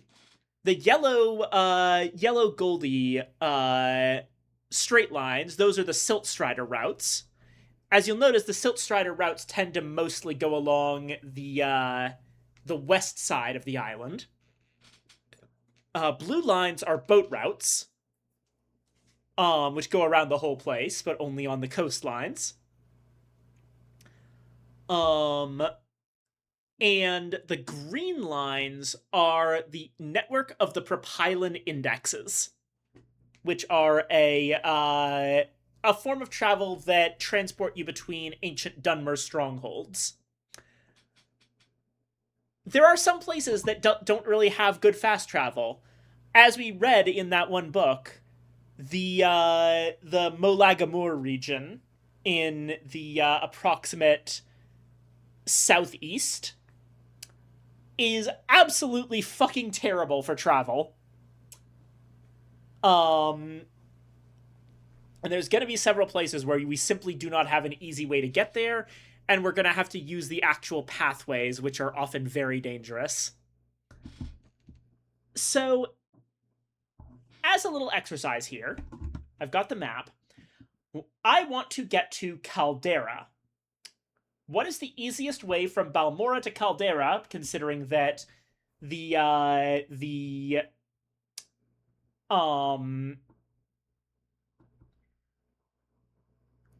Silt Strider doesn't actually go to Caldera. It actually skips over it, just taking us straight from Balmora to Aldrune.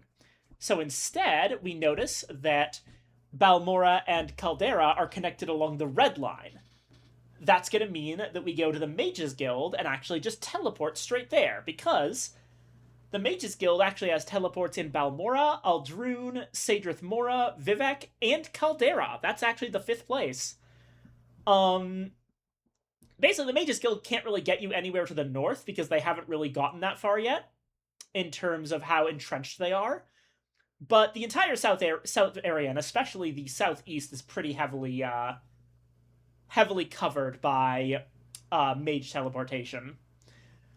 Unfortunately, the east side of the island is Telvanni territory, and they have beef with the Mages Guild, so there's only one place you can go on that side, and that's Sadrith Mora. But from Sadrith Mora, you can get a bunch of boat routes, which are very helpful.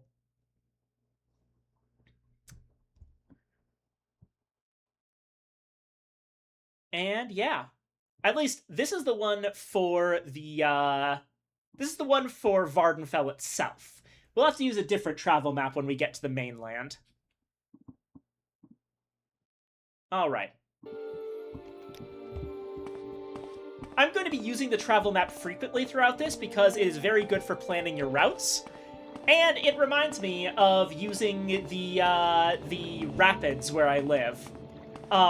We actually have a pretty good rail service that has multiple lines that take me to different places in the city.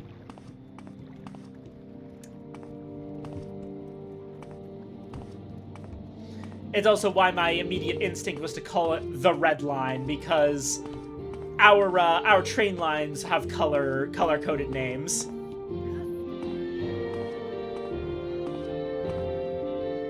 So, we want to get to Caldera. What is this about?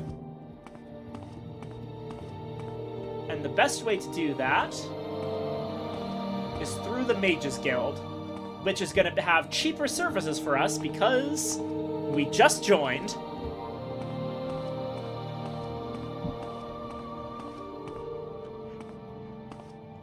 Any time now. Can you ask your question quickly? I must be going.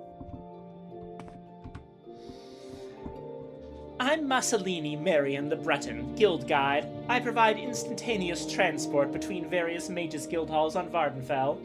What is your destination? I can also help with local information. Do you need services? Are you looking for some specific place, or someone in particular?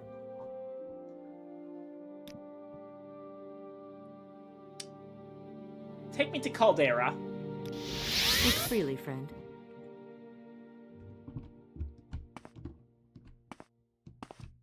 Shopping for enchantments. Notably, the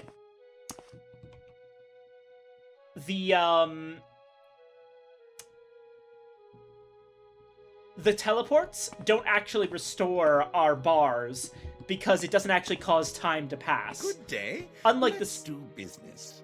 Unlike the Silt Striders, it's actually instant teleportation. Oh, that is the wrong door. Outlander, what do you want? Shit. Wait, is this the basement? No. Okay. I'm How sure do I? we can work out a fair price. Good day. There it is. Let's do business.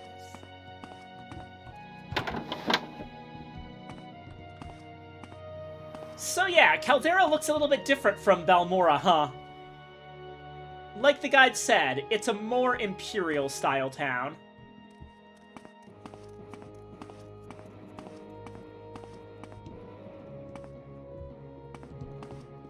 What's this about?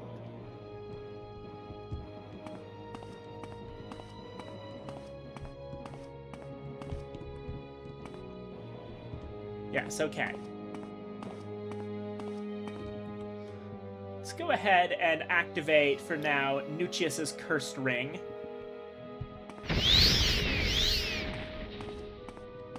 Makes us faster at the cost of some health.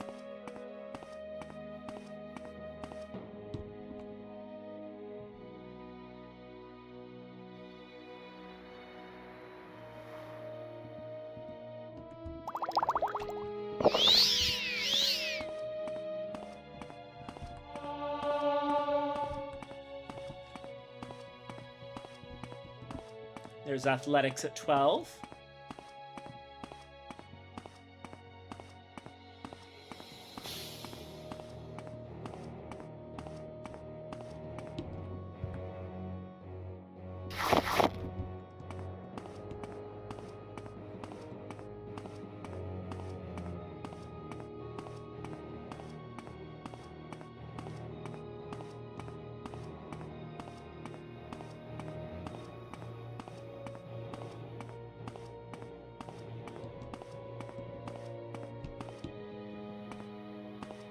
Sir, why are you naked? What say you?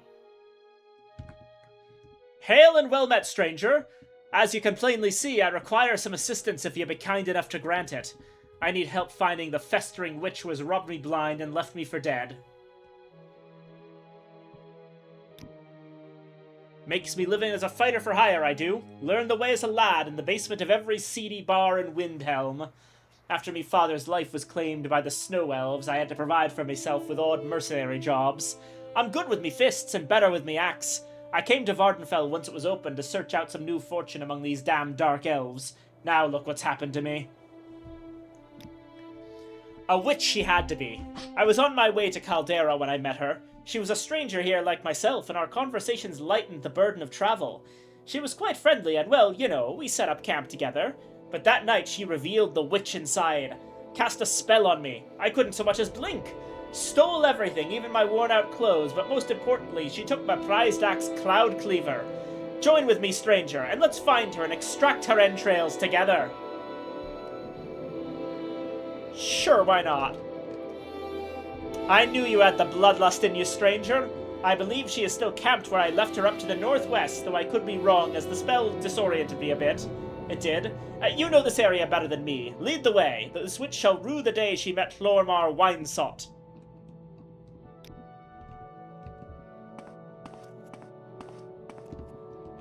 Okay, northwest. That's up this way.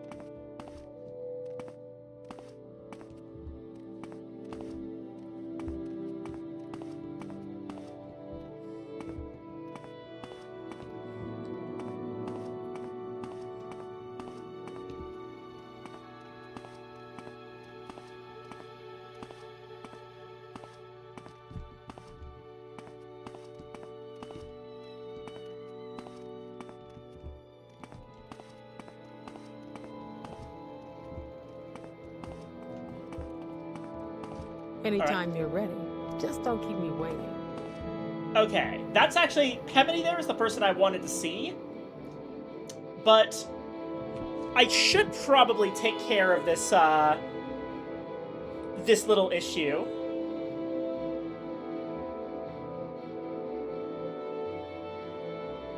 Let me check something.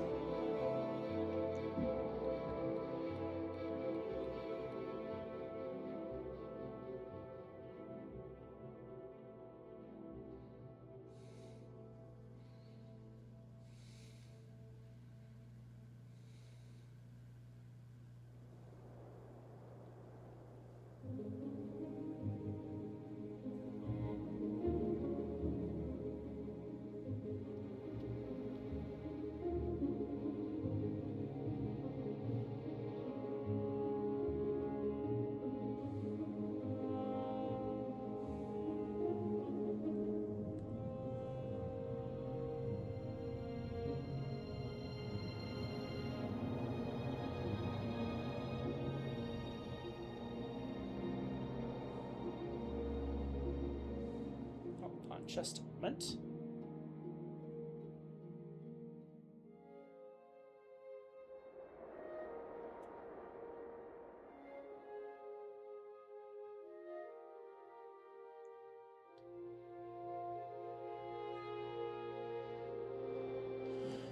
Okay.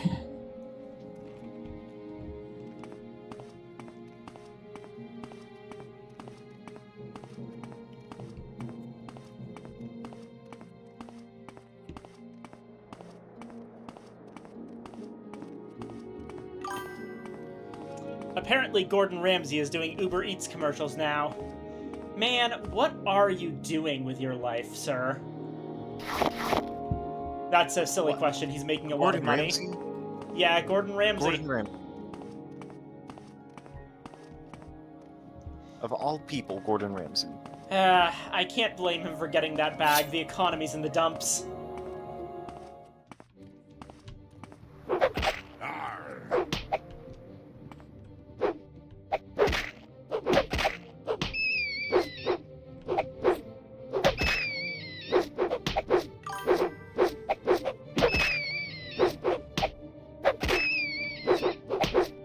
You can't, but I sure can. That's fair. Stupid!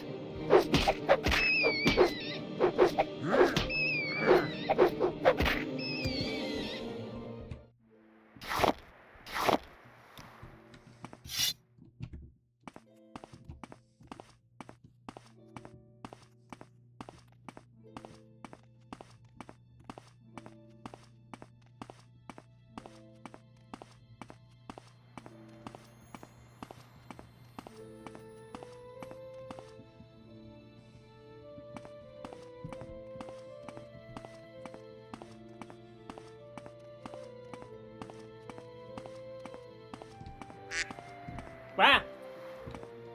Wee wee, hi.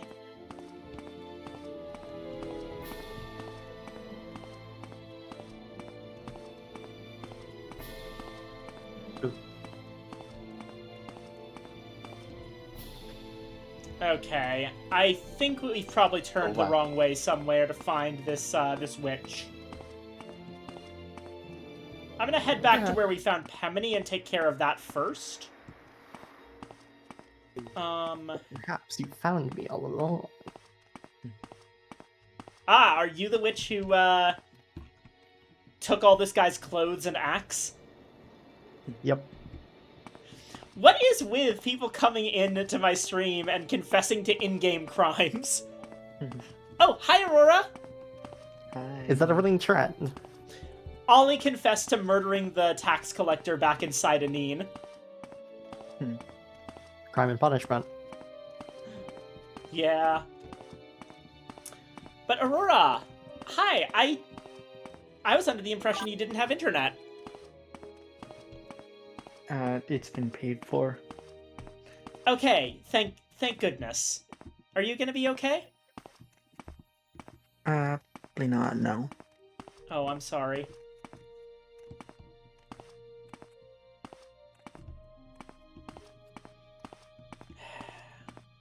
I don't know if there's anything I can do, but let me know if there is, okay? Mm-hmm.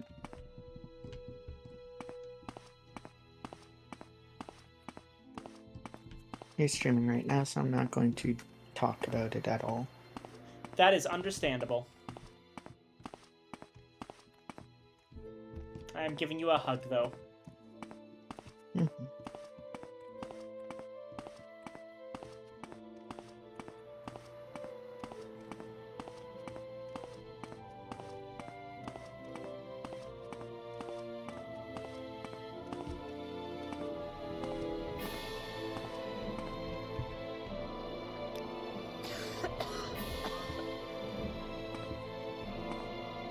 If you want something, now's the time to talk. Hey there! Yes, you. Interested in making a deal? Look, I'm just a poor merchant trying to make my way to Narmok with some trade goods. I could use an escort, though, since mine seems to have buggered off. If you'd be willing to take me there, I'll give you... No, I shouldn't. Although, it is a dangerous trip. Alright. I'll give you the boots of blinding speed, although I'll be overpaying you by quite a bit. Yeah, sure, I can take you to Narmok. Excellent.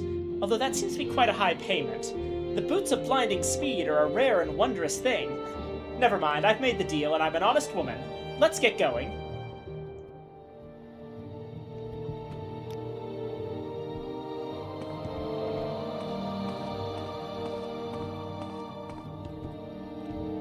If it seems like she's moving very rapidly, that's because she is. That would be the boots of blinding speed that she's wearing. Alright, Narmok. Narmok. Where is that on the map? Yeah, okay, so...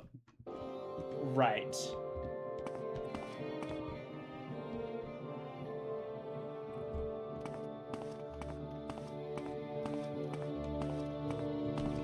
I've got 2 NPCs with me.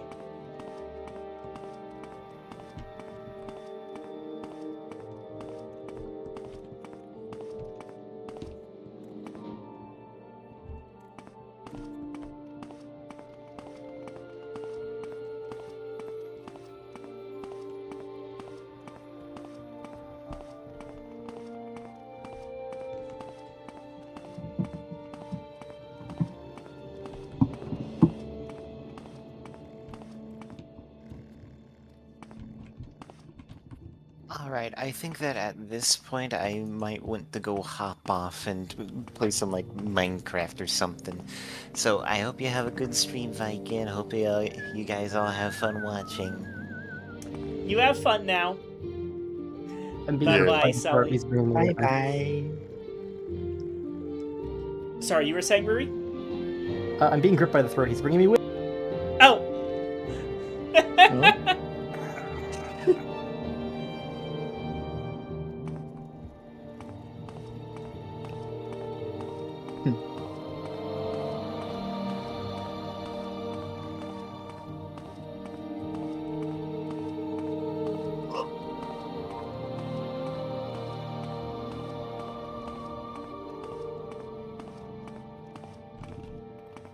You two okay? Yeah, it looks like it.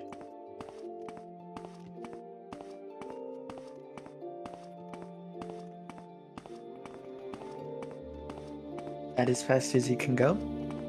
Without the boots of blinding speed? Yes, that is as fast as I can go without the boots of blinding speed. At least with my current athletic stat. Hopefully the boots will actually help with that quite a bit.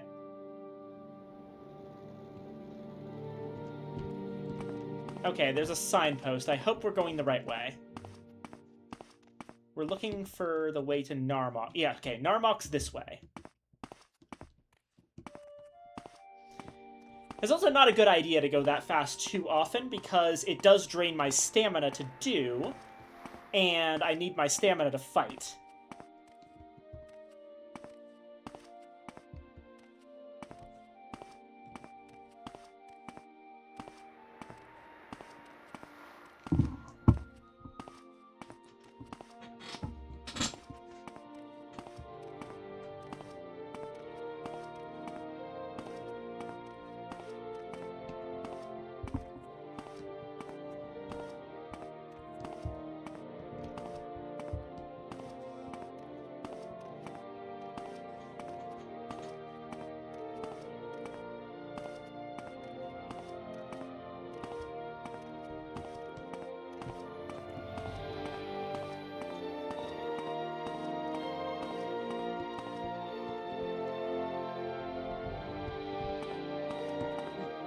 Narmok this way.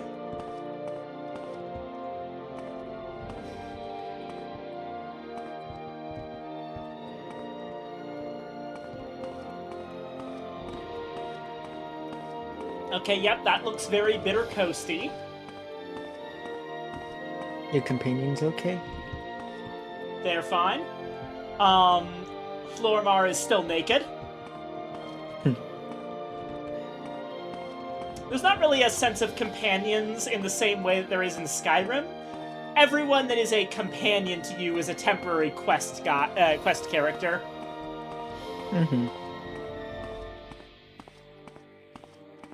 Oh, this is actually a good opportunity to pick up some hypophasia. Hopefully I can find some out here.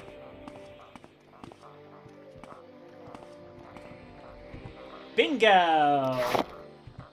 Exactly what I was looking for. And there's the Bungler's Bane. And this way I'll have something for Ajira. Mm-hmm.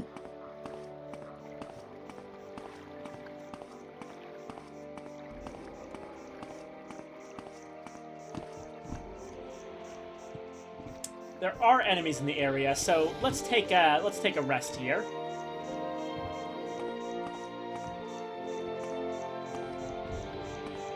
Oh, it got foggy.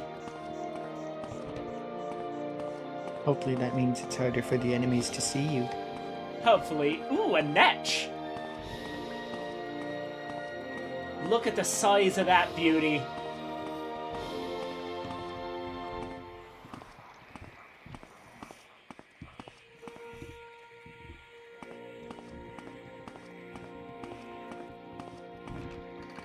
You guys are still fine.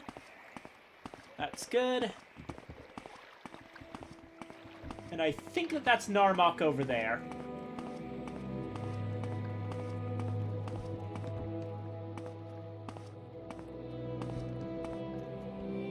Yep. I see a mud crab in our way, unfortunately.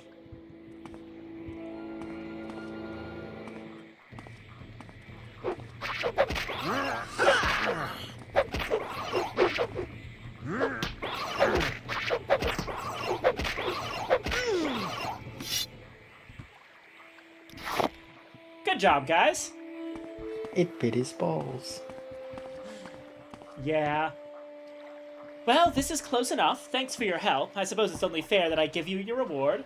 Here, take them. Though it pains me to give them, you are now the owner of the Boots of Blinding Speed. And there we are. The Boots of Blinding Speed.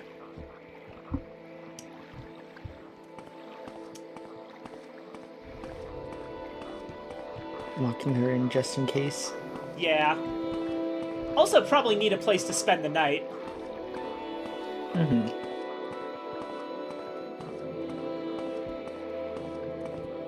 What time even is it? It's 1 a.m. Actually, hold on. Let's just wait a couple hours. Maybe one more. Alright, it is getting towards morning. Here we go. Nice and light out. So now we know where Narmok is. Nice. Alright, let's try out our new Boots of Blinding Speed. This is gonna be awesome. We're gonna be going so fast.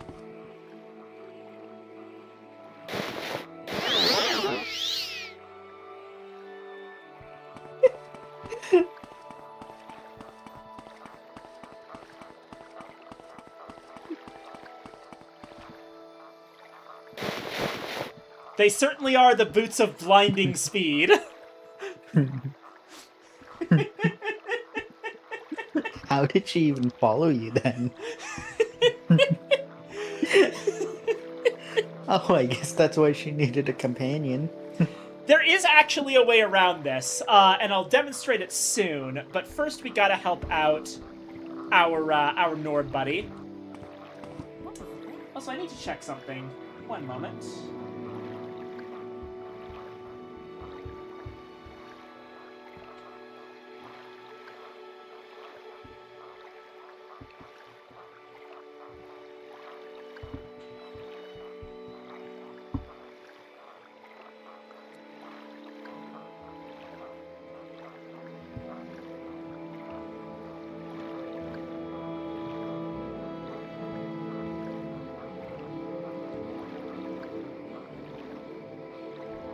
Right, yeah.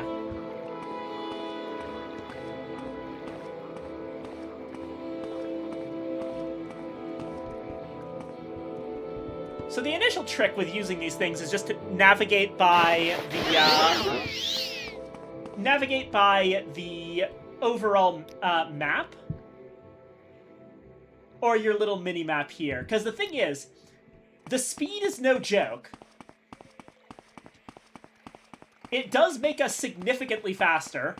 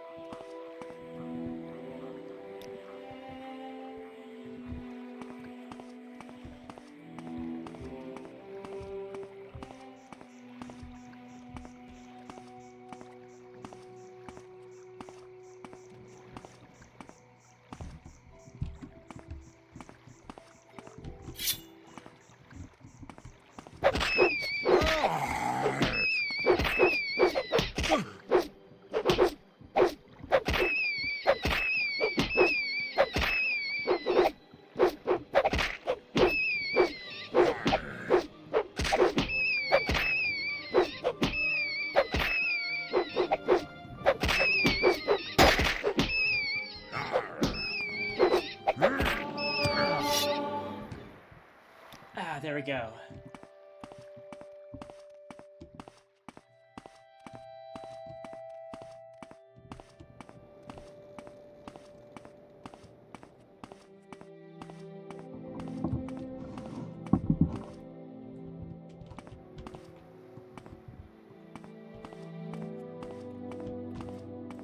I've gotten way off-road. There it is.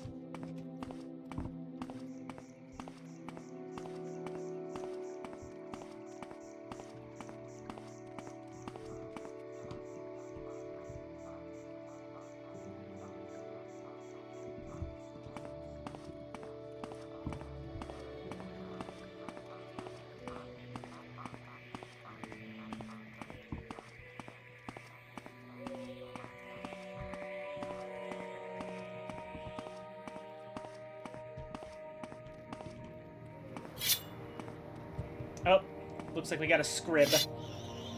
Let me actually, hold on.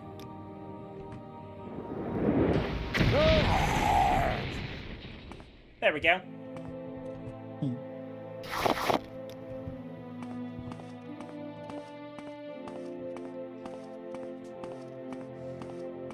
I love that he just kind of yells in my ear as I fireball the thing, and then it just immediately dies, so he calms down.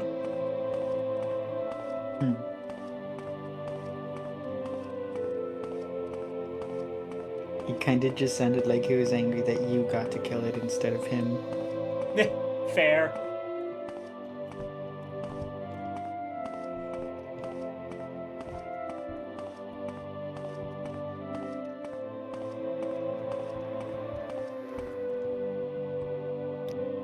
Where exactly are we?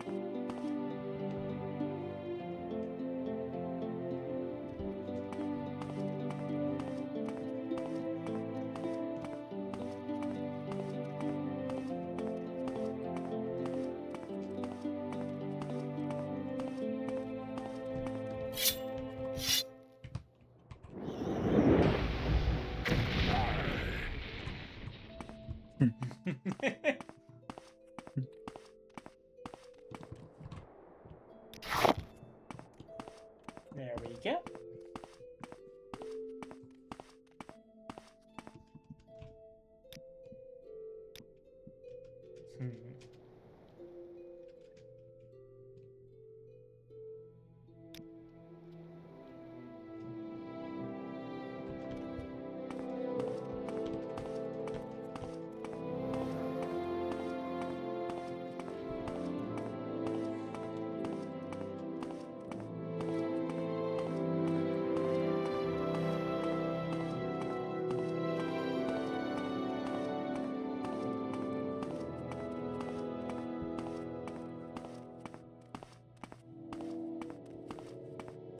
Oh.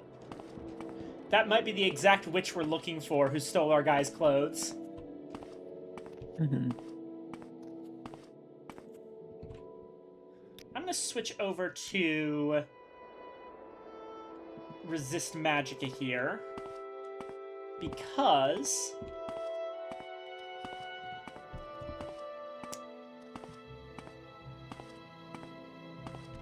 she looks like a Breton to me. And a Breton mage is going to be much stronger against magic and much stronger at doing magic than I am. Waiting for my fatigue to return. There it goes. Let's make a little save here. Because I don't want to have to do all that again. So what's this regarding? Hello there, stranger. I see you've already met my good friend Flormar. My name is Socia Caristiana, the healer. How can I be of assistance to the two of you? Flormar? Ha! A right funny story that one is.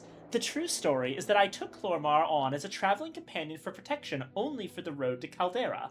Along the way, he was getting entirely too friendly for his own good, to the point where I actually had to cast a sleep spell on him. Just to teach him a lesson in manners. I stripped him and left him by the road, and to be sure he didn't come after me for retribution, I took that cloud cleaver he's always fawning over as well. Right. So, from his story, he said that he met a traveling companion. She was very charming, and effectively said that she seduced him, and then paralyzed him and stole all his stuff. She's saying that she did not seduce him, and that, in fact, he was getting too handsy, so that's why she did it.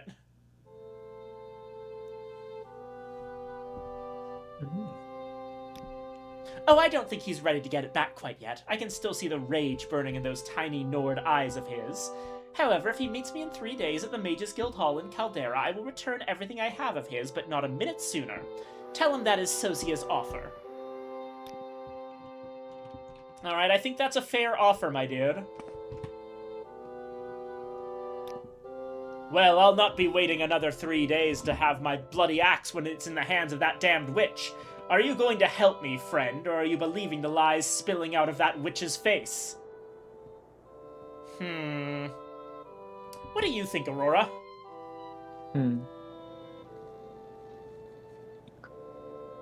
Believe Soria. I agree. Ha! Then you will die alongside her! Yeah, okay. You are literally naked. What are you going to do?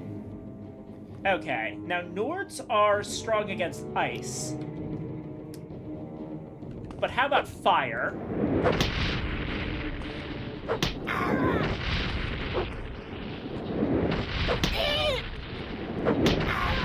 How does it feel to know death is near?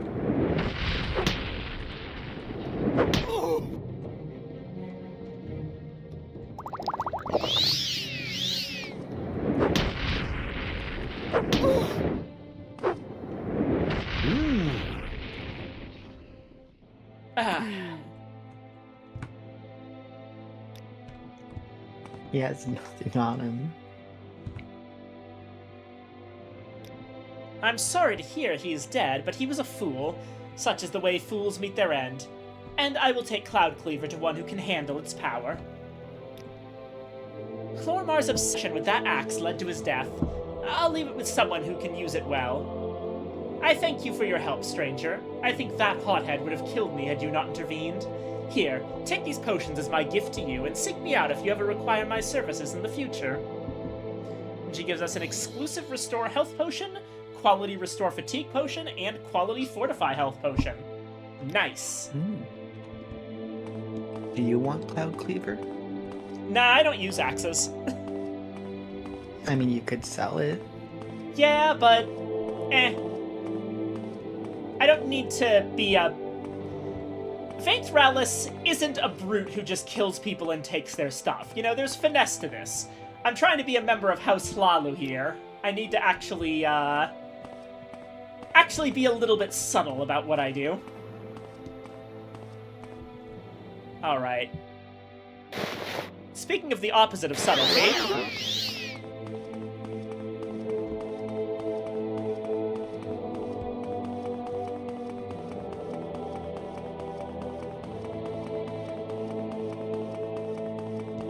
Oh, actually, good opportunity to showcase the trick.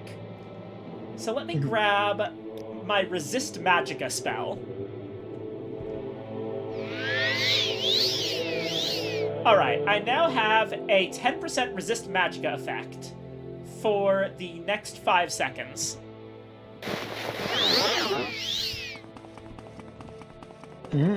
I can see a little bit.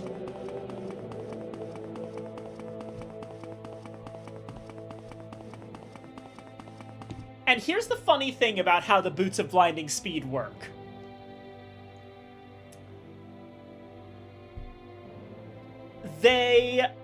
So, magically speaking, these are Netch Leather boots that have 2 constant effects. Blind 100% and Fortify Speed 200 points. However, even though Blind is set as a constant effect, it's only actually applied when you put the boots on, and it is removed when you take the boots off. So, even though my Resist Magicka spell, that is effectively making it only a 90% blind, so my screen is 90% darkened instead of 100%, even though that only lasts for 5 seconds, it only needs to be active when I put the boots on. So if I find a way to give myself 100% 100% Resist Magicka even once, I can put the boots on and wear them forever, with no ill effects.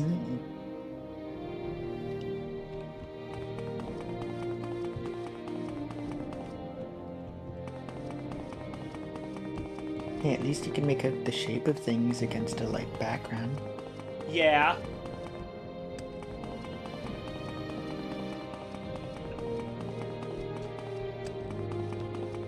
You'll probably still fall into pits if there are any, though.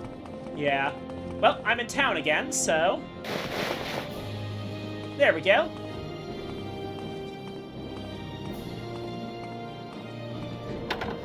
Yes, madame, what is it? Speed snack. Shopping for. Alright. Next up... You want something? Need to make another stop. And we're gonna go to the Guild of Mages in Vivek. I suppose I could spare a moment or two. Alrighty. I'm listening. That's Trebonius Arturius. He is the guild master, so he is technically our boss. Or, more accurately, our boss's boss. He's the CEO. We will be speaking with him eventually, but right now we are a complete newbie in the Mages Guild. Yes, madame, what is it? Alright, so now the city of Vivek. We'll be here more officially later, but for now...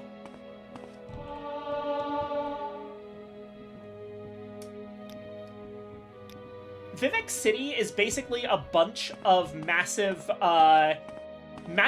indoor superstructures that are linked together by bridges.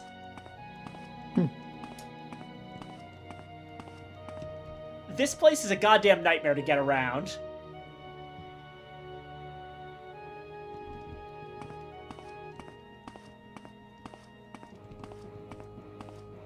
Let's see. What we want is the High Fane, which I believe is at the back of the city. And unfortunately, the foreign quarters are at the front.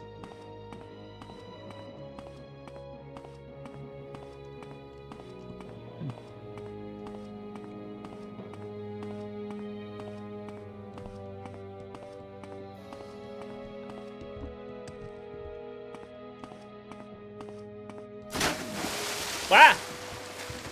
I am being watered again. Thank you, snack. Bippy. Oh, I'm actually out of water. Oh. Let me drink the last of what I've got and get some more. I'll be right back.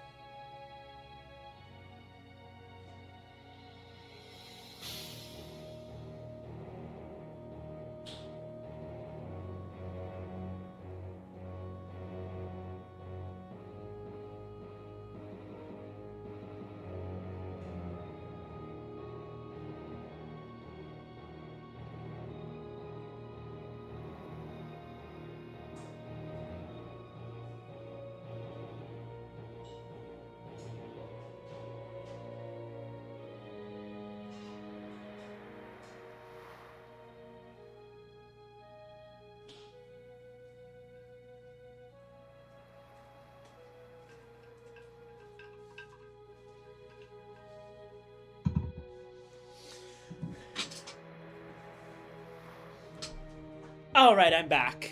And I officially have... I want it to be known that Twitch shrunk and misplaced itself 4 times in the 5 seconds I tried to redeem that. Mobile sucks. I am so sorry. Alright. Proper hydrate. There you go. Nice. And you technically got a free long snack too, because I had to get up and stretch to do that. Quick, someone do a redeem for that. Oh,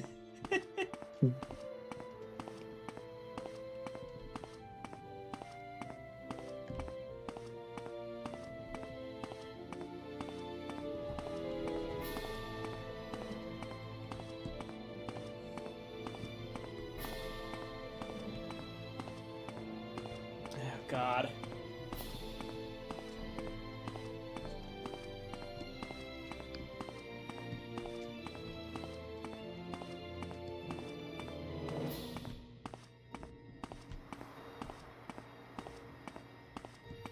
There we go. We're finally down to the water's level.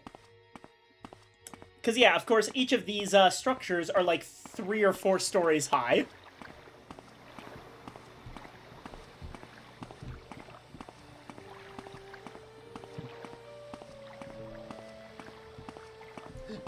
There's the man I'm looking for over there. Blind your speed. Oh, good idea.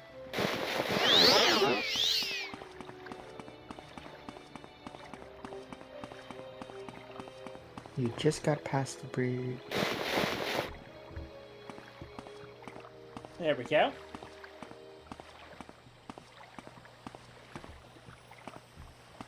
Mathera. I'm Devas Irano, the gondolier. What is your destination? I can also help with local information. Do you need services? Are you looking for some specific place, or for someone in particular? I want to go...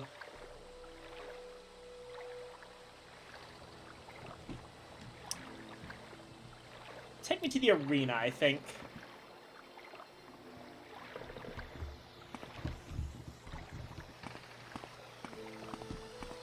Yeah, this city is so big that they need a gondolier to help you get around. What is this about?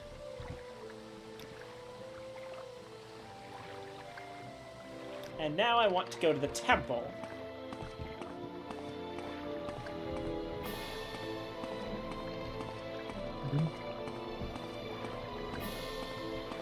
Okay, temple's where we want to go.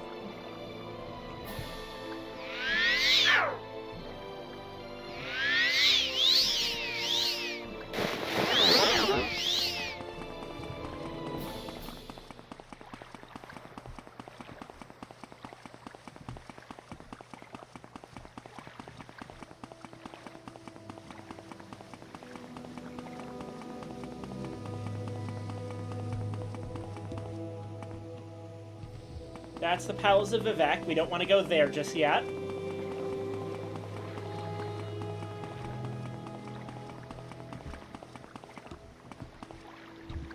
Hall of Wisdom. Hall of Justice. We want the High Fane. Where was that? I never remember my way around Vivek. I'm waiting. High Fane! This is the one. I will listen, Outlander, but make it quick.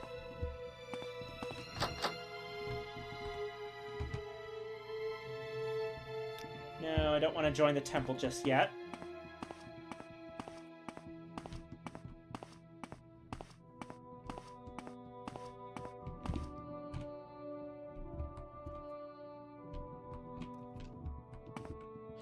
That said, which of these saints was...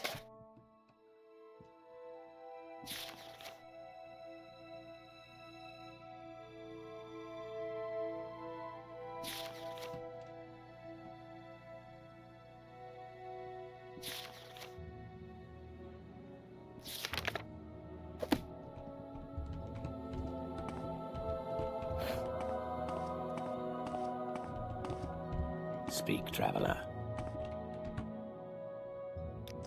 Oh, right, donations. That'll be for later Speak, then. traveler. Okay. It's one of these doors. This one. What do you want? Eris Tellus, my man. I need your help with something.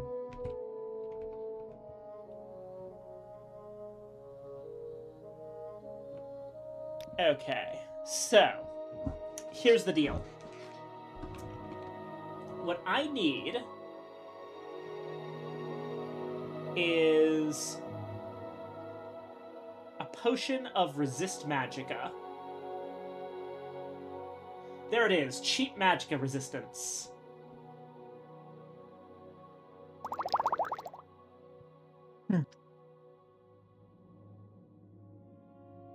Hey, now you can no longer be mostly blind. You'll still probably be partially blind, but not entirely. And the thing is that if I just reopen his barter, I can buy another one.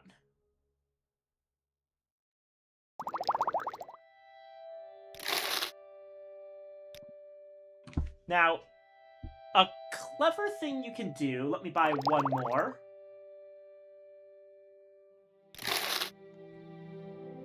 is if I now take these cheap magicka resistance potions and sell all 4 of them back to him,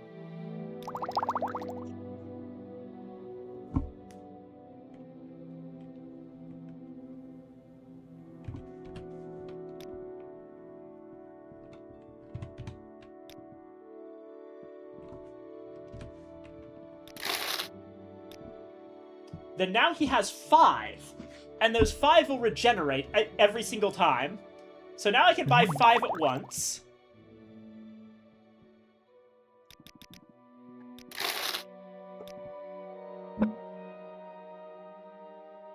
Oh wait, no, never mind. It doesn't work like that. I remembered it did work like that. Probably one of my mods fixed that. And if I join y'all? Ah! Hey, hello! Hello. Hello, hello. Just wanted to know if I can words. Just wondering if it was fine if I join y'all. You are always welcome here. It has been a while since we spoke. How have you been? Okay, we're not going to talk about it then.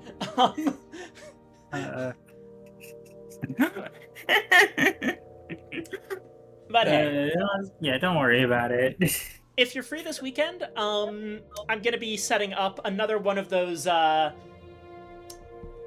on all of the board games we've done previously to see what people want to play type things.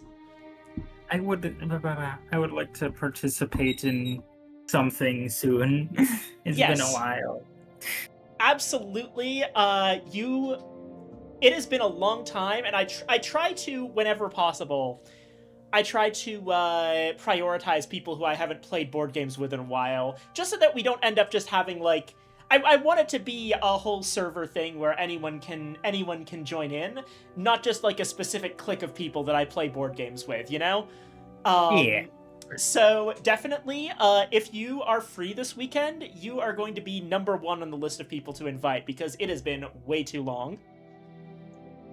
Yeah, I should be free Saturday, not Sunday though. I have Lancer game on Sunday. Ooh, nice. Have fun with that. What about Monday? We sometimes do stuff on Monday. Monday sounds good. Righto. Saturday or Monday. I will try to schedule things on those days. Yeah. Alrighty. I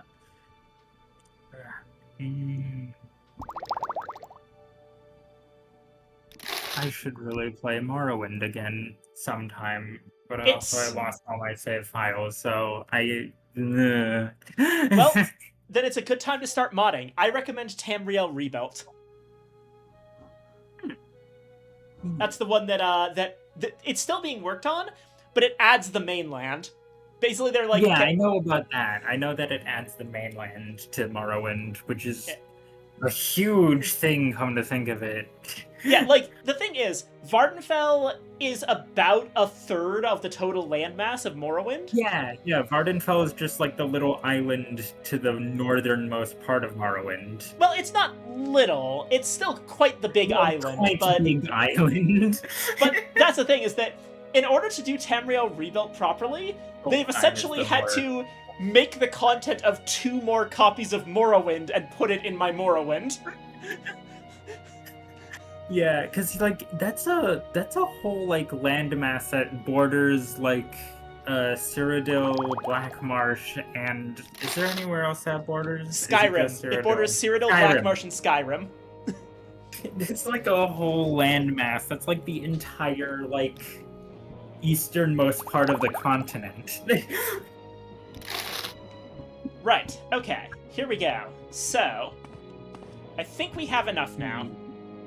We've got... Also, the main thing that the main issue that I had with Morrowind is because I lost all of my save data. I don't even remember what happened, but because of that, I never played the game again because I already sunk so many hours into like one character, and I didn't want to do all of that again. Didn't you forget that you can't really just delete mods without doing a whole process? Not if you use a mod manager. That's what I do. I use Mod Organizer too, so I have a bunch of different profiles with my mods on them. Yeah.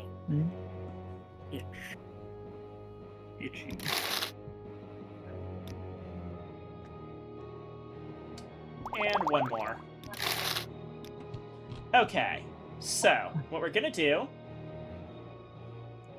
is fail to cast Resist Magicka, and then succeed. I forgot. How could I forget? Everything in Morrowind is a dice roll. And how could I forget how fucking overpowered magic is in this game? Okay, so that's 1, 2, 3, 4, 5, 6, 7, 8, 9. Yeah,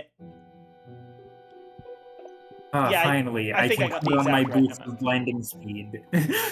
That is exactly why I'm doing this. I love Morrowind. You have to do like a whole the whole turbo Macarena just to put on your shoes. Yep, and here we go. Boots of blinding speed, without the blinding part. Yeah. Our speed issues are solved for the foreseeable future. Yeah, the base movement speed in this game is way too low. Yeah. So yeah, you mentioned Aurora being very slow in this game. How's this? That's much. Yeah, you go from very slow to normal speed. That looks like you're actually running Yeah.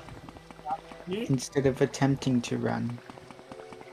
Oh, it's embarrassing playing actually, I think the main reason I didn't want to start playing this game again was that my character that I spent so much time playing was a Argonian.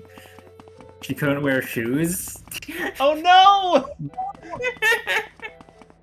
Yeah, and like that was like my favorite Elder Scrolls character I had ever made. It was like she was amazing. I absolutely tolerated so much bullshit in this game just because we decided to play an Argonian for some reason. And so when I lost all my save data, I was just like, I don't want to do that again. It's gonna take forever. Yeah. You can probably... The thing is, when you get a little bit further in the game, or if you put enchanting as a major thing right away, there's probably ways to get something at least approximating the Boots of Blinding Speed. Hi, Patch! It is going well, at least... Yeah, the stream's going well, at least. It sounds like a lot of people I'm in call with have been going through it recently, and to be honest, I have too, but... We're all dealing with it in our own ways. We're going through it together. Yeah. And isn't that the most important thing of all? Yeah. Oh, God. I guess I could make her again. It's just that... Well, I feel like enchanting would work for her because I was going for, like, a... Like, she was a witch, but she was also, like a sort of con woman type character. Oh, classic. Like, That's actually... I spent a lot of time making a bunch of really shitty potions to sell to people, and like I was like role-played as like a snake oil salesman. Oh, that's adorable. I love that. It not dissimilar from the character I'm playing. This is Vainthralis, a character that I originally made for a Elder Scrolls tabletop RPG, who is a Dunmer archaeologist, who is fascinated by the Dwemer mystery. Nice. And, but also, she's, very social, very good with words, a little bit shady herself. She consistently joins the Mages Guild and House Hlalu. Yeah, I also decided on joining the Mages Guild and House Hlalu. I think if I was to play again, I would also be a member of the Thieves Guild. Okay, I'm listening. Just because I kind of wanted, like, that weird magical fence sort of vibe. Yeah. Maybe I'll get a mod that allows me to allows Khajiit and Argonians to wear shoes. Yes. Alright. Because... Oh my god, the Boots of Blinding Speed are basically a necessity in this game. Yeah. Alright, hello Ajira. Have you found the mushrooms Ajira needs? Do you have samples of all the mushrooms? Yes, here they are. Yes, these are all good samples. Now Ajira can write the report and be a journeyman of the Mages Guild. Ajira has made potions for you to take in return. Yeah, this is the first one. Ajira is no great alchemist yet, but Ajira thinks you can use these. We got 4 cheap restore health. Alright. What else have you got for us? I love this cat so much. She always would buy all of my moon sugar off of me. Oh yeah, she bought all of my drugs too. She's great. Who knows, she might be high off her balls right now. God, I remember, oh god, I'm playing, like, in my head is just, like, the whole, like, early game setup now, where you could get, like, 8 skooma and, like, 30 moon sugar right at the start and get a bunch of starting gold. Yep, just by going into Asurnabi. Yeah, and then, like, the bandit cave right under the Strider port in Sidanine. Yeah, and then the boat, oh my god, I'm playing through, like, the whole thing in my head now. Go play Morrowind! I miss this game so much. I need to start playing it If not now, soon. In that case, I am very glad that I chose tonight to play it. But yeah. Ajira made a bet with Galbadir. Ajira made a bet with Galbadir that Ajira would be a journeyman before Galbadir. Now Ajira must study these mushrooms and write a report. Ajira wants you to give Galbadir a fake soul gem. While the enchantress is moving down to the downstairs, I always would like talk to her to mess up her pathing and make her stay down there, so I'm free to just take all of her stuff later on if I need it. Not a bad idea. Yeah. Because that's like a lot of extra soul gems and money from the platter. Yeah. Ajira has made a fake soul gem. Take it and put it in Galbadir's desk upstairs. Galbadir should be coming downstairs to talk with Moraine Dren, so no one will see you do this thing. Alrighty. I suppose I could spare a moment or two. So the trick is, right, she's coming downstairs. There she is. So I just wait until she's... I want her to be somewhere around here. Step right up and look over my collection of scrolls. How about the flashy and cheap Taldum Scorcher to burn your foes, or Ondisize Unhinging to open stuck chests and doors? If you're going somewhere dangerous, try some Scrolls of Vitality and Vigor to restore your health and fatigue. If you're in real trouble, you'll want Amsivi Intervention or Divine Intervention to transport you instantly to the nearest temple or nearest Imperial Shrine.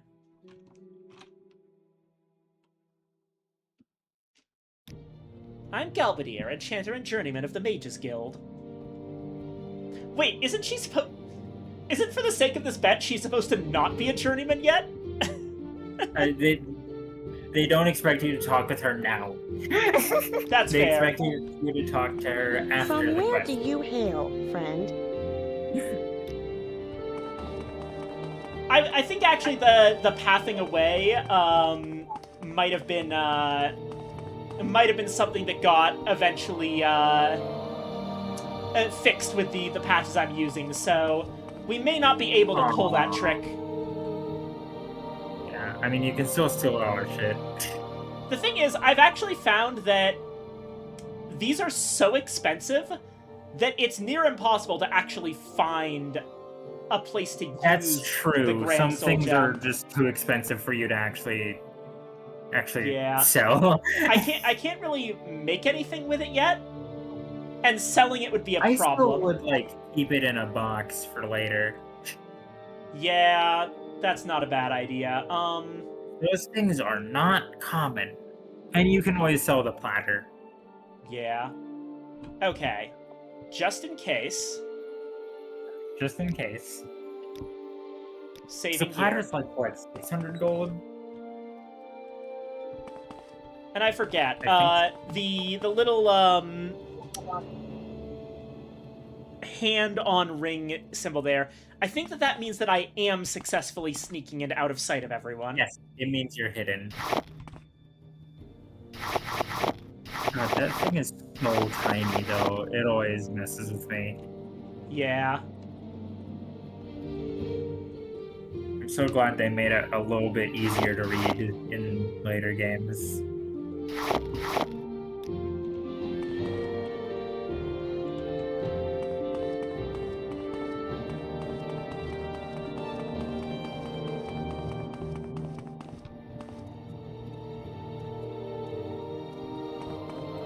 How interesting. Word with her leg. A tourist. Yes, what is it? Good hunting. Has Ventralis put the fake soul gem in Galbadir's desk? You have put the gem in the desk as Ajira asked? Ajira thanks you. Alright, what else have you got for me? Ajira must now study local flowers.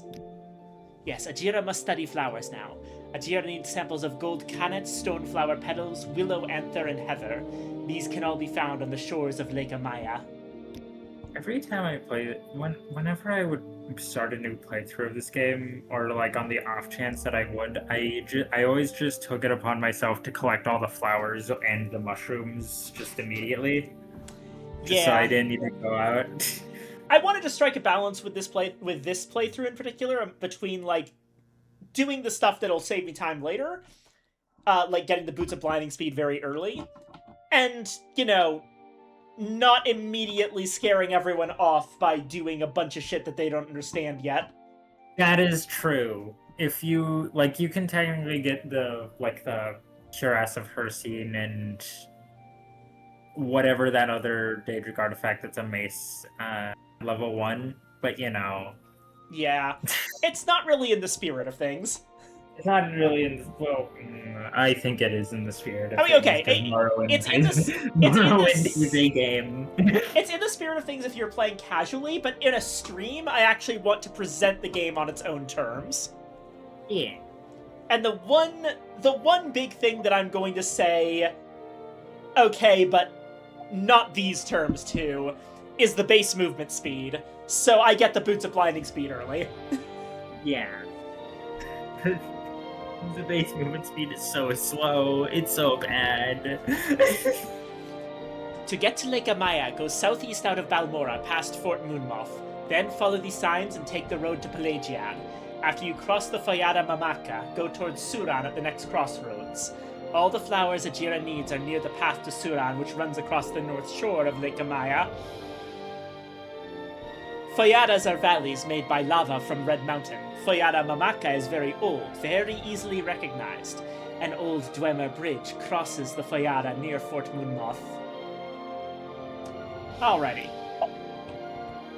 By the way, since you're in here a little bit later, here's our character. So far, we're still level 1. And here, so far we've got, on our next level up, we've got 4 to 10 progress, 2 strength, 2 agility, 3 speed. Setup is, my major skills are Short Blade, Light Armor, Destruction, Restoration, and Mercantile. Okay. Minor skills, Speechcraft, Alchemy, Mysticism, Alteration, and Enchanting.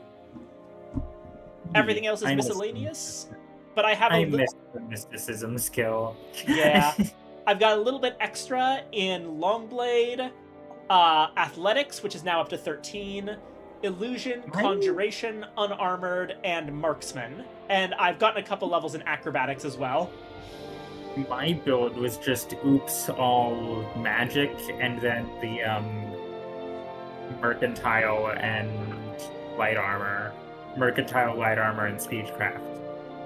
And then the rest is just magic skills. Makes sense. I don't even think I bothered with melee weapons.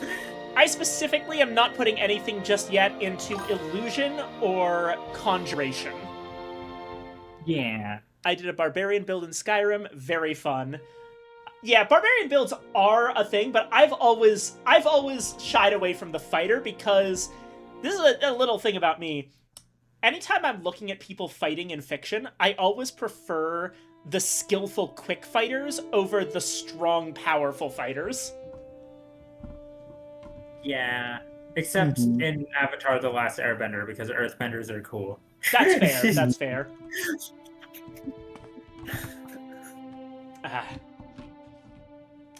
Okay, you know what? This is maybe the part of my streaming career where I get the shit beat out of me by my entire Twitch chat, but here's the confession.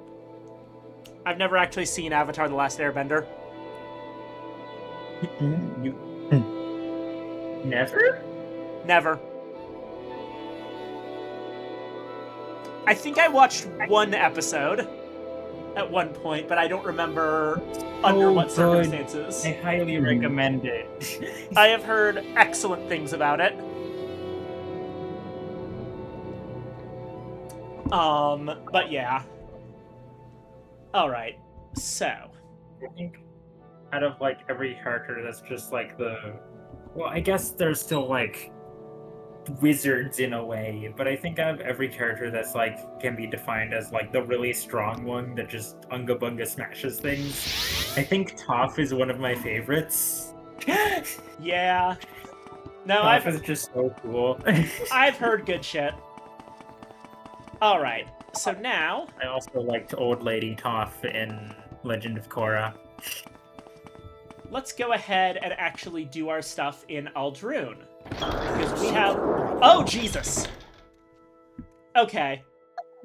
It is storming out there. Let me put on that bone mold helm.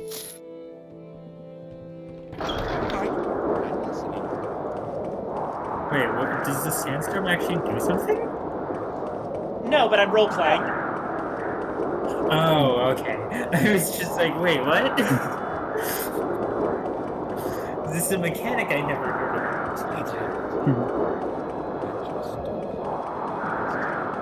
Right, so this is the starting House Lalu quest. And we're supposed to go into Aldrune under Scar here. This place I always got lost in. It's weirdly easy to get lost in here. It's like, it's one big room. You would think it would be easy to navigate, but it's not. This place is... God. Who the fuck was the architect here? Oh, I can actually answer that. This is the shell of a giant crab. The architect was nature. Oh. I guess that makes sense. Everything just looks like stone, though, so I didn't know... So I just assumed it was, like... Make it quick. I didn't realize it was, you know, the shell of a crab. Yep, nope, this is not stone, this is chitin. Ooh. That's cool. Right, and now we're supposed to go to the Redorns and pretend to be one of their people so that we can get a coded message that we're going to pass on to House Lalu. Okay, I'm listening. Let's hear it. Orphan of Arnesia. Oh, certainly, Romeria. Here are your orders. They are in code, of course. Deliver them to Margan as usual.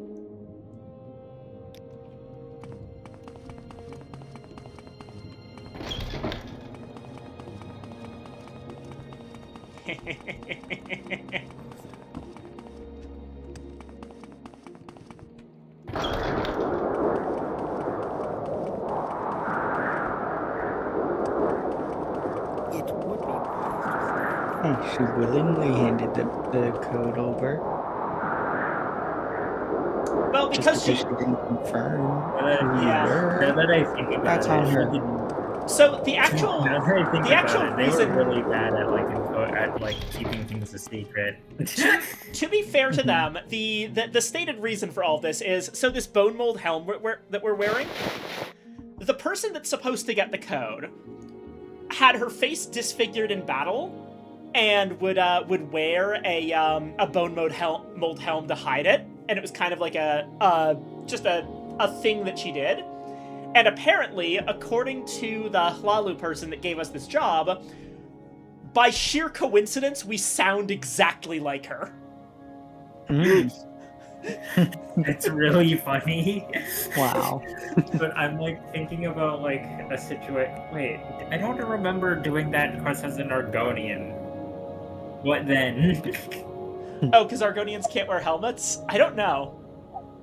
I don't remember this quest very well. Right. Okay. I think maybe they just give you an alternate quest if you can't wear a helmet. Possibly so. All right, and finally, back to Balmora. A question quickly. I must be going. Yes, Dunma? Oh, she's still here. Maybe we did mess up her pathfinding. Oh, I think it's if you teleport at the right time. Oh, nice. That might be what it is. Yes, madam. Alrighty. Teleport while she's down there, then it just fucks up her pathing because... Noom. I love that at a certain speed, running looks normal, but walking looks... Oh, good. Look at walking sideways. I don't think this is how Sideways, you actually walk look like a sideways. normal person walking sideways. Go ahead. Or at least trying to. All right, Neleno. Do you have a copy of Naminda's orders? Remember the code phrase is Orphan of Arnesia. Let's actually take a quick look at these orders. Where are they? Miscellaneous. Oh, I think they're encoded anyway, so they're not good. So you're not gonna. They're probably not gonna say something. Yeah. Okay. That's probably like a regular like Caesar cipher. Yeah. Hold Maybe on. we can.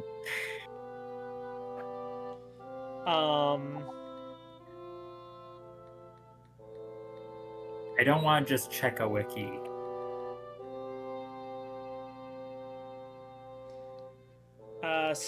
Apparently it is... Hold on.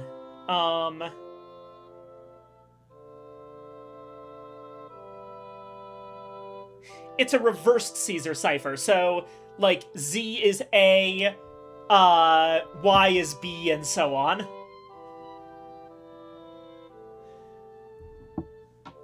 I will actually just check the wiki on this one, because I don't want to hold up the stream while we do all that, but,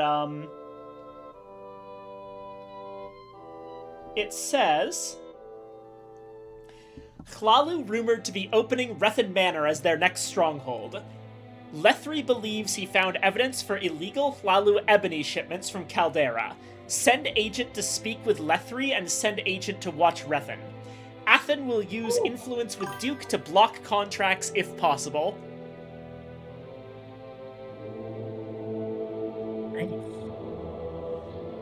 It's an actual message. I was worried that I might have just been keyboard smashed. Nope, it I isn't. love that love that this game is written by people that like making like these fantasy adventures.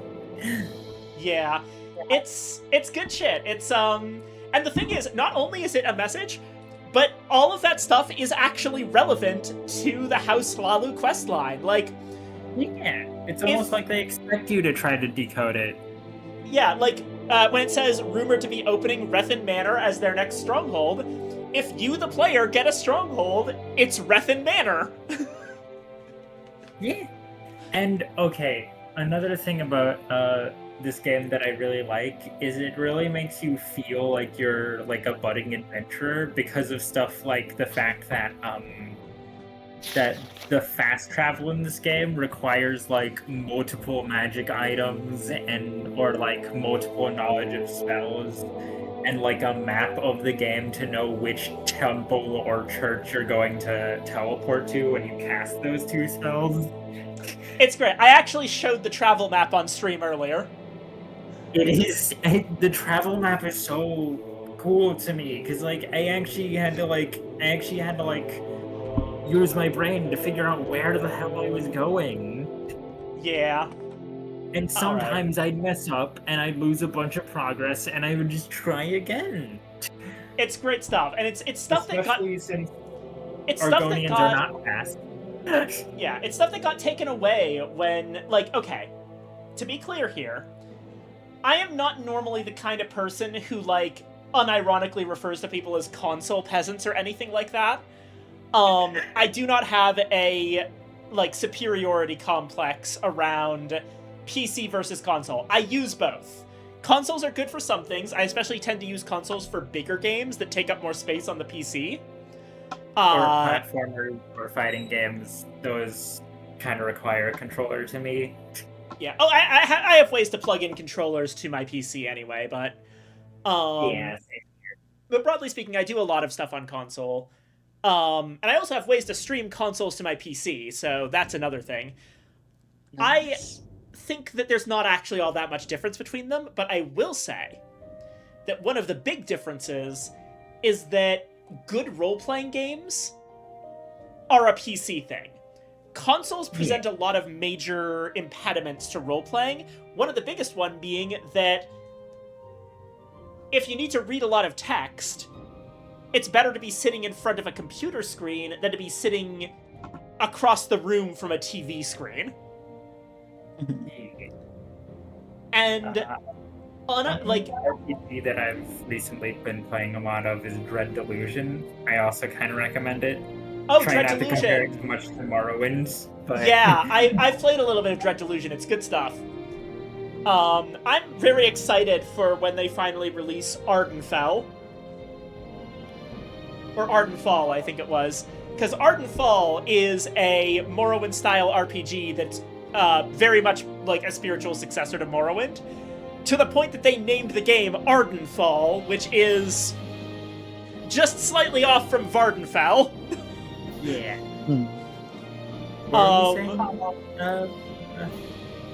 Sorry? I thought Aurora was saying something. Nope. Gotcha. I'm very excited for that one, and yeah, the most of the RPGs that I really got into were handheld. That's another place where RPGs work well, because handheld players, again, you can actually read some text on handheld, and yeah, RPGs are often a genre that came out of a certain type of, like, notable simplicity, right? That JRPGs, for example, you've got this whole thing where JRPG cliches, like the turn-based battle, those are based on them not having the technology to do much else. Like, sure, they probably wanted making the original Final Fantasy to make a, like, massive game where you go out and have, like, amazing real-time battles with tons of enemies in an open world, but they can't do that, so you get world maps and turn-based battles. And you're supposed to use your imagination to fill in the rest, which is, for the record... It came from tabletop RPGs, which a lot of them were inspired by. Yeah, this is why Final Fantasy has actually been struggling a lot recently, because the problem is that Final Fantasy, instead of keeping the representative elements, has stuck to this idea that they have to have the best graphics all the time. And when your graphics get good enough to a certain point, the representative elements of the genre that people expect start looking very stupid. Yeah.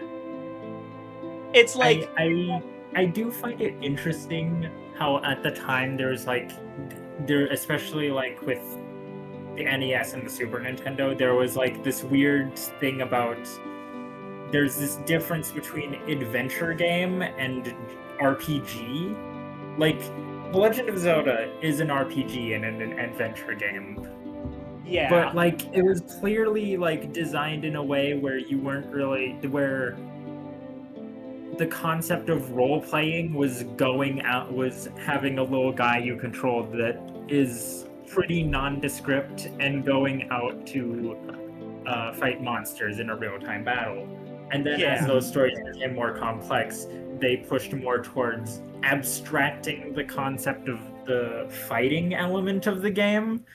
And now we've come full circle into neglecting some of the narrative elements of RPGs and focusing more on the gameplay elements of RPGs, which wasn't what people was drawn to. Yeah, the term RPG is always very weird because it means role-playing game, which quite literally the only definition of that is a game where you play a role, but which is everything. Yeah. Anyway, it's like how when people described like what an immersive sim was to me. Yeah, no, technically every game is an immersive sim. So immersive sim or role-playing game are kind of, to me, like, I'm going to sound like a massive nerd here because I have a film degree. They're like French New Wave, which is, the thing is, damn, those are 3 words that together I don't know what that means. French New Wave is a genre of film that is almost completely indescribable. The thing is, none of the French New Wave film, like the reason that it was a major movement of filmmaking in France that was very popular for a while and was kind of like a bunch of directors just sort of doing their own thing and making more impressionistic stuff with film instead of sticking to strict plot structure. The thing is, none of the French New Wave films look like each other, but you also know immediately when something is a French New Wave film, but you cannot fucking describe it. It's like the difference between Kiki and Booba. Yeah, it's like, the definition of a French New Wave film is that you know it when you see it. It's sort of like the definition that has come up with the word anime, right? Where, people massively disagree on what anime actually means. And it's like, okay, is Avatar The Last Airbender an anime? No. So does your definition of anime specify that it has to be from Japan? No. It's the... I don't know. Listen. I don't know what my definition of anime is. But you know it when you see it, right? Yeah. That's French New Wave, and that's the immersive sim. I would consider Ruby an anime, but that's because I considered it a bad anime. Yeah, you see how hard this is. Turns out defining things is not easy. Anyway. Yeah. Did you get the orders from He's Naminda? been staring at this woman for, like, a while. Yes, here it is. Yes, this is exactly what I wanted. Good work. Keep the helm and take these 500 drakes for a job well done. Nice. What else? What other business have you got for me? I need someone to visit an apothecary in Vivek and acquire certain alchemical formulas. Go to Vivek to the shop of Orain Frairnis, find some of her notes or formulas, and bring them back to me. While you're there, you might want to pay a visit to Adreno Arethi. She's a loyal member of House Lalu who lives in Vivek. She may have some business opportunities for you. Nice.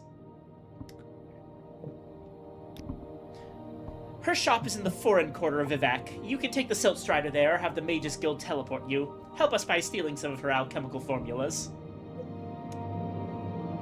Alrighty. If you want something, now's the time to talk. So now we're actually just outright stealing stuff. Cool. It's my favorite part. I love theft. I love all the theft in this game. Yeah, there's a lot of stealing, but ironically, the stealth and stealing mechanics in Morrowind are actually the worst they've ever been in the series. Oh, absolutely. But the thing is about Morrowind is as long as no one sees you do it, it does count as not being hidden. So if they're in another room, they won't see you, and they don't see you take your stuff, then that's count as successful theft. Yeah. Yeah. Interesting And note. also the chameleon spell helps a lot. Yeah, chameleon is very, very big for this. One thing to note is that one of the things that I've one of the patches that I've applied to this game fixes the pickpocketing issue, which made pickpocketing basically impossible in the base game. And be honest, I thought pickpocketing was included in Oblivion and not was introduced in Oblivion and not Morrowind. I didn't think pickpocketing was a mechanic in this game. It is. It's what's the skill for it? I believe it is under. Yes, skilled sneaks are also adept pickpockets. It uses the sneak formula, but unfortunately, the formula for pickpocketing is incredibly broken to the point that, like, the issue was that they successfully made it so that, okay, your chances of pickpocketing an item are based on your sneak skill plus your agility stat. It's like, that's normal. But then they put in a penalty based on the value of the item you are stealing. And the problem is putting numbers of that magnitude into the formula basically makes it so that pickpocketing anything of any value makes your pickpocket chance go down to basically 0%. Does that, like, just multiply? So if you, like, steal, like, a bit of salt rice, that's, like, what? Hold on. How much does salt rice work? Salt rice has a value of 1. Okay, different example. Something that has a value of, like, 2. Let's go with gold cannet with a value of 5. What? Okay, so would the penalty just be like... Let me check the What formula. would the penalty be? Let Does me it multiply? Let me check the formula. The thing by 5, and then it... Hold on. Pickpocket... Formula Morrowind, hold on. It's, okay, pickpocket chance... Unofficial Elder Scrolls pages, help me. And I might be wrong about this. I know it doesn't work for some reason, but I don't remember what the reason is now. I think that that's how it works, but... Alright, let's see. Pickpocketing...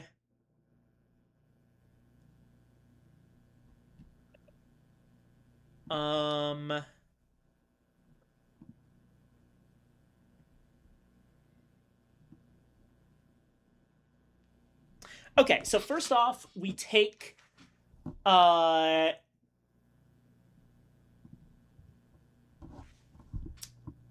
on pickpocketing an item, obviously it multiplies by your fatigue.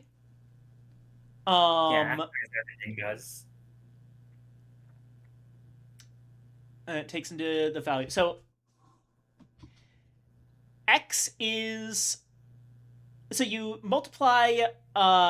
X is 0.2 times agility plus 0.1 times luck plus sneak. So it's about 20% of your agility, 10% of your luck, and your sneak skill multiplied by your fatigue modifier. And then the Y value is the... effectively the value of the item, plus the NPC's sneak value, plus 20% of the enemy's agility, plus 1% or 10% of the enemy's luck, times the enemy's fatigue. So basically the enemy goes it also rolls their agility, luck, and sneak against yours. So it's a contested check. Fatigue, which they're always going to be at full fatigue. Yeah. And then, but also adds the value of the item. And then T equals X minus Y plus X. So you subtract... So it's this. So they're rolling the same skill check plus the added value of the weight, which means that the thing would never not the added value of the object you are stealing. Which think means so, yeah. Literally, they would never fail that skill check. Yeah, so T is X minus Y plus X. So basically, X is your stealth roll. Y is their stealth roll, which has the value added in. So it's X minus Y plus X, which is that's not listed in parentheticals. So it's probably just you put them all together. So it comes out to take your skill, subtract the enemy's skill, and then add your skill again. So in other words, if we simplify this, it's 2x minus y, I think. Unless the formula is being done in a weird way that I don't understand. Also, I'm checking the unofficial Elder Scrolls pages. Under bugs, it says pickpocketing doesn't take your stats into full consideration properly. It caps at 75%, but it's checked twice. Oh, God. So you actually have it's capped at 75%. So this is with optimal everything. It's 75% chance, but it's checked twice. So you end up getting 2 chances of hitting that 25% where you fail. Yeah. And that's before taking into account their sneak roll. Yeah, and that's under fucking ideal circumstances. Most of the time, due to how value is checked, if you're actually trying to steal something that's worth anything from an enemy, it's not going to do shit. It's not happening. Yeah. Look So at the basically, fucking cost of the soul gem in your inventory. yeah, because like, imagine that the enemy's pickpocket value just randomly gets plus 6,000. Plus 6,000, and that's not even the biggest one. It wouldn't quite be that, because it's not actually plus the exact value of the item. The item's value is... Okay. This so mechanic, every the value mechanic in this game is is... so much more complicated than it has any right to be. Yeah, the value of the item is 10 times the pickpocket modifier times the stack value. So I think they do put a modifier on the item's value to, like, lower it to function, but that still means that items that have massively inflated values are going to be significantly harder to pickpocket. I'm guessing that F pickpocket mod here in this equation is a fraction of 1, so it actually, despite multiplying, it actually reduces the value. Yeah. Also, I am today years old when I found out that being able to sneak around properly takes into account your shoe weight. Seriously? Not the weight of all of your clothes, just your shoes. I need to use the restroom. I'll be right back.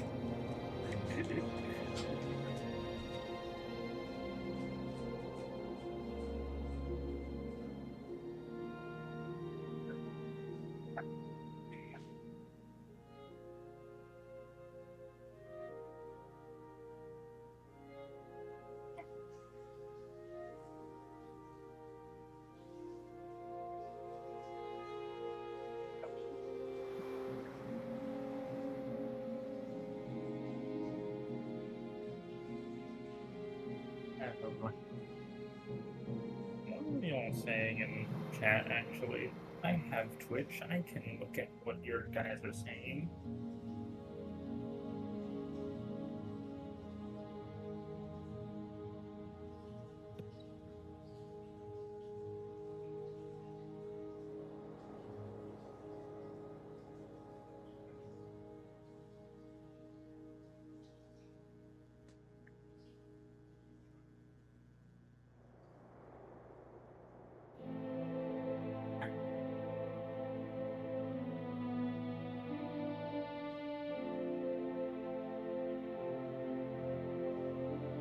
My mic is occasionally picking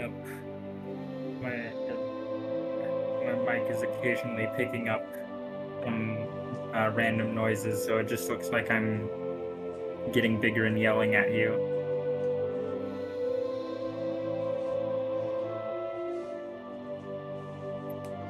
All right, I'm back. Hello. You know, this is probably why Vivek is like this, because he probably understands the pickpocket formula in Morrowind. He's got Chim. He can see the code. I don't think anyone would be normal if they understood how the pickpocketing formula worked. Yeah. That's like forbidden knowledge. It is. He tried to explain it to Almalexia once, and she went crazy and caused the Tribunal DLC.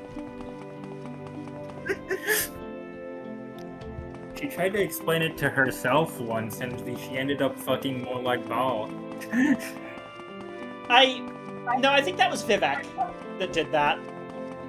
Oh. I forget my lore. Oh.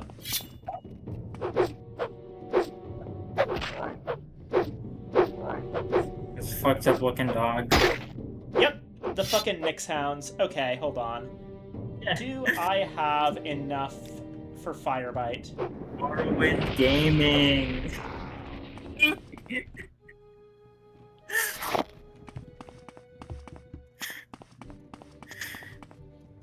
What the heck? Ow. Two of them. Oh god, I don't have enough. Hold on.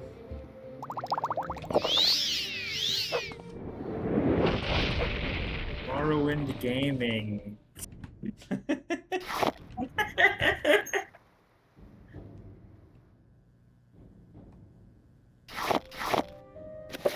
Oh yeah, the guy with the skooma pipe. Huh. This guy was very important for for decorating my house when I finally got that thing. See ya. You Here's your donated. stuff. Sorry I couldn't stay and chat with you, but it's not always a good idea for me to hang around, you know? Ernal. It's a really shitty letter. Why didn't you write? You couldn't have written a little bit more. Yeah. I am going the wrong ass way. Hold on. I love Morrowind. I love getting lost in this world. Love getting lost in this big ass island. Yeah. It's so crazy, because, like, objectively, I'm pretty sure that both Oblivion and Skyrim are bigger, but they feel so much smaller. Oh yeah, absolutely. Because you don't have to, like, travel places on foot. Yeah. Morrowind feels so much bigger because because if you want to go somewhere, you have to go somewhere. And also, you're slower most of the time.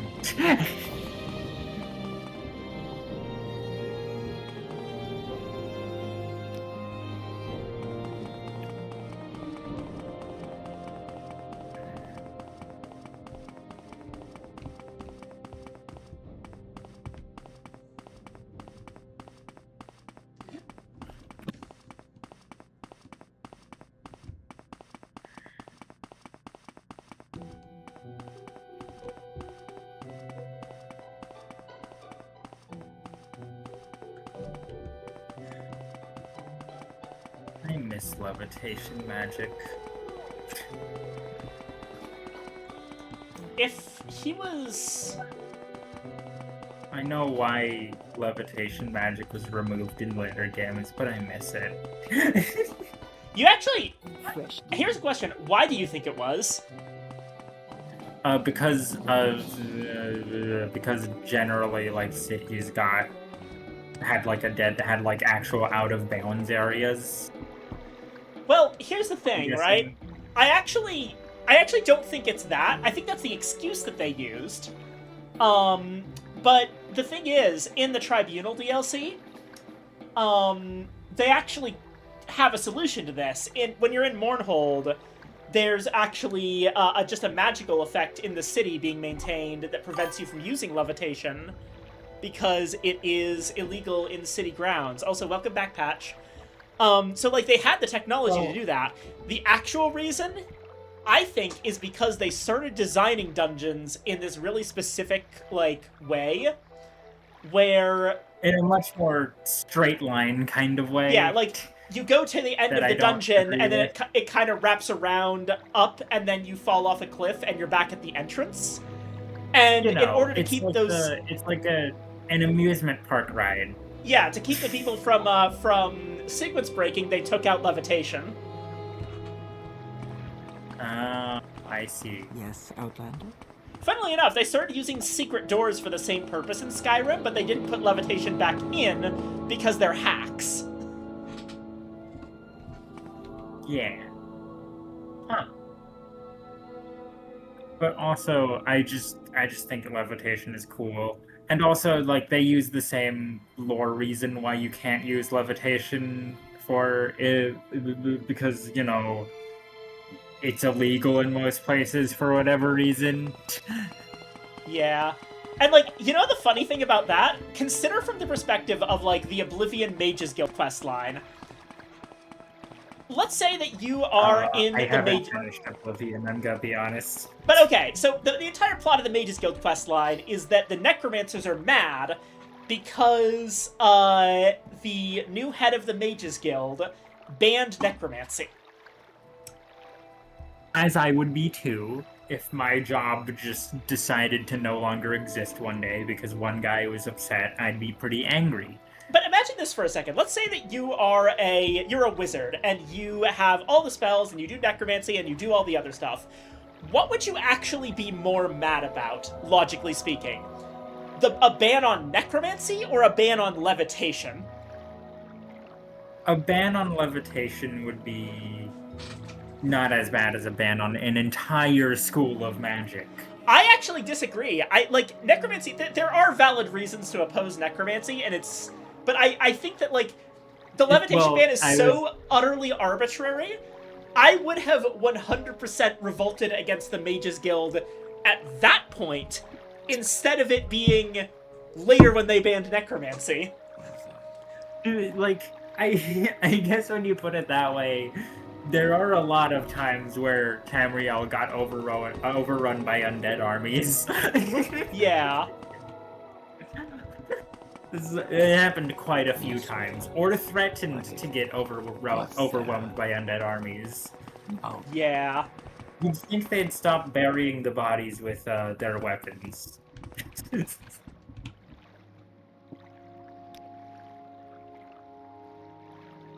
Right, we were, Caius said that we were allowed to use the bed in his house to pass some time.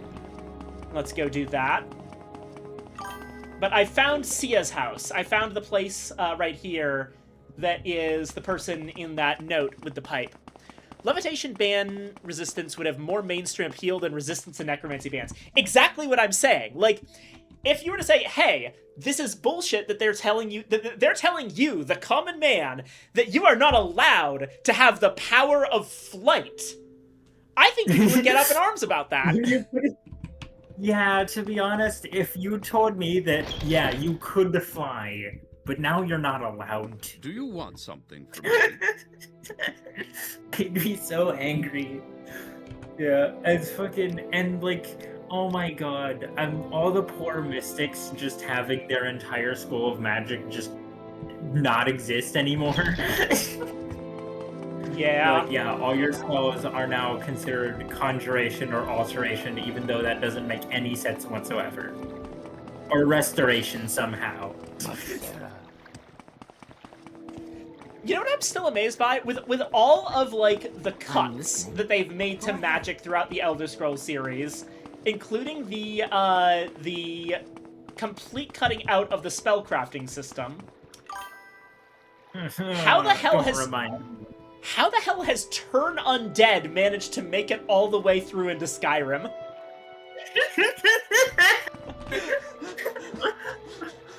Who the fuck uses Turn On? No one used Turn Undead even back in the day. God. I wish wizards could feel like wizards. Yeah. Okay, how the heck are we supposed to talk to this Sia person when her house is all locked up?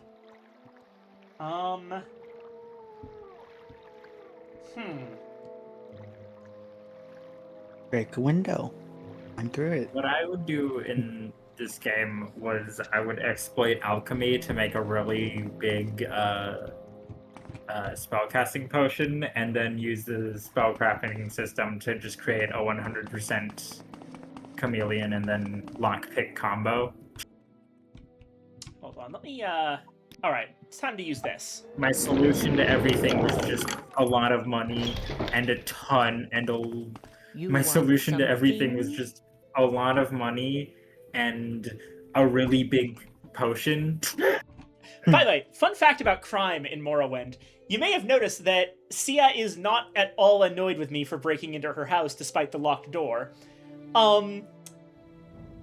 There is a trespassing crime, but unlike later games, there's no actual trespassing that it's not actually trespassing. Trespassing is if you get caught picking a lock. Yes, that's how it works in this game. It's great. Anyway. I love that all the whole crime system in this game just doesn't work. What do you mean you're looking for me? I don't know you, do I? You say you have a note from Ernil? You've got a note from Ernil for Sia. That's odd. Sia was expecting him any day now. He's dead! Oh no!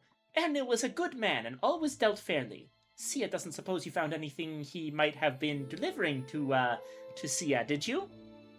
Yes, there was something on the body that might have belonged to you. Oh, this, this was really for a friend. Never mind. Thank you for returning it. Sia can't imagine you care whose it is. In fact, take this. It was supposed to be Ernil's when he brought Sia these things. You get 50 gold and 10 moon sugar. Good to have it back. Thank you. What did you give her? I gave her a skooma pipe. Basically, I gave her a bong that she had ordered. Yeah. Drugs. And apparently now, I checked this because I was wondering if she actually existed in the game, but yeah, it seems like, it seems like you're actually allowed to use her bed after this. Which is slightly wild. Oh, like... I mean, you did kind of give her bong. Yeah. It's like, damn, you're comfortable enough to... I know what you are. You won't shut up about how much, about what you are when I was playing. Outlander, what do you want? I hate that fucking Dunmer with that green robe. Oh, Outlander, did you want something? I honestly I thought you said all the cucks to magic for a sec. Greetings, friend. No flowers, but I do have something else you might like.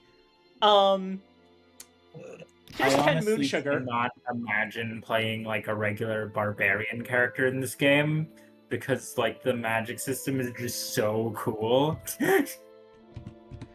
425, how about? Excellent. Alright, moon sugar is sold. This whole stream is just gonna be me talking in your ear about how cool this game is. It's fine, it's fine. Just be aware that I will occasionally have to cut you off because I need to read dialogue. Yes, madame. Yeah, of course. I'll keep that in mind. Alright. Okay. So flowers, right, that's what we were doing. The entire reason we got onto this thing with Sia is because I was looking for flowers and went the wrong direction. That's another thing that's great about this. Like, because we're not using voice dialogue for the quests, it's all just text, and text is, like, super easy to edit, super easy to just slam out by a single intern. Don't have to get the voice actors in the booth and all that shit. You can just make a fuck ton of little quests. Yeah, and also, it means that when there is an NPC that does have voice acting, it's way cooler than it would normally be. Yeah. Yeah. And also because it feels like you can actually... Because, like, in Skyrim, one of the things about that game's side quests is that they were pretty bare bones, and generally you could just, like, put them all on a big... There's, like, literally just a big checklist that's already automatically sorted for you about things you can do. So if you don't know what to do, you just check your journal and then gives you, like, a little list of things you can do. There is, for the record, a journal of that type. If you want to do something, you have to look through all of your journal. Well, okay. Not quite. So, this might be another thing that you find out, like, today, years old, but take a quick look at this, I mean, you're probably already looking, but check this out. Options, topics, or quests. There is actually a quest journal. Oh, I would go through my journal just the old-fashioned way. I would just, go through every single page to figure out what was said. Yeah, no, there is in fact a quest journal. Huh. Interesting. I also just... I just prefer this game's journal to the other game's journal. It also... You know what else it saves? There's a section for topics. Which, if you look here... For stuff like, alchemical formulas... every single topic that we have ever spoken to a person about, and it saves all of the dialogue. It does? Check this out. Lake Amaya. To get to Lake Amaya, go southeast out of Balmora, past Fort Moonmoth. Then follow the signs and take the road to Pelagiad. After you cross the Foyada Mamea, go towards Suran at the next crossroads. All the flowers Ajira needs are near the path to Suran, which runs along the north shore of Lake Amaya. Wow, that implies a lot of things about the Nerevarine. Like that every time someone is talking to them, they're just like writing things down in this really, really big journal. Yeah. Also, wait. Recording every single thing that everyone around them ever says. What are you talking about? Who the fuck is the Nerevarine?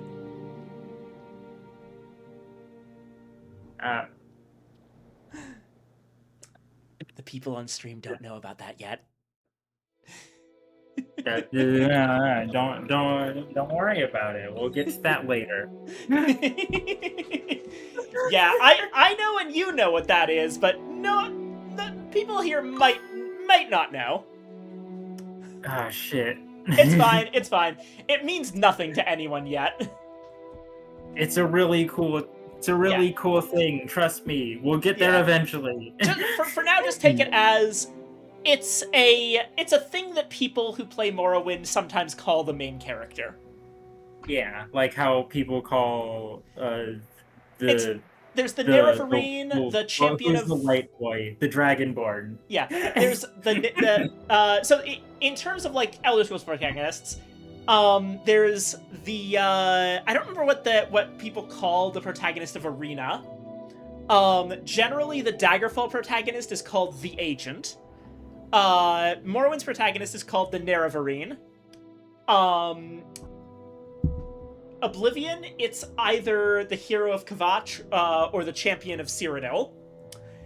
I prefer the hero of Kvatch, personally. And for Skyrim, it is the Dragonborn, which is very funny in retrospect because the word Dragonborn actually pops up in Morrowind sometimes. And it literally just means being born in the Empire. Dragonborn means you are born in the Empire whose symbol is a dragon. Yeah. Well, to be fair, the Empire was founded by a Dragonborn, so... Yeah, but that's post-Morrowind lore. Lore that came along later. Yeah. Like how the Elder Scroll basically came along later. Like the name of the game.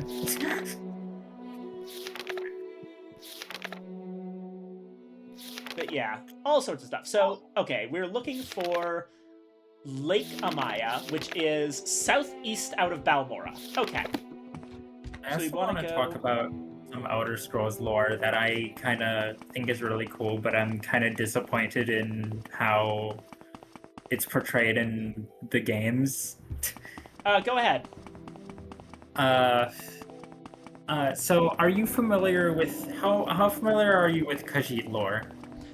I'm aware that Khajiit have a whole thing of how they look based on the cycle of moons, and that the Khajiit we see outside of elsewhere are only one type of Khajiit, and there's like Khajiit that are just regular cats. Yes. So for those of you for the people in chat who aren't aware, Khajiit there's actually many different subtypes of Khajiit that can range in size from being house cat sized to being, like horse sized. Yeah. Or like hippo sized. These things can be either quadrupedal or bipedal. And they are all about as intelligent as each other. So sometimes you'll get a house cat that just can understand human language and will be like a shopkeeper or wizard or something. No, these things are normally supposed to be the type when a Khajiit is born, they all kind of like look the same, and then they just kind of grow into whatever breed they are. based on the phase of the moon at the time of their birth. The phase of the two moons at the time of their birth. Yeah. The phase of one moon, I think. Master or Secunda? Master, I was trying to remember which is which. One of them controls whether or not how big the Khajiit is, and one of them controls whether or not they walk around on two legs or not. Whether or not they walk on two legs or four. Okay, Road to Pelagiad. The issue I have with how it's portrayed in specifically Elder Scrolls Online is that most of the Khajiit walk around on two legs when they're supposed to walk around on four. Yeah, that sucks. Yeah, so you will really only have two quadrupedal Khajiit subtypes. Plus some that are supposed to, like, you have like some that are that were described as more like ape-like because they would climb trees all day, and in reality, and then in game they're just kind of really short Khajiit. They were adept at like climbing trees because they were supposed to be really good at like Elder Scrolls Online is one of those things that's like,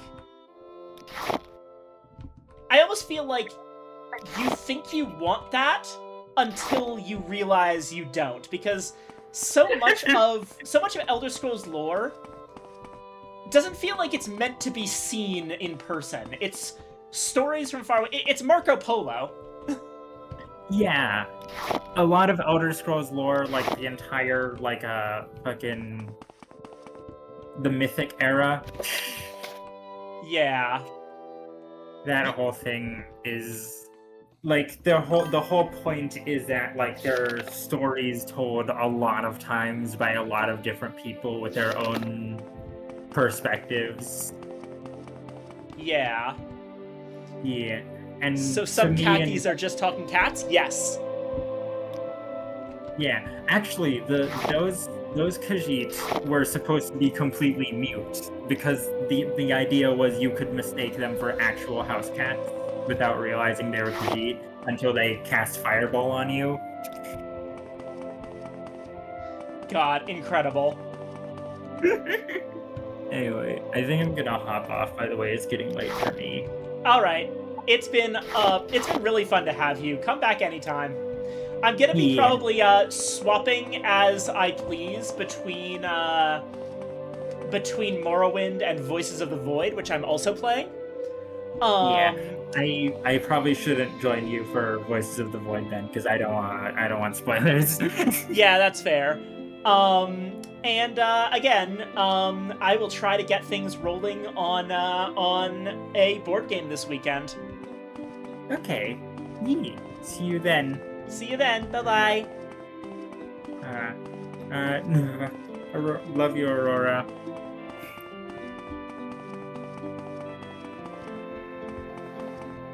Oh, Aurora's deafened.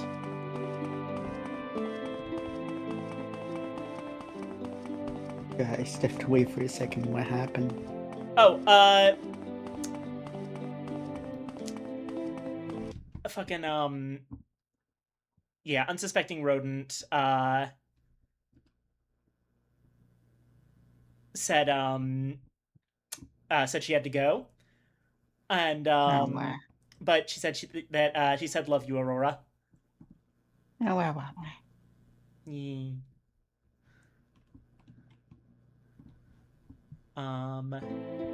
But yeah. Oh, Fields of Kumu Shrine.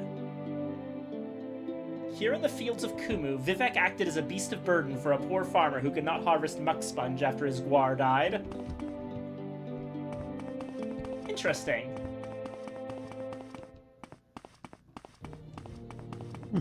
Oh. Hello, sir. I really don't have time for this, so make it quick.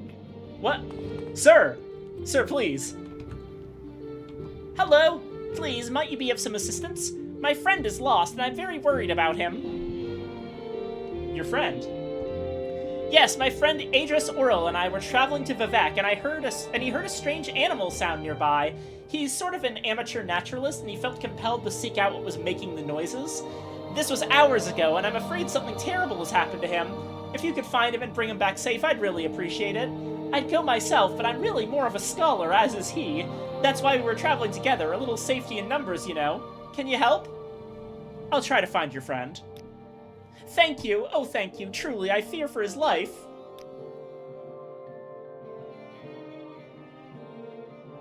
Oh hey. The Empire of Tamriel encompasses the 9 Imperial provinces: Skyrim, High Rock, Hammerfell, Somerset Isle, Valenwood, Elsewhere, Blackmarsh, Morrowind, and the ancient Imperial province itself, Cyrodiil.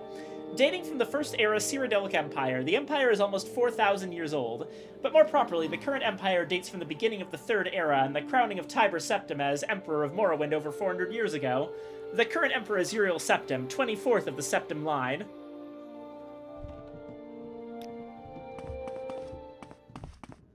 Oh, geez. Hello.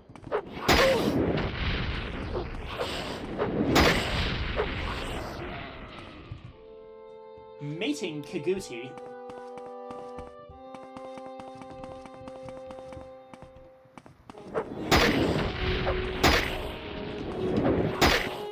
Oh, geez. Okay. Restore Magicka. Restore health. Okay, we're good.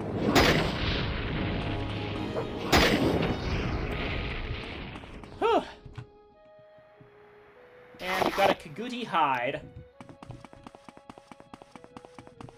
And there's just a book here.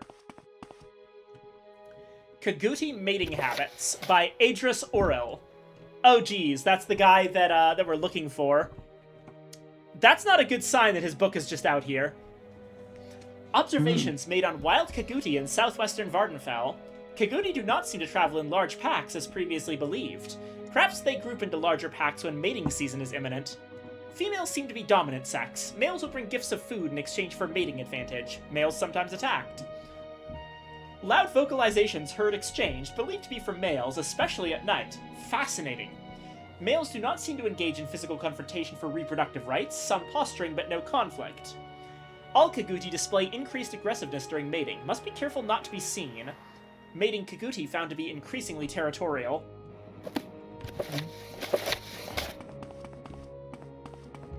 That's all that was there. That's all that was there. That's a bad sign.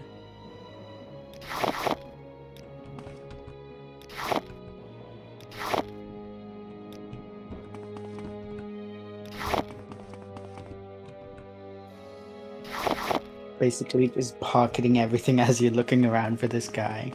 Yeah. Oh? Hello, you wouldn't happen to be the guy I'm looking for. Oh my god, he's alive! Oh, thank heavens you found me. I don't know what I would have done if you hadn't shown up. I've been trapped here by some Kaguti since my friend and I were separated. Ah, you've met Thorinar. Yes, he and I became separated when I was off to investigate some sounds I heard. Of course, it turned out to be a pack of Kaguti that trapped me here, but I see you've taken care of them. Did you notice any distinctive sounds they may have made while you were battling them? They have the most fascinating vocalizations. But enough of that for now. Shall we go back and meet Thorinar?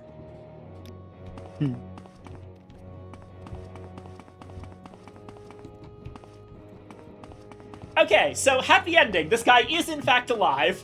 Yeah. Now make sure he stays that way. Shouldn't be too much of a problem. There aren't any enemies on the road back to Thorinar. See, Thorinar's right there.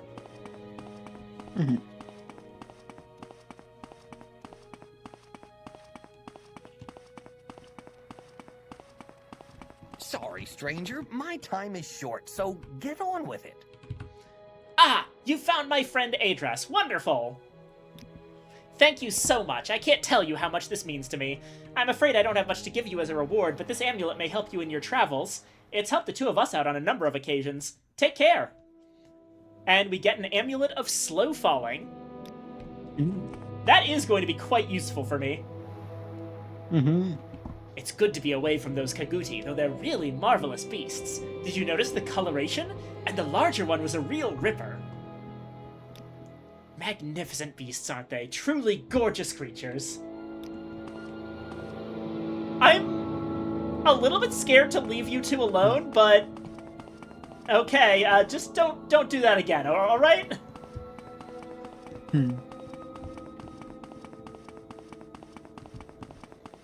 God, it is so nice to be able to move at this speed. Oh, what's this? Serrano Ancestral Tomb. Ooh.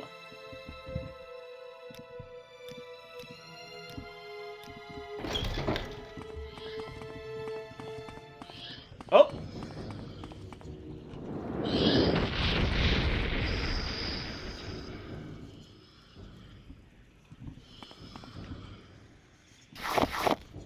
Ectoplasm.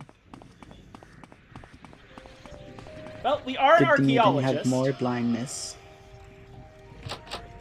Yeah.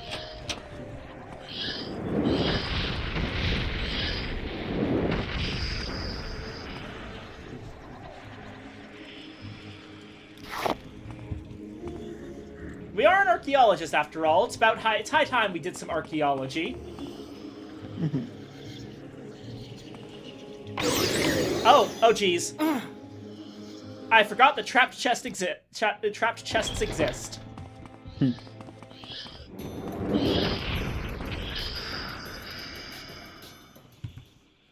that one done again?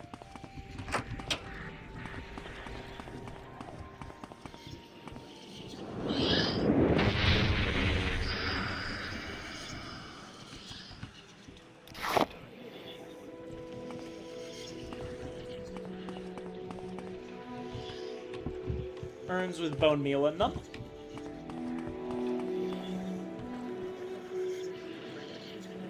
Oh, those ash salts are valuable.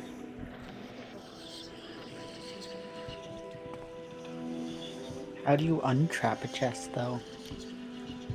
Well, the answer is that you tank it.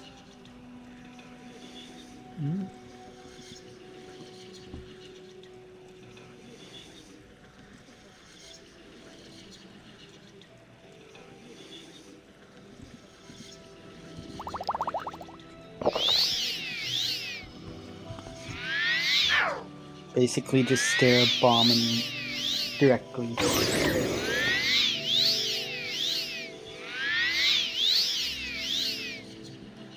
Just restoration through it. And it's not even worth it. It was a value 2 ring. Welcome back, Patch. Alright, Journeyman's Lockpick and Apprentice's Probe.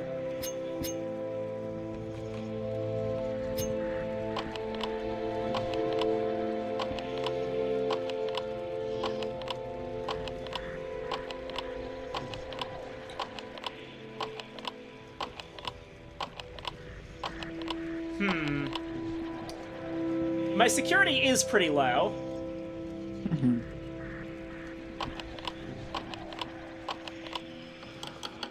There we go.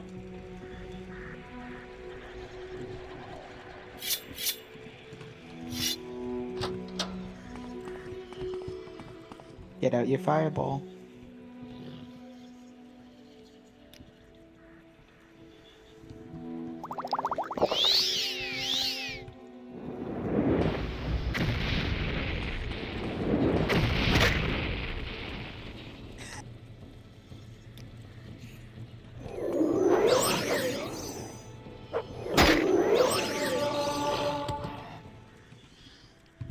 This is a hunger.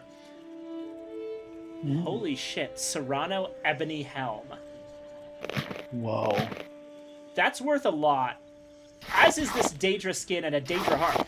That's a lot of... Whoa. That's a lot of value. I'm saving right now.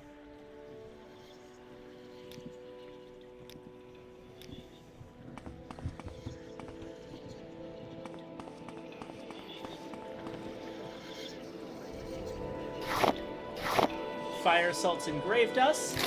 25 gold. Not bad, not bad at all.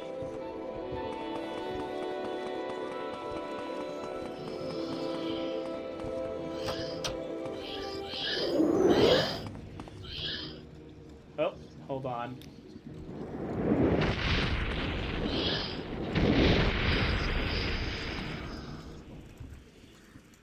don't think you can freeze a ghost to death. Yeah. At least not very effectively. That's a non-trapped chest. Nothing too crazy in there, though. Cork bulb root. More Daedra skin. Absolutely taking that.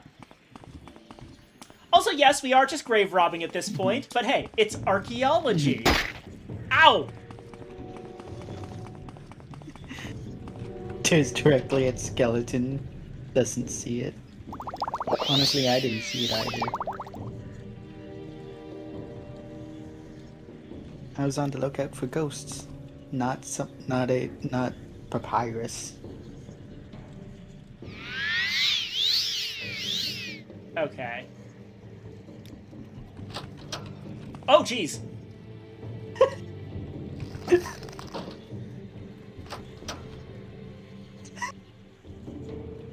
He's like, come on, mate. Come on, girl. That was rude. Ow. There we go. Okay. The bow might be worth something, but it's too heavy for me to carry right now.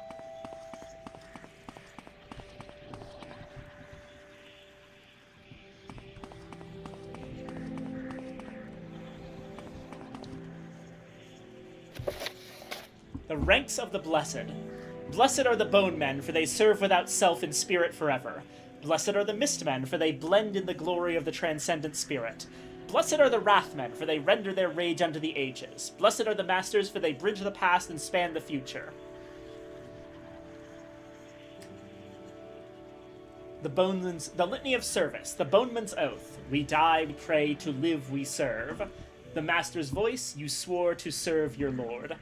This is an interesting note. In Dunmer culture, necromancy... Okay, the Dunmer hate necromancy, but they also practice it. They just call it ancestor worship instead.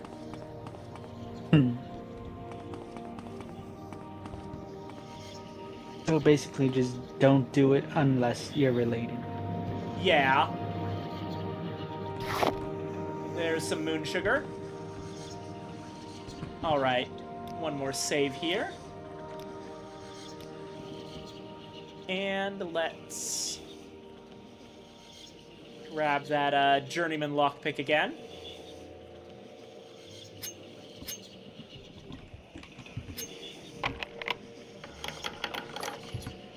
Wow. Second try. Nordic fur right pauldron, not super worth it. What about this one?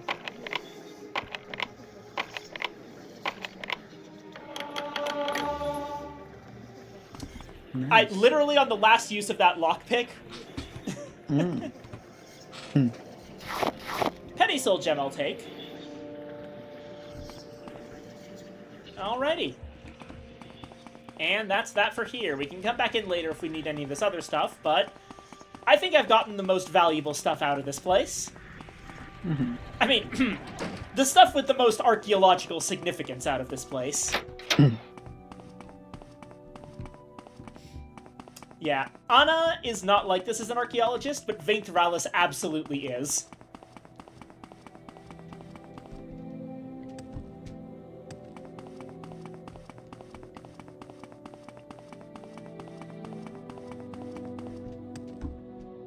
You can also see, if you've ever played Skyrim, how much more powerful magic is in this game. Because you can see me, like, one or two shotting these things. Like, Firebite here? That's 15 to 30 points of damage each time I cast it.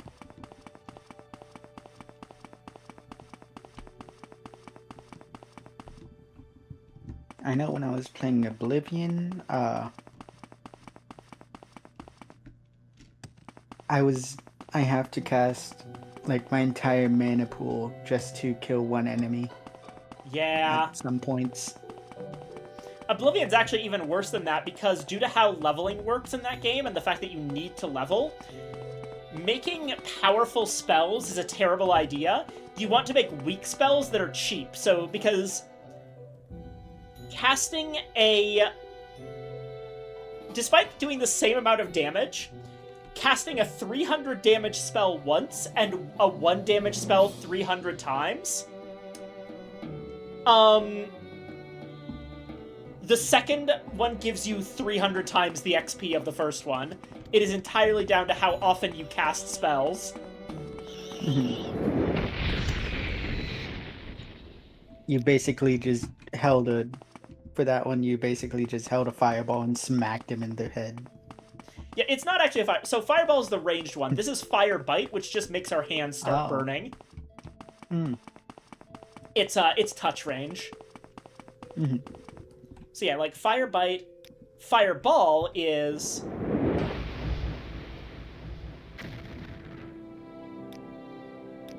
Meanwhile, Fire Bite just kind of fizzles if I don't have anything to touch.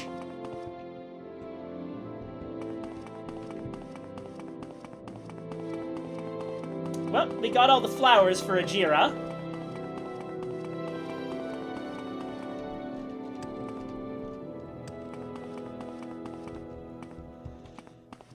There's Fort Moonmoth.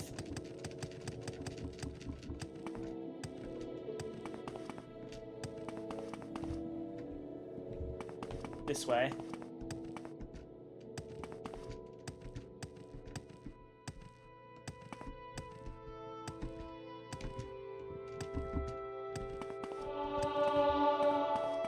Acrobatics up to 8.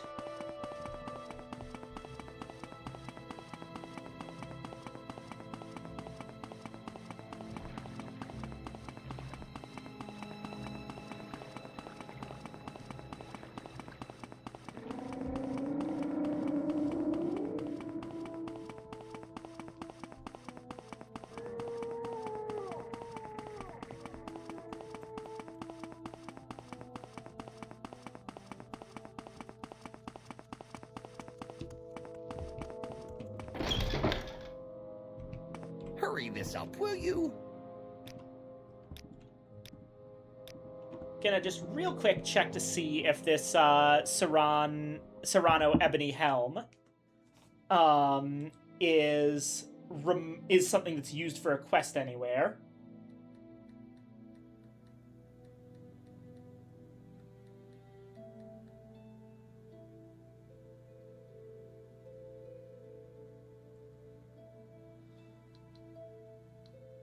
One moment.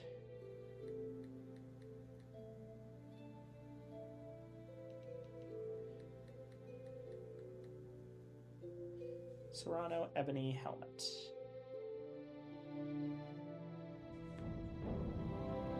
Fighters Guild cast quest. It's a Fighters Guild quest. Ah, yeah.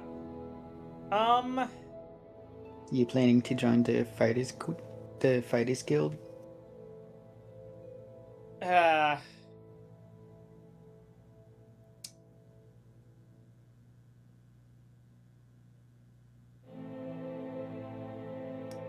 I wasn't, but it looks like the reward that I would get from turning it into the Fighters Guild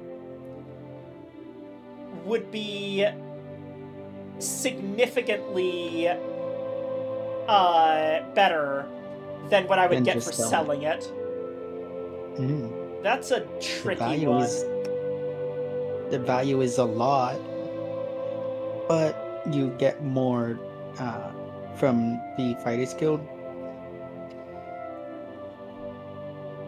Oh wait, no, never mind. Hold on. I misread that completely. I thought it was 200. It's 15,000. Yeah. Okay, yeah, no. Fuck the Fighters Guild. Now, problem. Oh wait, he has exactly 1,500. Oh. Let's try something.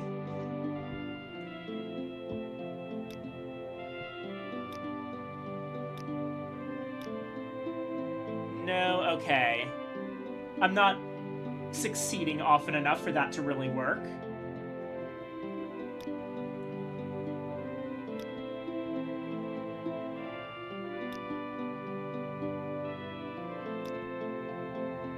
So instead, let's bribe him about maybe 300 gold to get him into a good range. And then what we're gonna do...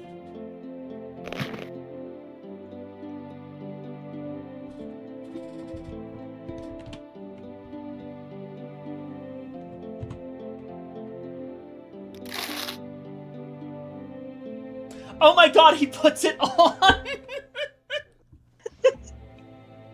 I mean, you sold him a really cool helmet, so that makes sense. That's unusual.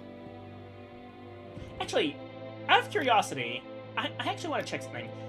How much could I Hurry have this sold up, it for will even you? at base? Because he's already in a pretty decent space. Okay. If I sell the thing... Oh! I can just do that. I don't have to bribe him. I mean, he happily took your money Eh. before you time traveled. Yeah. I'm just getting back to things, but yeah. That's very funny. If I need it for something, I can probably buy it again. How much is he... No, he's not even... He's not even selling it. I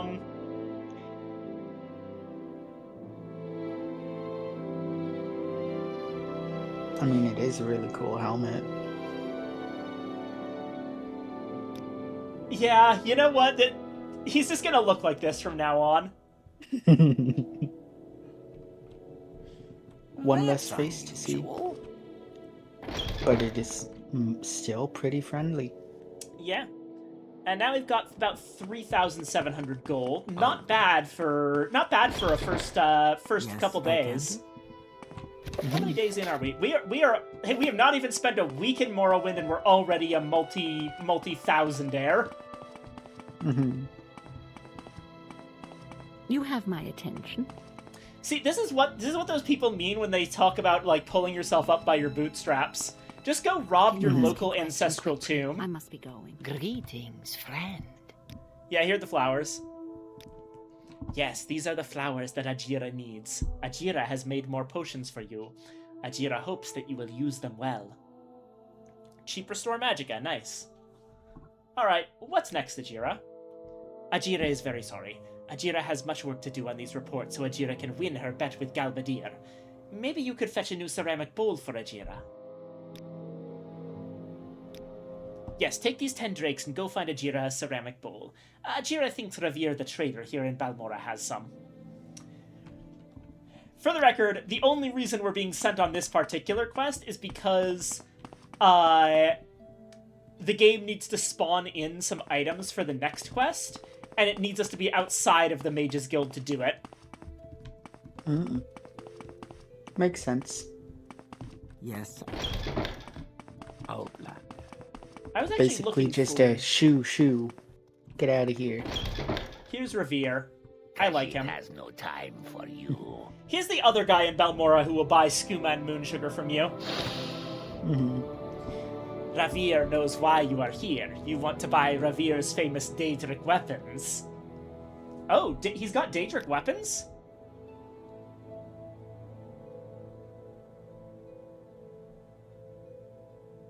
These aren't Daedric. These are... Yeah, Demon Tanto, Devil Spear, Fiend Katana, and Fiend Tanto.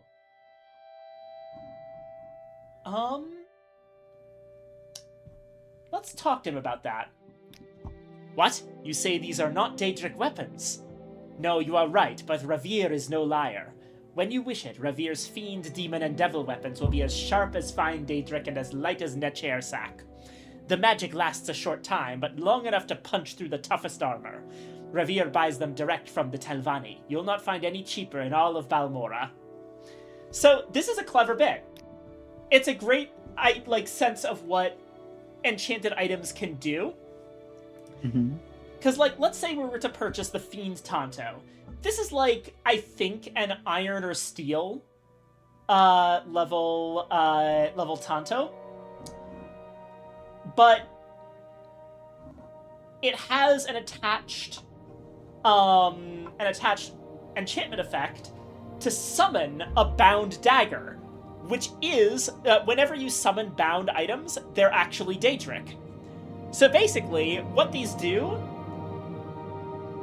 in literal game terms, they're a weapon that you use to summon a different weapon, but in lore terms, they're weapons that turn into Daedric weapons.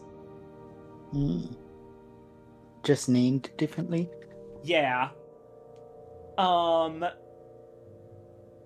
Unfortunately, yeah, this is still 3,000. You will not find cheaper. Sure, but it's still expensive. Yeah, I think I'll just buy a regular steel Tanto as an upgrade. 8 seems fair. Oh yeah. Also, I've got a thing for you. Have a limeware platter. This is, I'll give it to you for 500. No? Maybe 450? No, not that either. 425. Look, 400. No? Okay,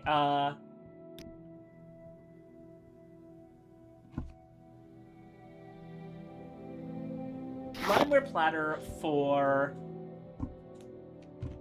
375. 355. 350? 350. Okay.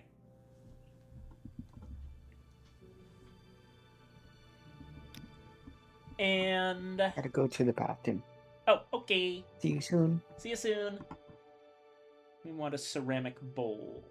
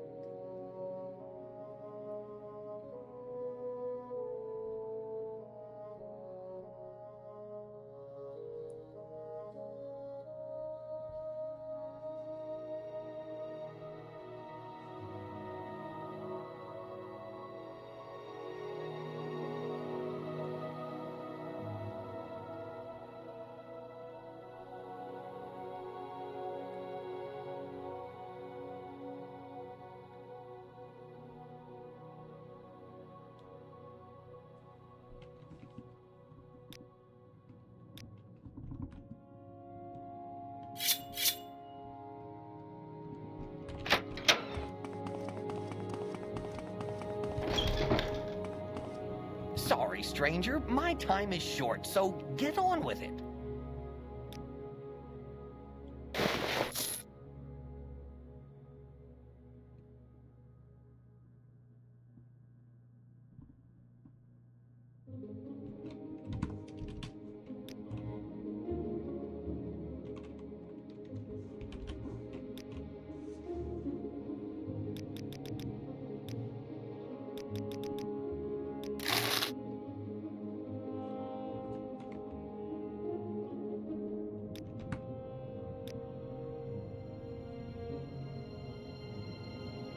Right, okay.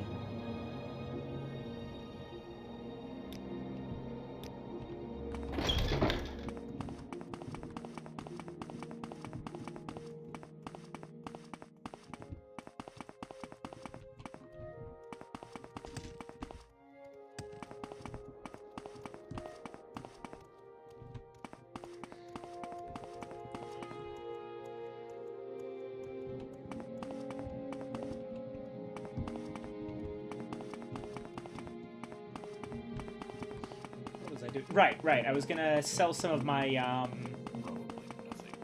soul gems, ingredients, and such. Or try to, at least. Okay.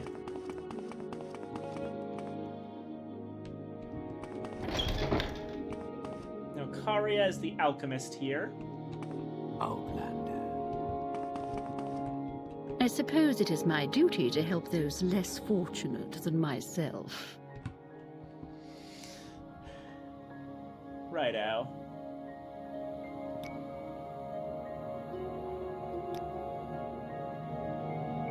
Oh, right. You may speak.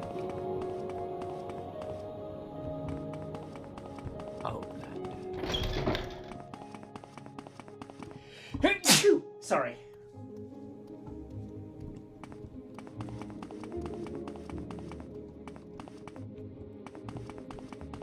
Yes, madame. What is it?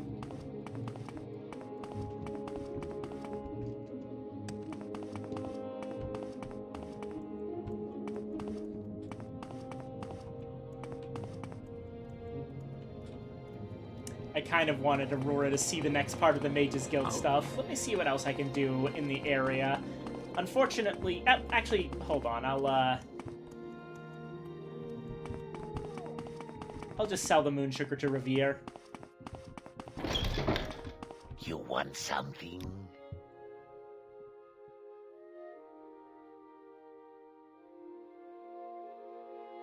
Here.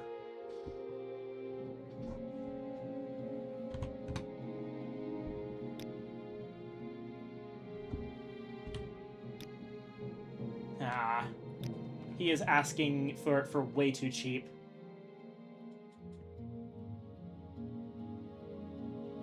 What can I buy from him? Some not bad stuff.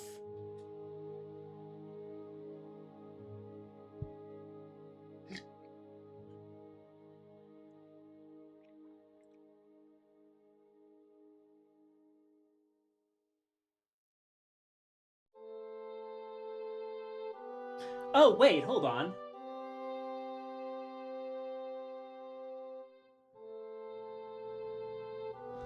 Missed this.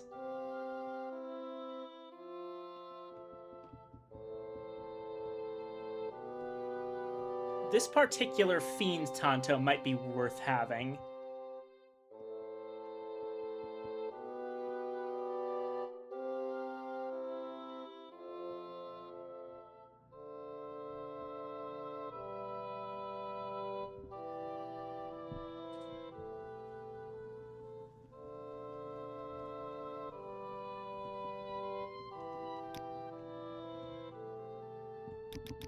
I want it for 100.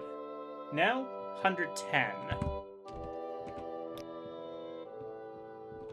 15. 120. There we go.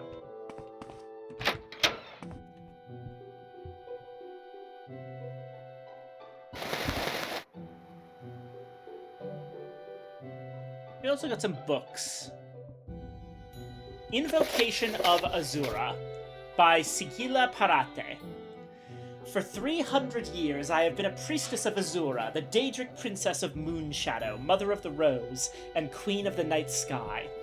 Every Hugathum, which we celebrate on the 21st of First Seed, we summon her for guidance, as well as to offer things of worth and beauty to her majesty. She is a cruel but wise mistress. We do not invoke her on any Hugathum troubled by thunderstorms, for those nights belong to the Mad One, Sheogorath, even if they do coincide with the occasion.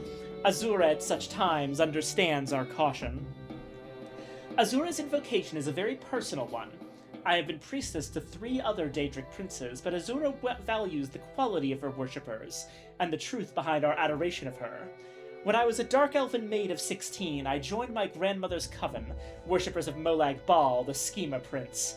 Blackmail, extortion, and bribery are as much the weapons of the witches of Molag Bal as is dark magic. The invocation of Molag Bal is held on the 20th of Evening Star, except during stormy weather. This ceremony is seldom missed, but Molag Bal often appears to his cultists in mortal guise on other dates. When my grandmother died in an attempt to poison the air of Firewatch, I re-examined my faith in the cult.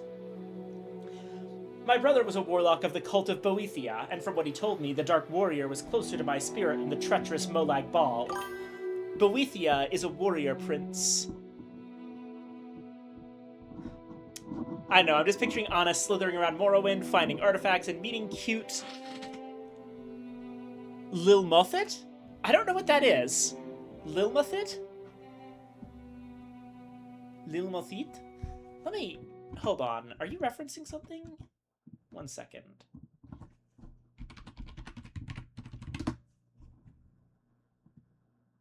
Oh, nice. Ah, the Fox Folk!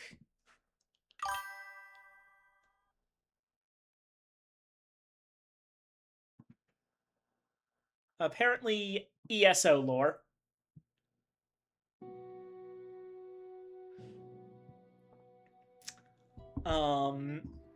Boethia is a warrior prince who acts more overtly than any other Daedra.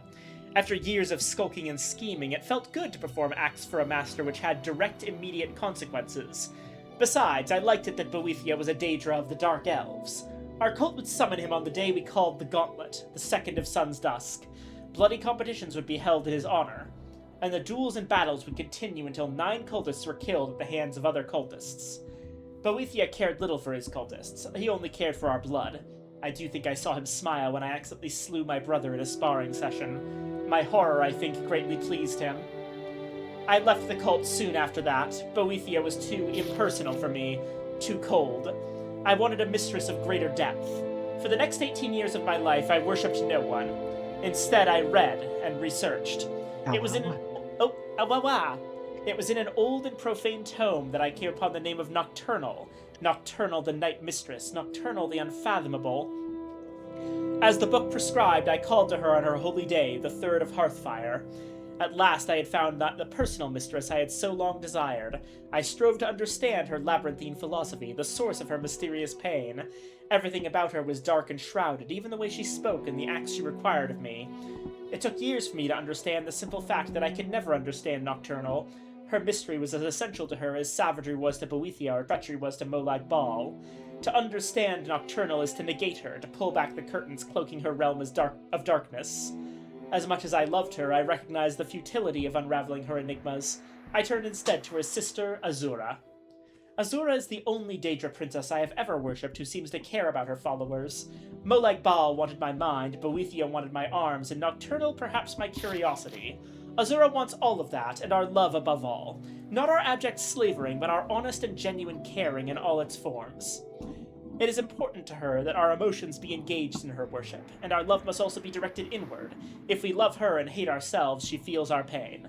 I will, for all time, have no other mistress. Nice. Alright. Time to bring that ceramic bowl back to Ajira. I'm listening. Go ahead.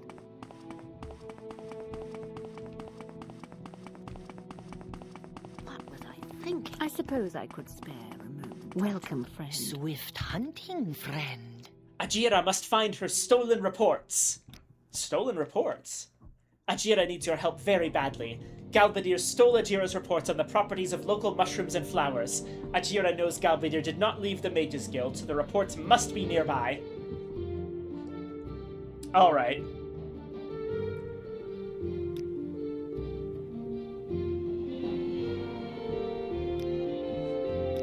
Alright, let's look around for these stolen reports.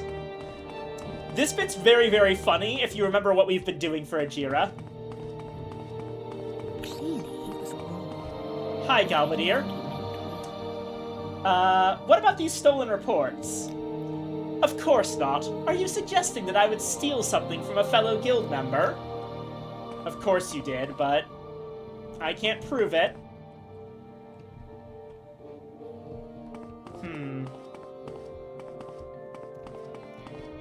Strength is a virtue, friend. Well.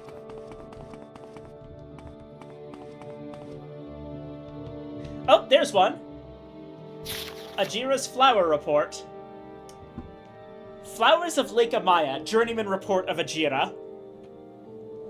Ajira studies hard to learn secret magical properties of gold cannet, stoneflower petals, willow anther, and heather. Gold cannet has yellow flowers and very dark green leaves with sharp spines. Gold cannet and stoneflower petals makes a paste that restores strength. The paste has some bad effects, but they last only short time. Stone flowers are dark blue and the flowers are very heavy, so they bend to the ground. It is very expensive, but Ajira can gain more magicka for a short time by mixing stoneflower petals with crushed emeralds and water. Willow flowers are red and very tall, with tall and thin leaves also. Willow very good for potions and has many uses. With frost salts, Ajira made a shield of frost. With grave dust and green lichens, Ajira made a potion to cure common diseases. And with cork bulb, Ajira made a potion that can cure paralyzation. Ajira thinks heather comes from Skyrim because the leaves look like the spiny leaves of trees in Skyrim. The flowers also pink like the Nord people. When mixed with rupee, it makes very good potion to make you not weigh so much. With a scrap of scamp skin, Ajira made a potion to restore personality. Ajira works very hard to collect these flower samples from the dangerous Lake Amaya. Ajira must do 2 reports, and Galvadir must only do 1 silly report. Ajira deserves rank of journeyman very soon now. Oh yeah, Ajira worked very hard to collect these flower samples from Lake Amaya, huh?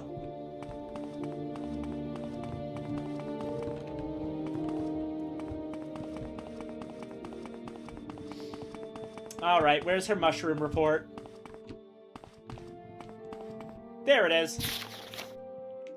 Mushrooms of the Bitter Coast, Journeyman Report from Ajira. Ajira studies 4 common mushrooms in Vardenfell. Luminous Rusula is a toadstool-like mushroom with a brown spot on top. All Rusula has strong odors, but Luminous Rusula much stronger. Rusula can be poison if not prepared right. When mixed with pearl dust, it makes very good potion to breathe under the water. Violet Coprinus is a tall toadstool that glows in the night. Coprinus also is poison if mixed wrongly, like if you mix with Rusula. Coprinus mixed with scales lets Ajira walk on the water instead of under the water. Much better. Bungler's Bane looks like a brown shelf and grows from trees and sometimes wet rocks. Bungler's Bane very bad for you when mixed with almost anything. Very hard to use, but Ajira found Bungler's Bane and leftover crushed pearl makes good dispel potion. No bad effects with Ajira's skill, but potion tastes very bad. Hypophasia looks just like Bungler's Bane, confuses Ajira very easily, but Bungler's Bane smells more dry and dusty. Hypophasia has little smell, but taste is very moist. Hypophasia very good mushroom for eating, but too much makes Ajira clumsy.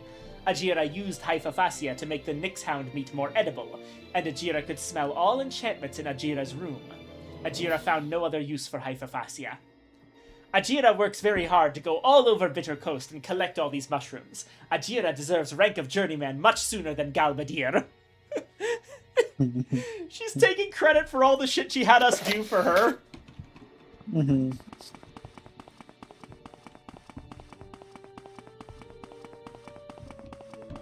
I suppose I could spare.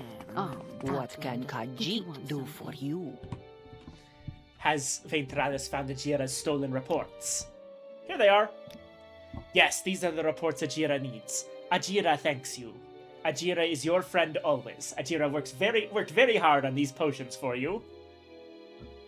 Ooh, fire shield, frost shield, lightning shield, and spell absorption. Nice. Ajira knows many secrets, but they are not yet for friend Ventralis. Speak with Ajira again when you are a warlock.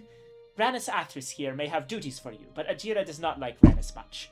Maybe you should speak with Ajira's good friend Edwina Elbert at Guild of Mages in Aldrune? Or perhaps you would like to deliver a letter to Briban Arian in Old Ebenhart for Ajira. That last bit is added by Tamriel Rebuilt.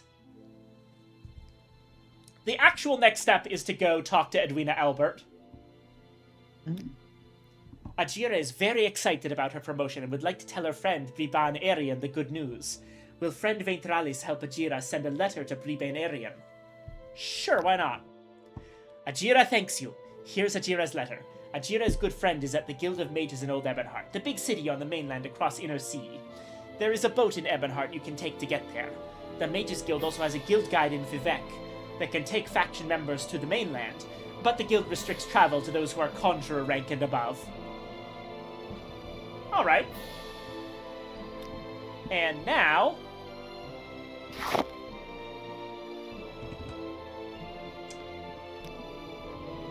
moon sugar for 42? Maybe 40 flat? Hey, mercantile leveled up.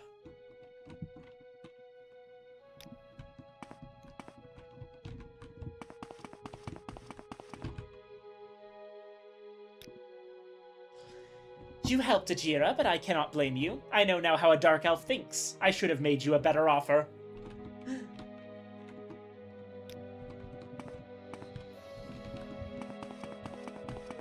Hi, hi. Hi, hi. Sancho, I have ingenious an idea most convenious. Oh? We have discovered a fluid most gender. I propose that we dump it into the rivers to turn the frogs non-binary. Excellent. Yeah, through the power of a Create Aeronautics mod pack, there is in fact a fluid called Gender Fluid. Also, wait, I just realized I should check my email for something. One moment, everyone.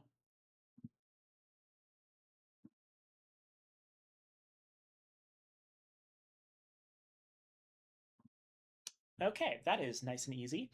Hopefully, my fucking laundry app works now. Laundry app? Okay, so the laundry machines in my apartment, right?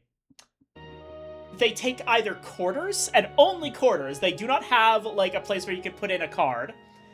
Or you can use an app, where you can use a card to, like, load money on the app.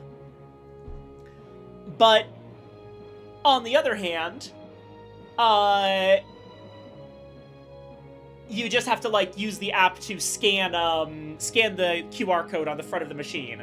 I was trying to do my laundry last night, and the app stopped working, and I didn't have any quarters, so I attempted to go out, and I actually walked, like, a good half mile to the nearest gas station that's supposed to be a 24-hour gas station, but no one was there and the place was locked. And that was the closest one nearby, and I would have had to walk more than a mile at 4 a.m. to get to any other ones, or take the train for this stupid shit. And I just decided to do my laundry tonight instead, so I am down to my last few clothes. And they've just informed me that they have, in fact, fixed the laundry issue. So earlier today, when I went out to the bank, and I was going to do my laundry tonight after the stream, but I did go out to the bank, and I exchanged some money for quarters, and now I'm guessing I guess I won't get to use those quarters, but you know what? I'm going to keep them around just in case this happens again. That's nice. It was very fucking annoying, especially, like, when we got to the point when I was going out to a gas station to try and get fucking quarters, and then the 24-hour gas station happened to be closed that night, I was just like, are you fucking kidding me?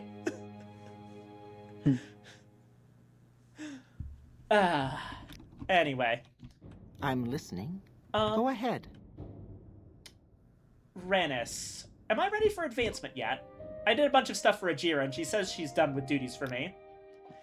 Congratulations, you are now officially an apprentice. Study diligently and perform your duties. Oh, never mind. And I immediately get jumped up to journeyman, too. Which is very funny, considering how long Ajira has wanted that promotion. I'm guessing Rannis Athras realized at some point that we were the one that actually did all the work for Ajira. Ajira just did the brewing pretty much. Yeah. But yeah, we are a journeyman now. To be entirely fair, Ajira is one of Rannis's apprentices, right? So maybe she was entirely aware from the beginning and was all like, "Hey, thanks for helping your colleague get promoted. Here's one for you." That's probably it. Yeah. Rannis is also probably. I'm gonna make a guess here. I think also Rannis might be buttering us up because as soon as we become a journeyman, she wants us to immediately go do some more dangerous jobs. Anyway, you were saying, Sully? Anyways, for the Olympus nerds in chat, I have acquired the new Rodion. Oh, hell yeah. I gotta do some rolling for that after I finish the stream. Anyway. I would love to watch. I need someone to convince an ex-Telvanni to join us. While you're there, you can collect Manway's guild dues. The Telvanni's name is Larar Bariloth. He's in Sulapund. If you can't convince him to join, kill him. While you're there, collect the guild dues from Manway. She's in Punabi, nearby. Manway has failed to pay her dues for several years, and she now owes us 2,000 septims. Allegedly, she is researching something in Punabi, near Larar Bariloth in Sulapund. If you can convince her to pay the dues, I will split them with you. Otherwise, kill her. Leave Valmora going towards Fort Moonmoth to get to the east. Cross the old Dwemer Bridge just north of the fort that leads into Molag Amur. Go past the Dwemer Ruin and follow the winding trail east until you reach a lake. You will see Mirandus to your south. I will mark the stronghold on your map. Head north from Mirandus on the path between the hills. Punabi will be on your right, and Sulapund is further up the path on the left. Just follow the signs to Molag Mar.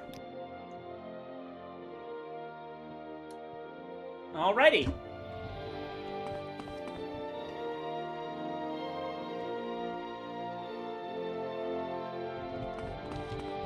Now...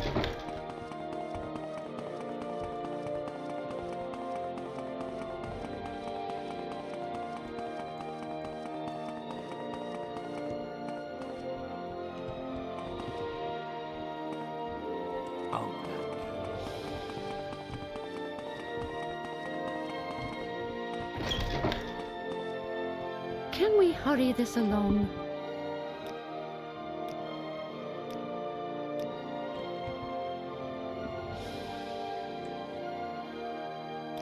Let's see here. Okay. I want...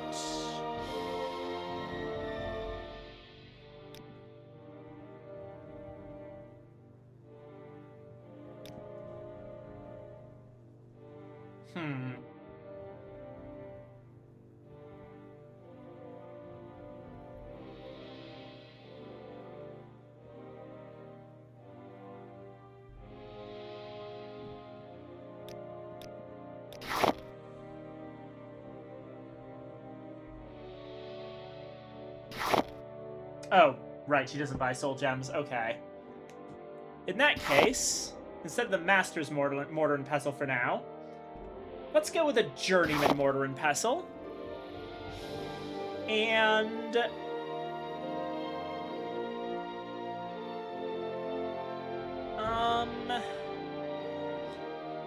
400...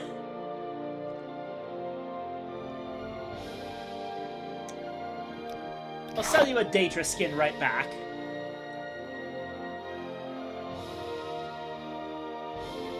I think that's probably worth about 230, wouldn't you agree? No? Okay, how about 240? 250? 255. Okay, 260 maybe.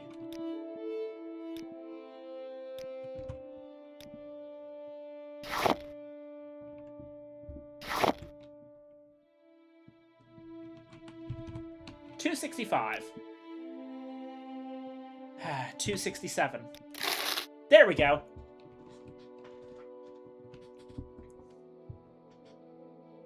Righto.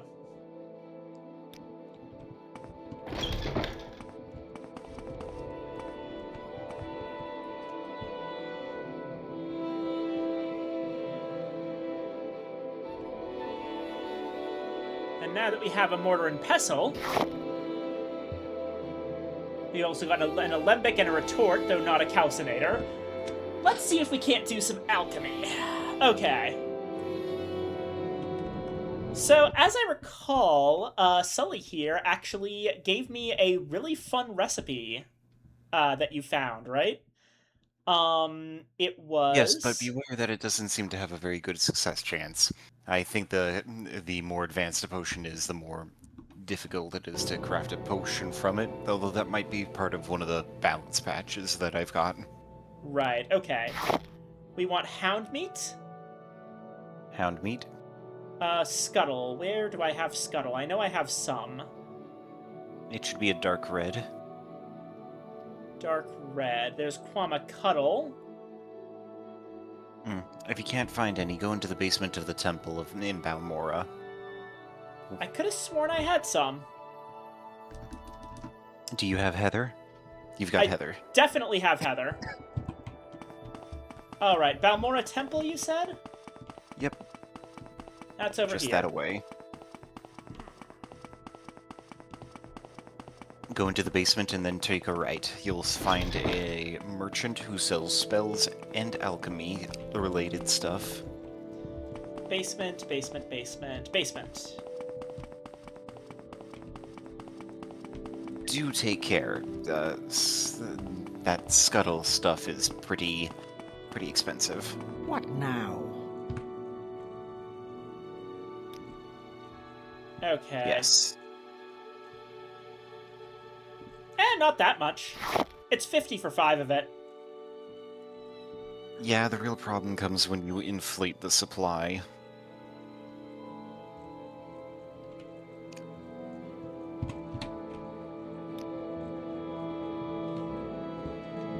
This one's also a tough nut to crack. Fair warning.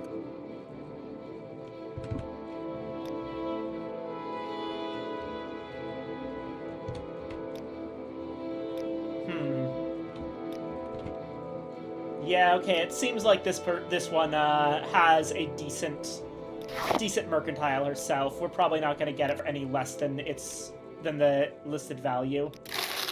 Okay. Not Fair in the enough. slightest. Fair Not enough.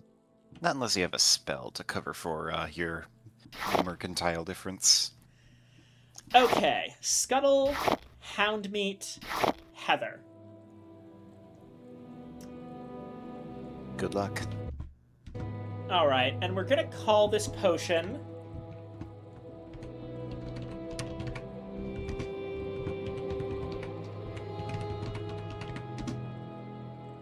What's a good word for a potion that starts with S for the alliteration? Salve. Salve! Excellent. Back again, what I miss. I am making a potion at Sully's recommendation. Sullivan's Strengthening Salve.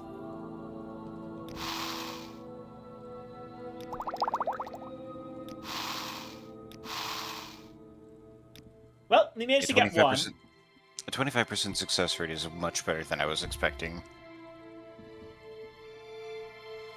Alright, where'd we put it? You do have that search bar. I do, but there it is. Okay, right, it's all in alphabetical. Sullivan's Strengthening Salve. Restore fatigue 10 points for 29 seconds. Fortify fatigue 20 points for 57 seconds. And a secret third effect. Chug. Right now? I don't see why not.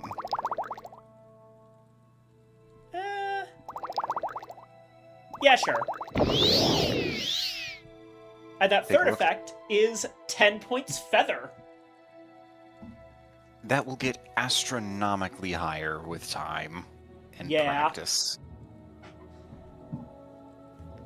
Notably, if you're an absolute lunatic like I am and massively inflate merchant supplies of alchemy ingredients, you can make like batches of 50 of those things and they'll have like 200 points for 800 seconds.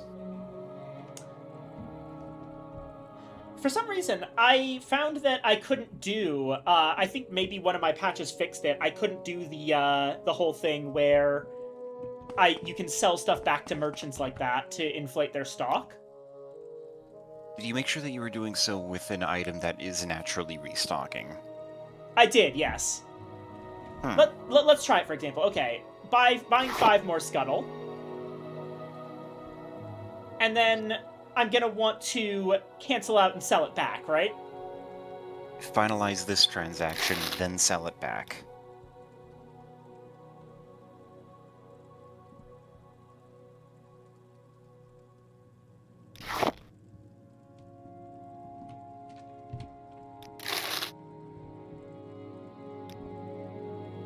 And then that's 11. And now, theoretically, I buy 11 of it, right? Theoretically, you buy 11, and when you look back in, she should have 11. Oh, there we go. It does work. Okay, cool. For reference, Jira has has the same effect with crab meat, hound meat, heather, and comb berries, to name a few things. For some reason, it didn't work with the guy in the Temple Thane and the resist magicka potions I bought from him. Ah! Oh. Almost forgot to check in because I was so delta-pilled. Hi, Evangeline! Oh, and I am being watered and stretched. Good thing, too, because I am 7 hours deep, and honestly, I'm probably going to go for 8, because I am still having so much fun.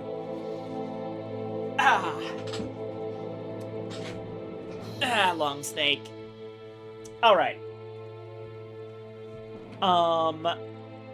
So yeah, the big thing here is that,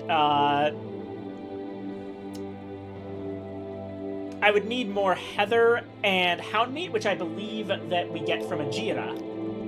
Correct. Oh, another thing that helps.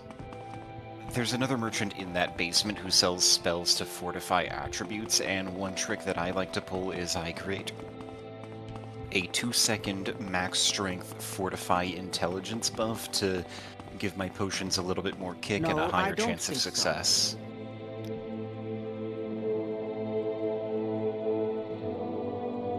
He actually has a couple different fortify attribute spells.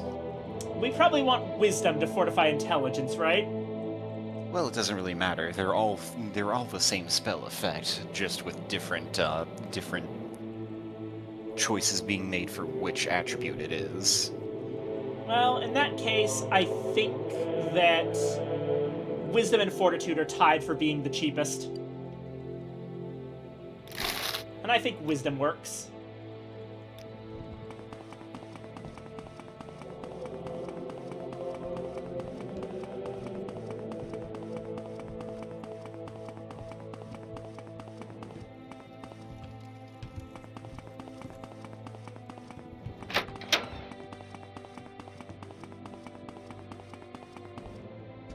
I love that you didn't even remotely comment on me suddenly having the Boots of Blinding Speed, because you knew that I was going to do that pretty much immediately. I've had to force myself not to. I forgot. May I help you? Muted my mic. Oh no! Going back with my shark. Did you say anything Did you say anything in the meantime while you had your mic muted? Outlander. I hope you won't take too much of my time. Not really. I was kind of focusing more on something else. Gotcha. That's fine. Okay, spell making. So it was fortify attribute, intelligence, was it? Intelligence is the alchemy skill, and you said it was on self, duration 1 second, and what was the magnitude? 2 seconds preferably, just to make sure you got enough time to open up your menu and all that.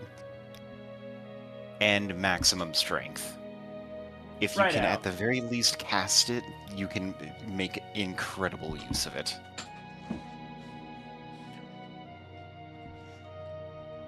Okay, fifth, I gotta do Limba stuff, but have fun. Thank you, Evangeline. Thanks for dropping in. Alrighty.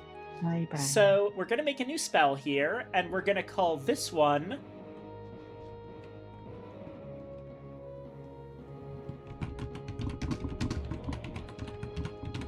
Spark of Inspiration.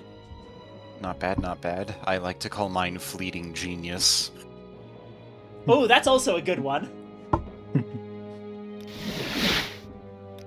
Alright, so now we've made a unique spell. And what we can do... May I help you? To you, friend. We can... buy some hound meat and some heather from Ajira. I think 10's a fair price to pay for that.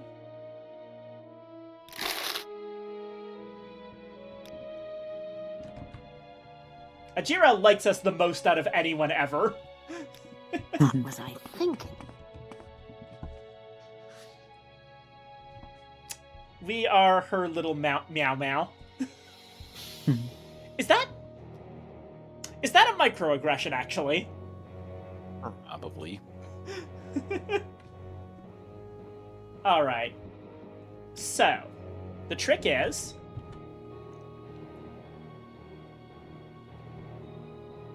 oh, hold on. We probably need to, let's take a nap.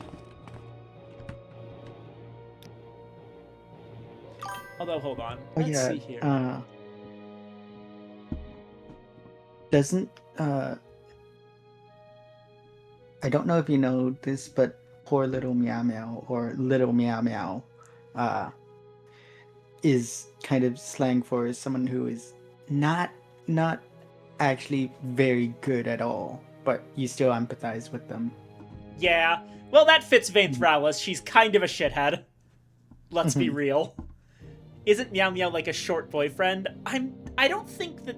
everyone has their own definition for what Meow Meow actually means.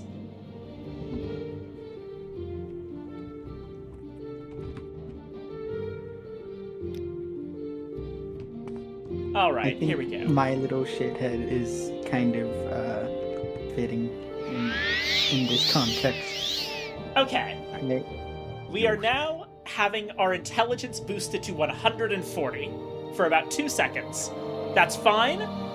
The reason that that's fine is because crafting things in this game takes place with time paused.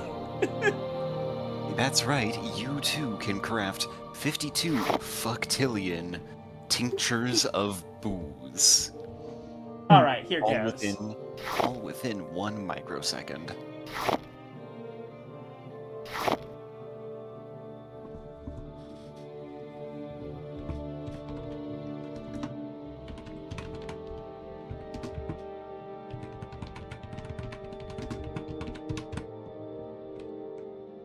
Oh yeah, I have Deltrune open. That's where the music's coming from. I completely forgot about that.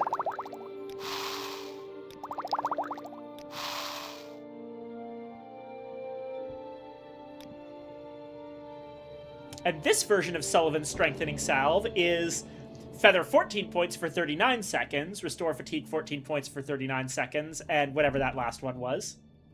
Fortify. Yeah, Fortify. Fatigue. Fatigue. As you can see, just by boosting your intelligence up to a magnitude of legends, that's already made a palpable impact on the potency of the potion. Now just imagine combining that with like an alchemy skill of 50 or something.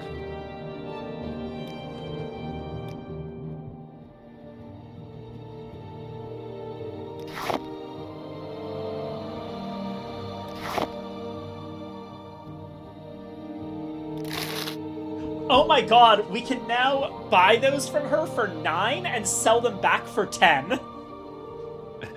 What, Heathers or Hound Meats? Both. Nice.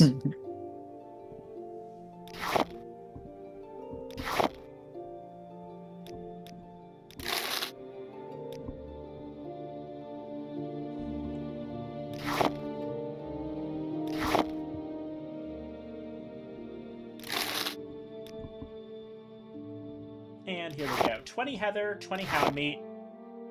That is going to overload us.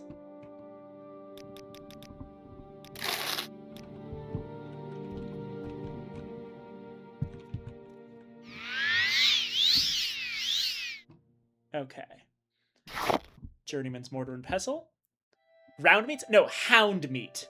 Meat of the Nyx Hound.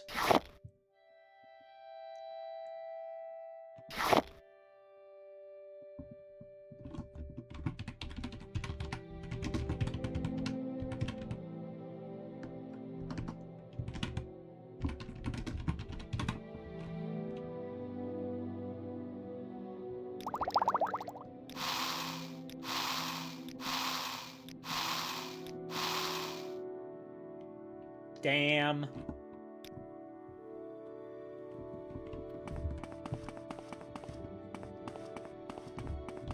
All right then, I'm listening.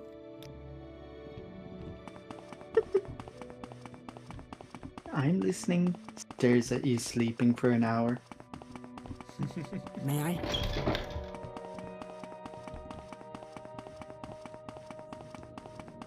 Alrighty. Now that we've got about 14 of each, we can probably buy a good 11 or so more scuttle. And we'll be able to get way more of this awesome potion.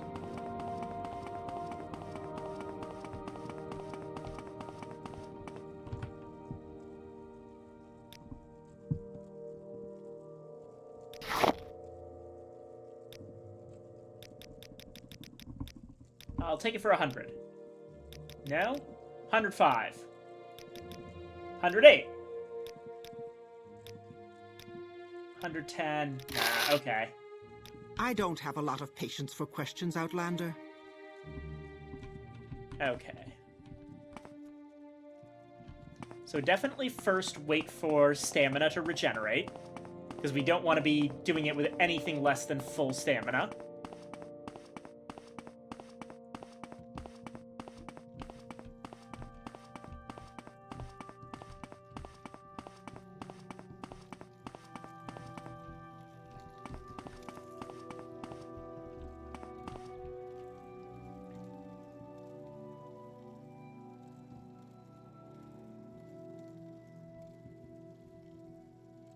Then, Spark of Inspiration is live.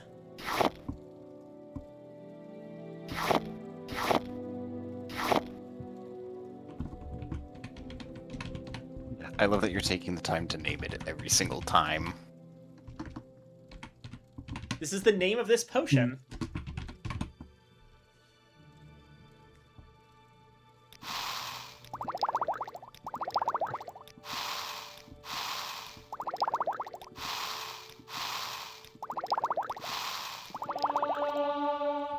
And that is 21 alchemy. Nice. And we've got 8 copies now of Sullivan's Strengthening Salve.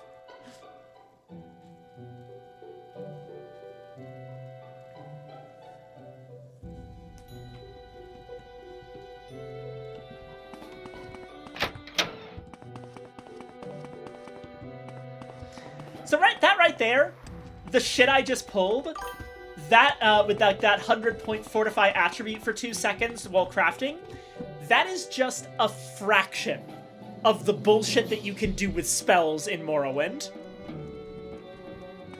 Spark of Inspiration, me whenever I make a new OC, lol.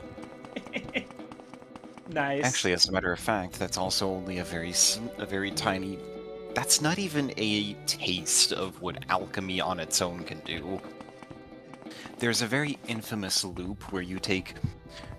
There's a very infamous exploit that involves one merchant who sells a restocking supply of 2 pivotal ingredients that, when put together, create potions that fortify your intelligence. You can create a batch of them, drink them all, and spontaneously start making more and stronger potions repeatedly at that same vendor, over and over again, ad nauseum, for endless profit and endless power. The only limits are your patience or the game's ability to process those numbers. Yeah. I have made a promise at the beginning of this stream that I do not intend to use the alchemy loop. Yeah. I already feel bad about my willingness to use the 100-point intelligence spell, but as long as I don't use it to infinitely climb upwards, I think it's fine. Yeah. Use it when necessary.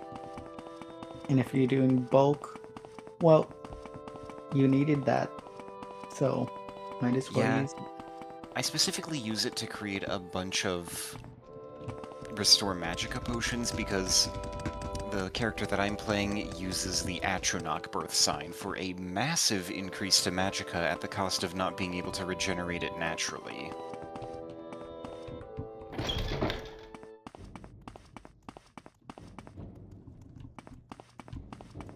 Right. So what we're doing here, we're going back to the Hlalu stuff.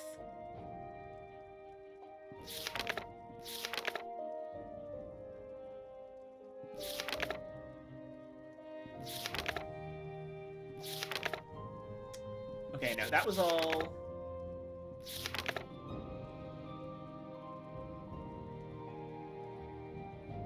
Steal the alchemical formulas of Orain Frereness, whose shop is in the foreign quarter in Vivec.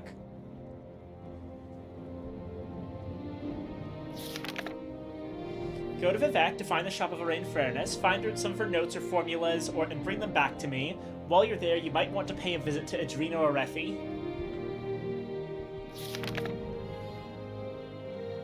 Right.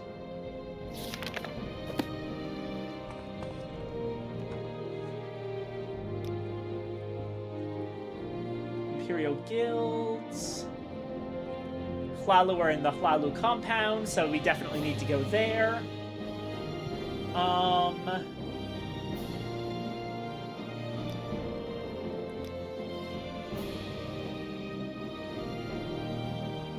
No, okay, I want to know what's in the foreign quarter. Services?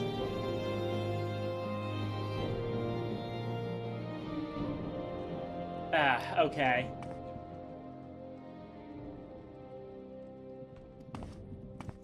I guess I'm just gonna have to look around for the shop myself.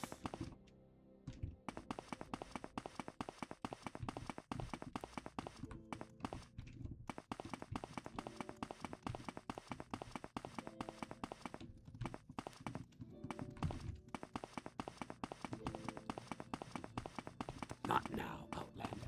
Head on. What is this about? Not now, Outlander.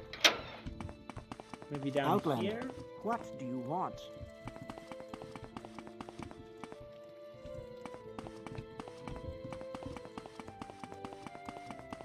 Let's not make this official, Outlander. Move along.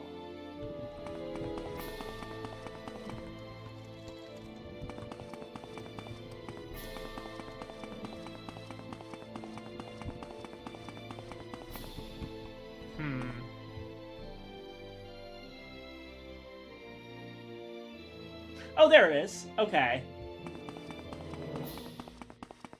God, I hate these. I really, really hate these hallways because it's so easy to get stuck on NPCs, and the Ordinators will not move out of the way. Masera. There we go. Okay. It's right here.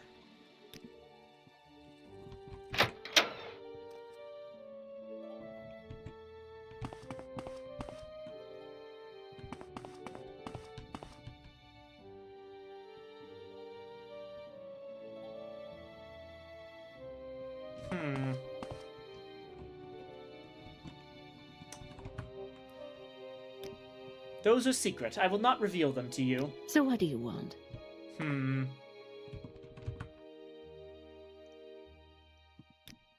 Well, shit. They're right there. But we're gonna have to find a way to get to them without getting in too much trouble. Maybe save this one for later.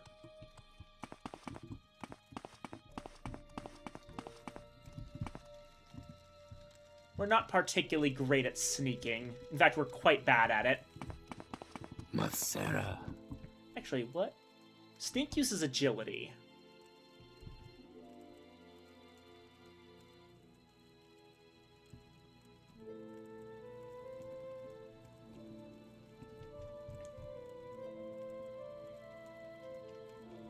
Light arm is going to give me another agility point very quickly. So there's a limited amount to how much I can train sneak here. You may speak.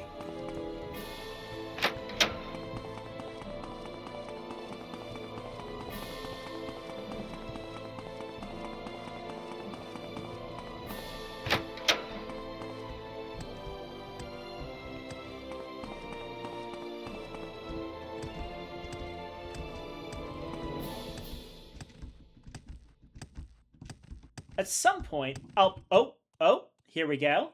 Okay. There's the arena. There's Hlalu. I would recognize that thing anywhere. So, check this out. You want to see me take a shortcut to Hlalu Canton? Amulet of Slow Falling. Activate. And jump.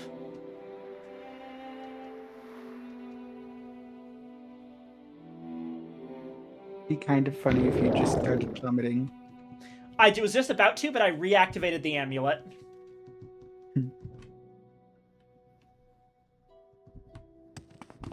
There we go. Alright, now we're supposed to find Adreno Arethi.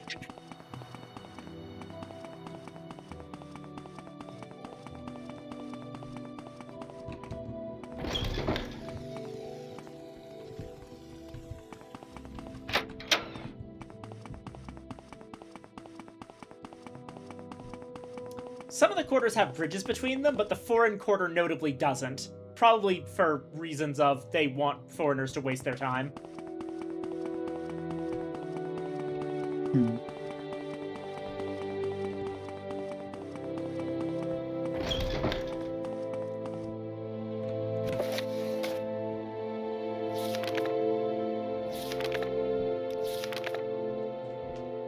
Right. Okay. I don't know exactly where to find her. Adreno Arethi. Her home is in the Hlalu Canton Wasteworks. Excellent. The Wasteworks. Right here.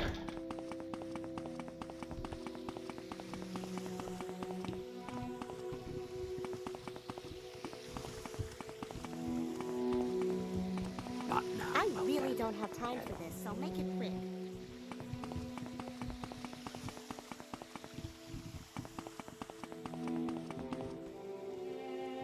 What is this about? Hello, Miss Adreno Arethi. Hold Reasonable on. prices for top quality magic. Let's wait for fatigue to regenerate to make a good first impression.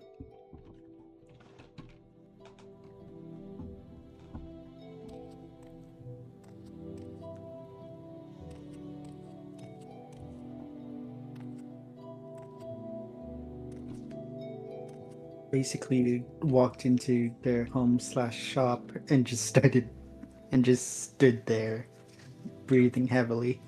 Alrighty. No, I don't believe we've met. My name is Adreno Arethi. I don't have any official title, but I handle House Hlalu's business here in Vivec. Yes, of course. I need a courier to deliver this sealed report. Take this to Baron Allen, the clerk of the Hlalu Treasury in Vivec. It's not far from here. Just leave my house and go north. The Treasury connects to the vaults, the prison, and the records office.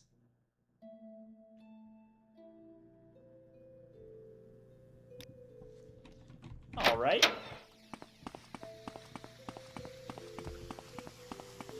For the sake of the stream, even though I'm not going to be officially opening the sealed report, I'm sure everyone's curious.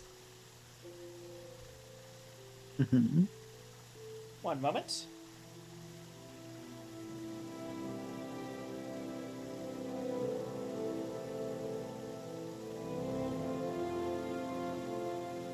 Ah, it's apparently a coded document that has no known translation. It's not a cipher like last time, because the Hlalu are actually a little bit better at this. How can I be of service to you, Outlander?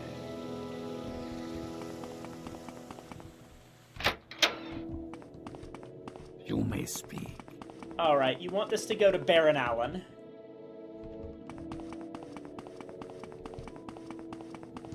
What is this about? What is this about? Yes, Outlander? No, apparently not here. Yes, Outlander? Where are you, Baron Allen? Are you in the vault? Yes, there you are. What is it? My rights and duty. This is the sacred city of Vivek. Count your blessings. Can I help you find someone in particular, or are you just looking around? I have a thing for you. Is that report for me? Yes, take it. Good, good. You can tell Adreno Arethi that you delivered it.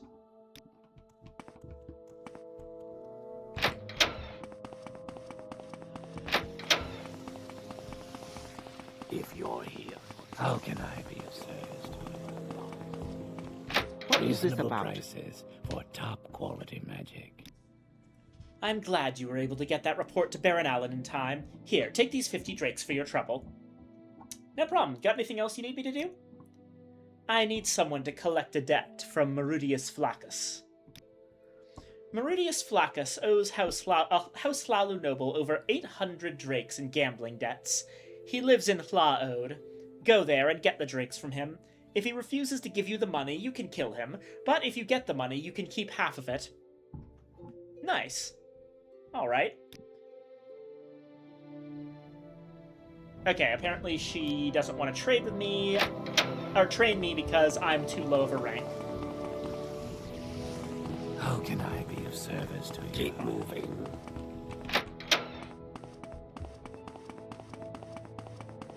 There's the foreign quarter there.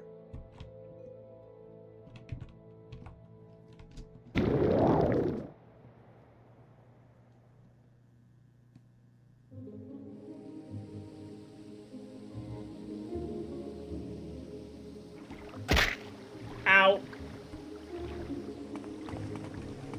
Who knew landing on an unstable surface would cause you to snap your ankles? It would have happened no matter what surface I landed on.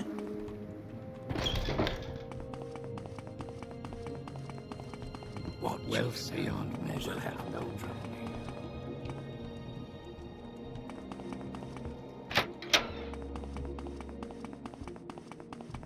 Yes, Outlander?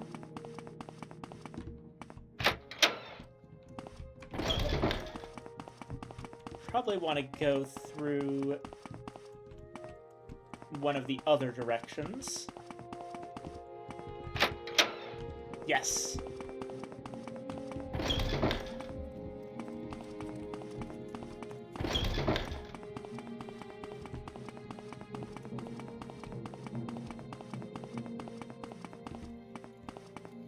Do you want something from me? Hello. Go ahead, I'm listening.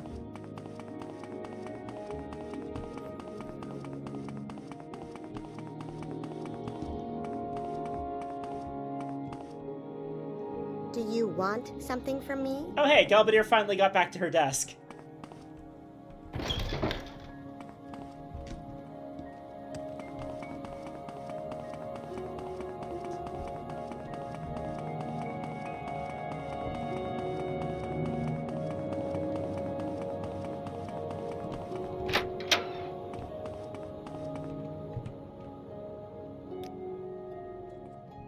What do you want, Outlander?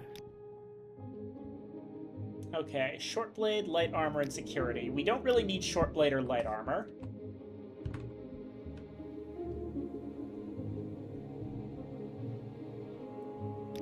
You're not a trainer. Outlander.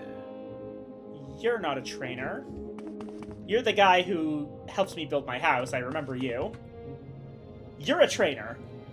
Long blade, athletics, and block.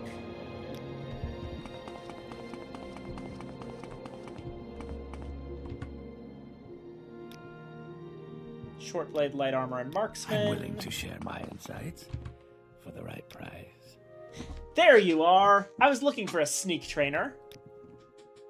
Welcome to Balmora, council seat of House Lalu. How can I serve you? I am Mayor Zuvain, agent and lawman of the Great House Lalu.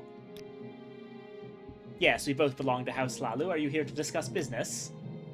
If you want to talk business, speak with Nileno Dorvain. So what do you do? I'm an agent. I work for a house or a company or the state, and I do things that need doing. Mostly I handle matters in the business or diplomatic line, things that require mercantile skills or the arts of speechcraft. I trade in knowledge, hard facts and rumors. Knowledge is power, as they say. And sometimes I do other sorts of things. Things I can't talk about. Can you train me to do some of those things that you can't talk about? Wealth beyond measure, Outlander.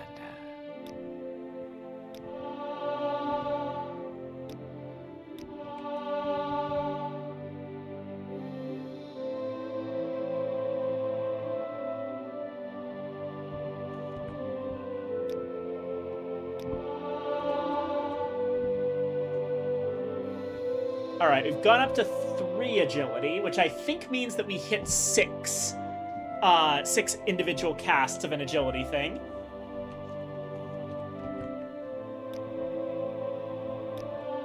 Seven, 8.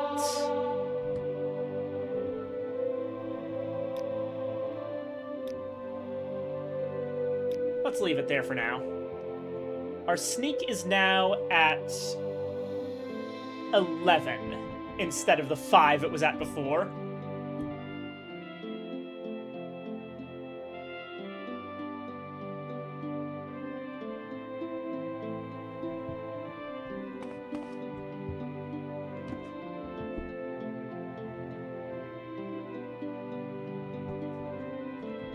I'm willing to share my insights for the right price.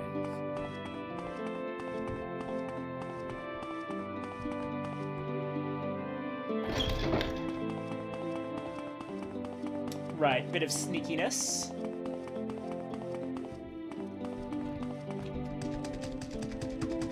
I do want to be able to jump higher, so let me do this for a minute.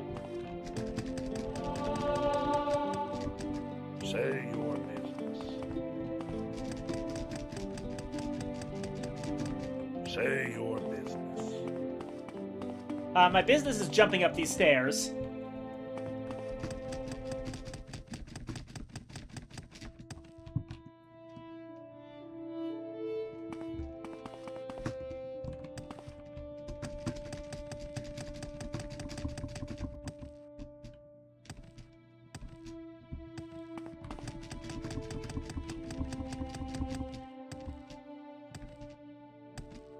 Got a bit of a workout going on here.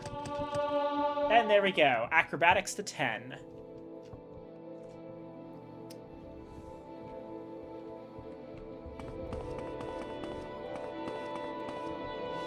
So in theory, through training like we just did, because training a skill, by the way, does still give you its stats on level up.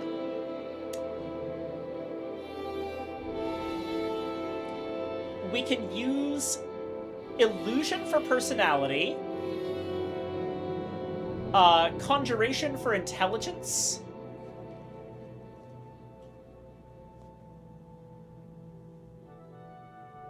yeah, illusion for personality, conjuration for intelligence. Willpower is going to be a little bit tricky. We'll probably have to increase that on off levels. Because this is a bit more of a larger spread, but we can get a lot of good stats out of this level up.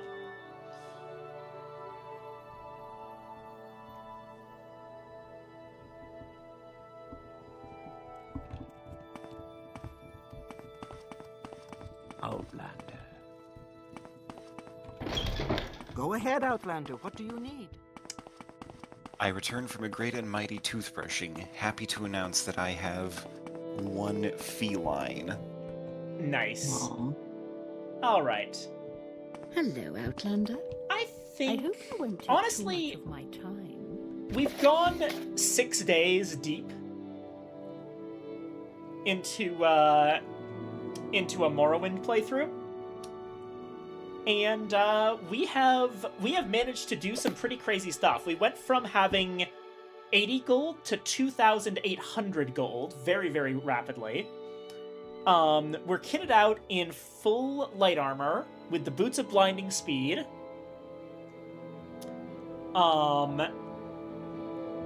Which reminds me, actually, you know what? This is gonna be the last big thing. I want to find someone who sells resist magicka spell effects. Let's see. Where can I find those? Have you tried a rill?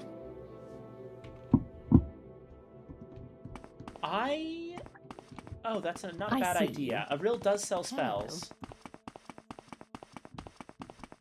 I believe that's where I got mine. Don't quote Wait, me on hold that. on. I'm dumb. I have resist magicka as a spell effect. I actually already bought it. Presumably from a rill. Yeah, from a rill. I do remember that. Okay, so all I need to do Outlander. I hope you won't take too much of my time.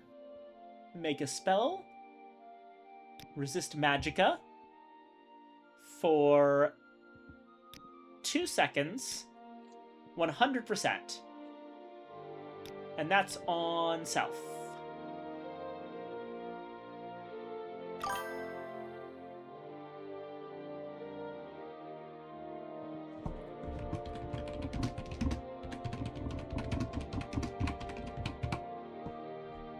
Oh, for putting on boots. Go for putting on boots. I always name this spell this because it's very funny to me. It Kinda late objectively is. Pop off. Kind of late to be asking this, but what kind of race did you pick for your character here? Vainthralis is a Dunmer. She is a Dark Elf. Kind of She is, in fact, a blue. kind of a jack-of-all-trades sort of person. Alright, spell for putting on boots is here. Let's test it out. Hopefully it works. So, if I take the boots of blinding speed off, you know, they do their thing as usual. But if I start by casting spell for putting on boots... Uh-oh. Wait. Shit. I forgot that I actually need the skill to... the magicka to cast it. You do. Okay. How much magicka does this spell take?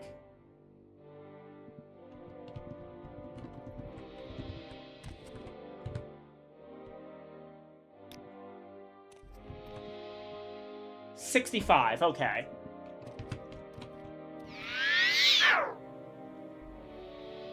And I failed to cast it. Shit.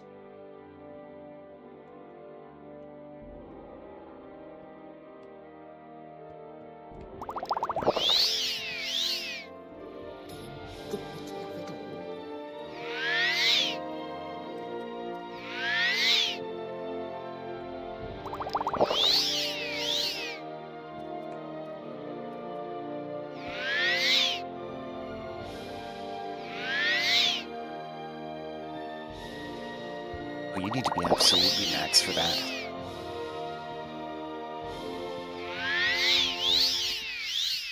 Bingo. And there we go. And that is the spell for putting on boots. It takes a lot of magicka, so we need to restore things after we do it. But that does mean that we shouldn't need to,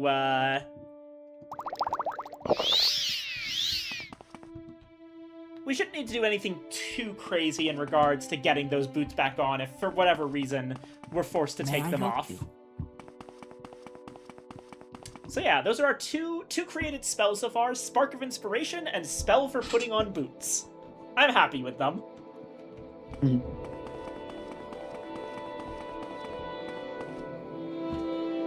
Alrighty. I'm gonna save right here. Stream save 1. And, who is live? It looks like Copper Dinosaur is live, playing Alien Isolation. So I'm gonna throw all of you fine people over there. Let's go ahead and quit Morrowind for now.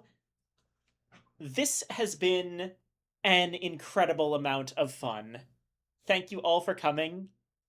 Let me set up the raid right here.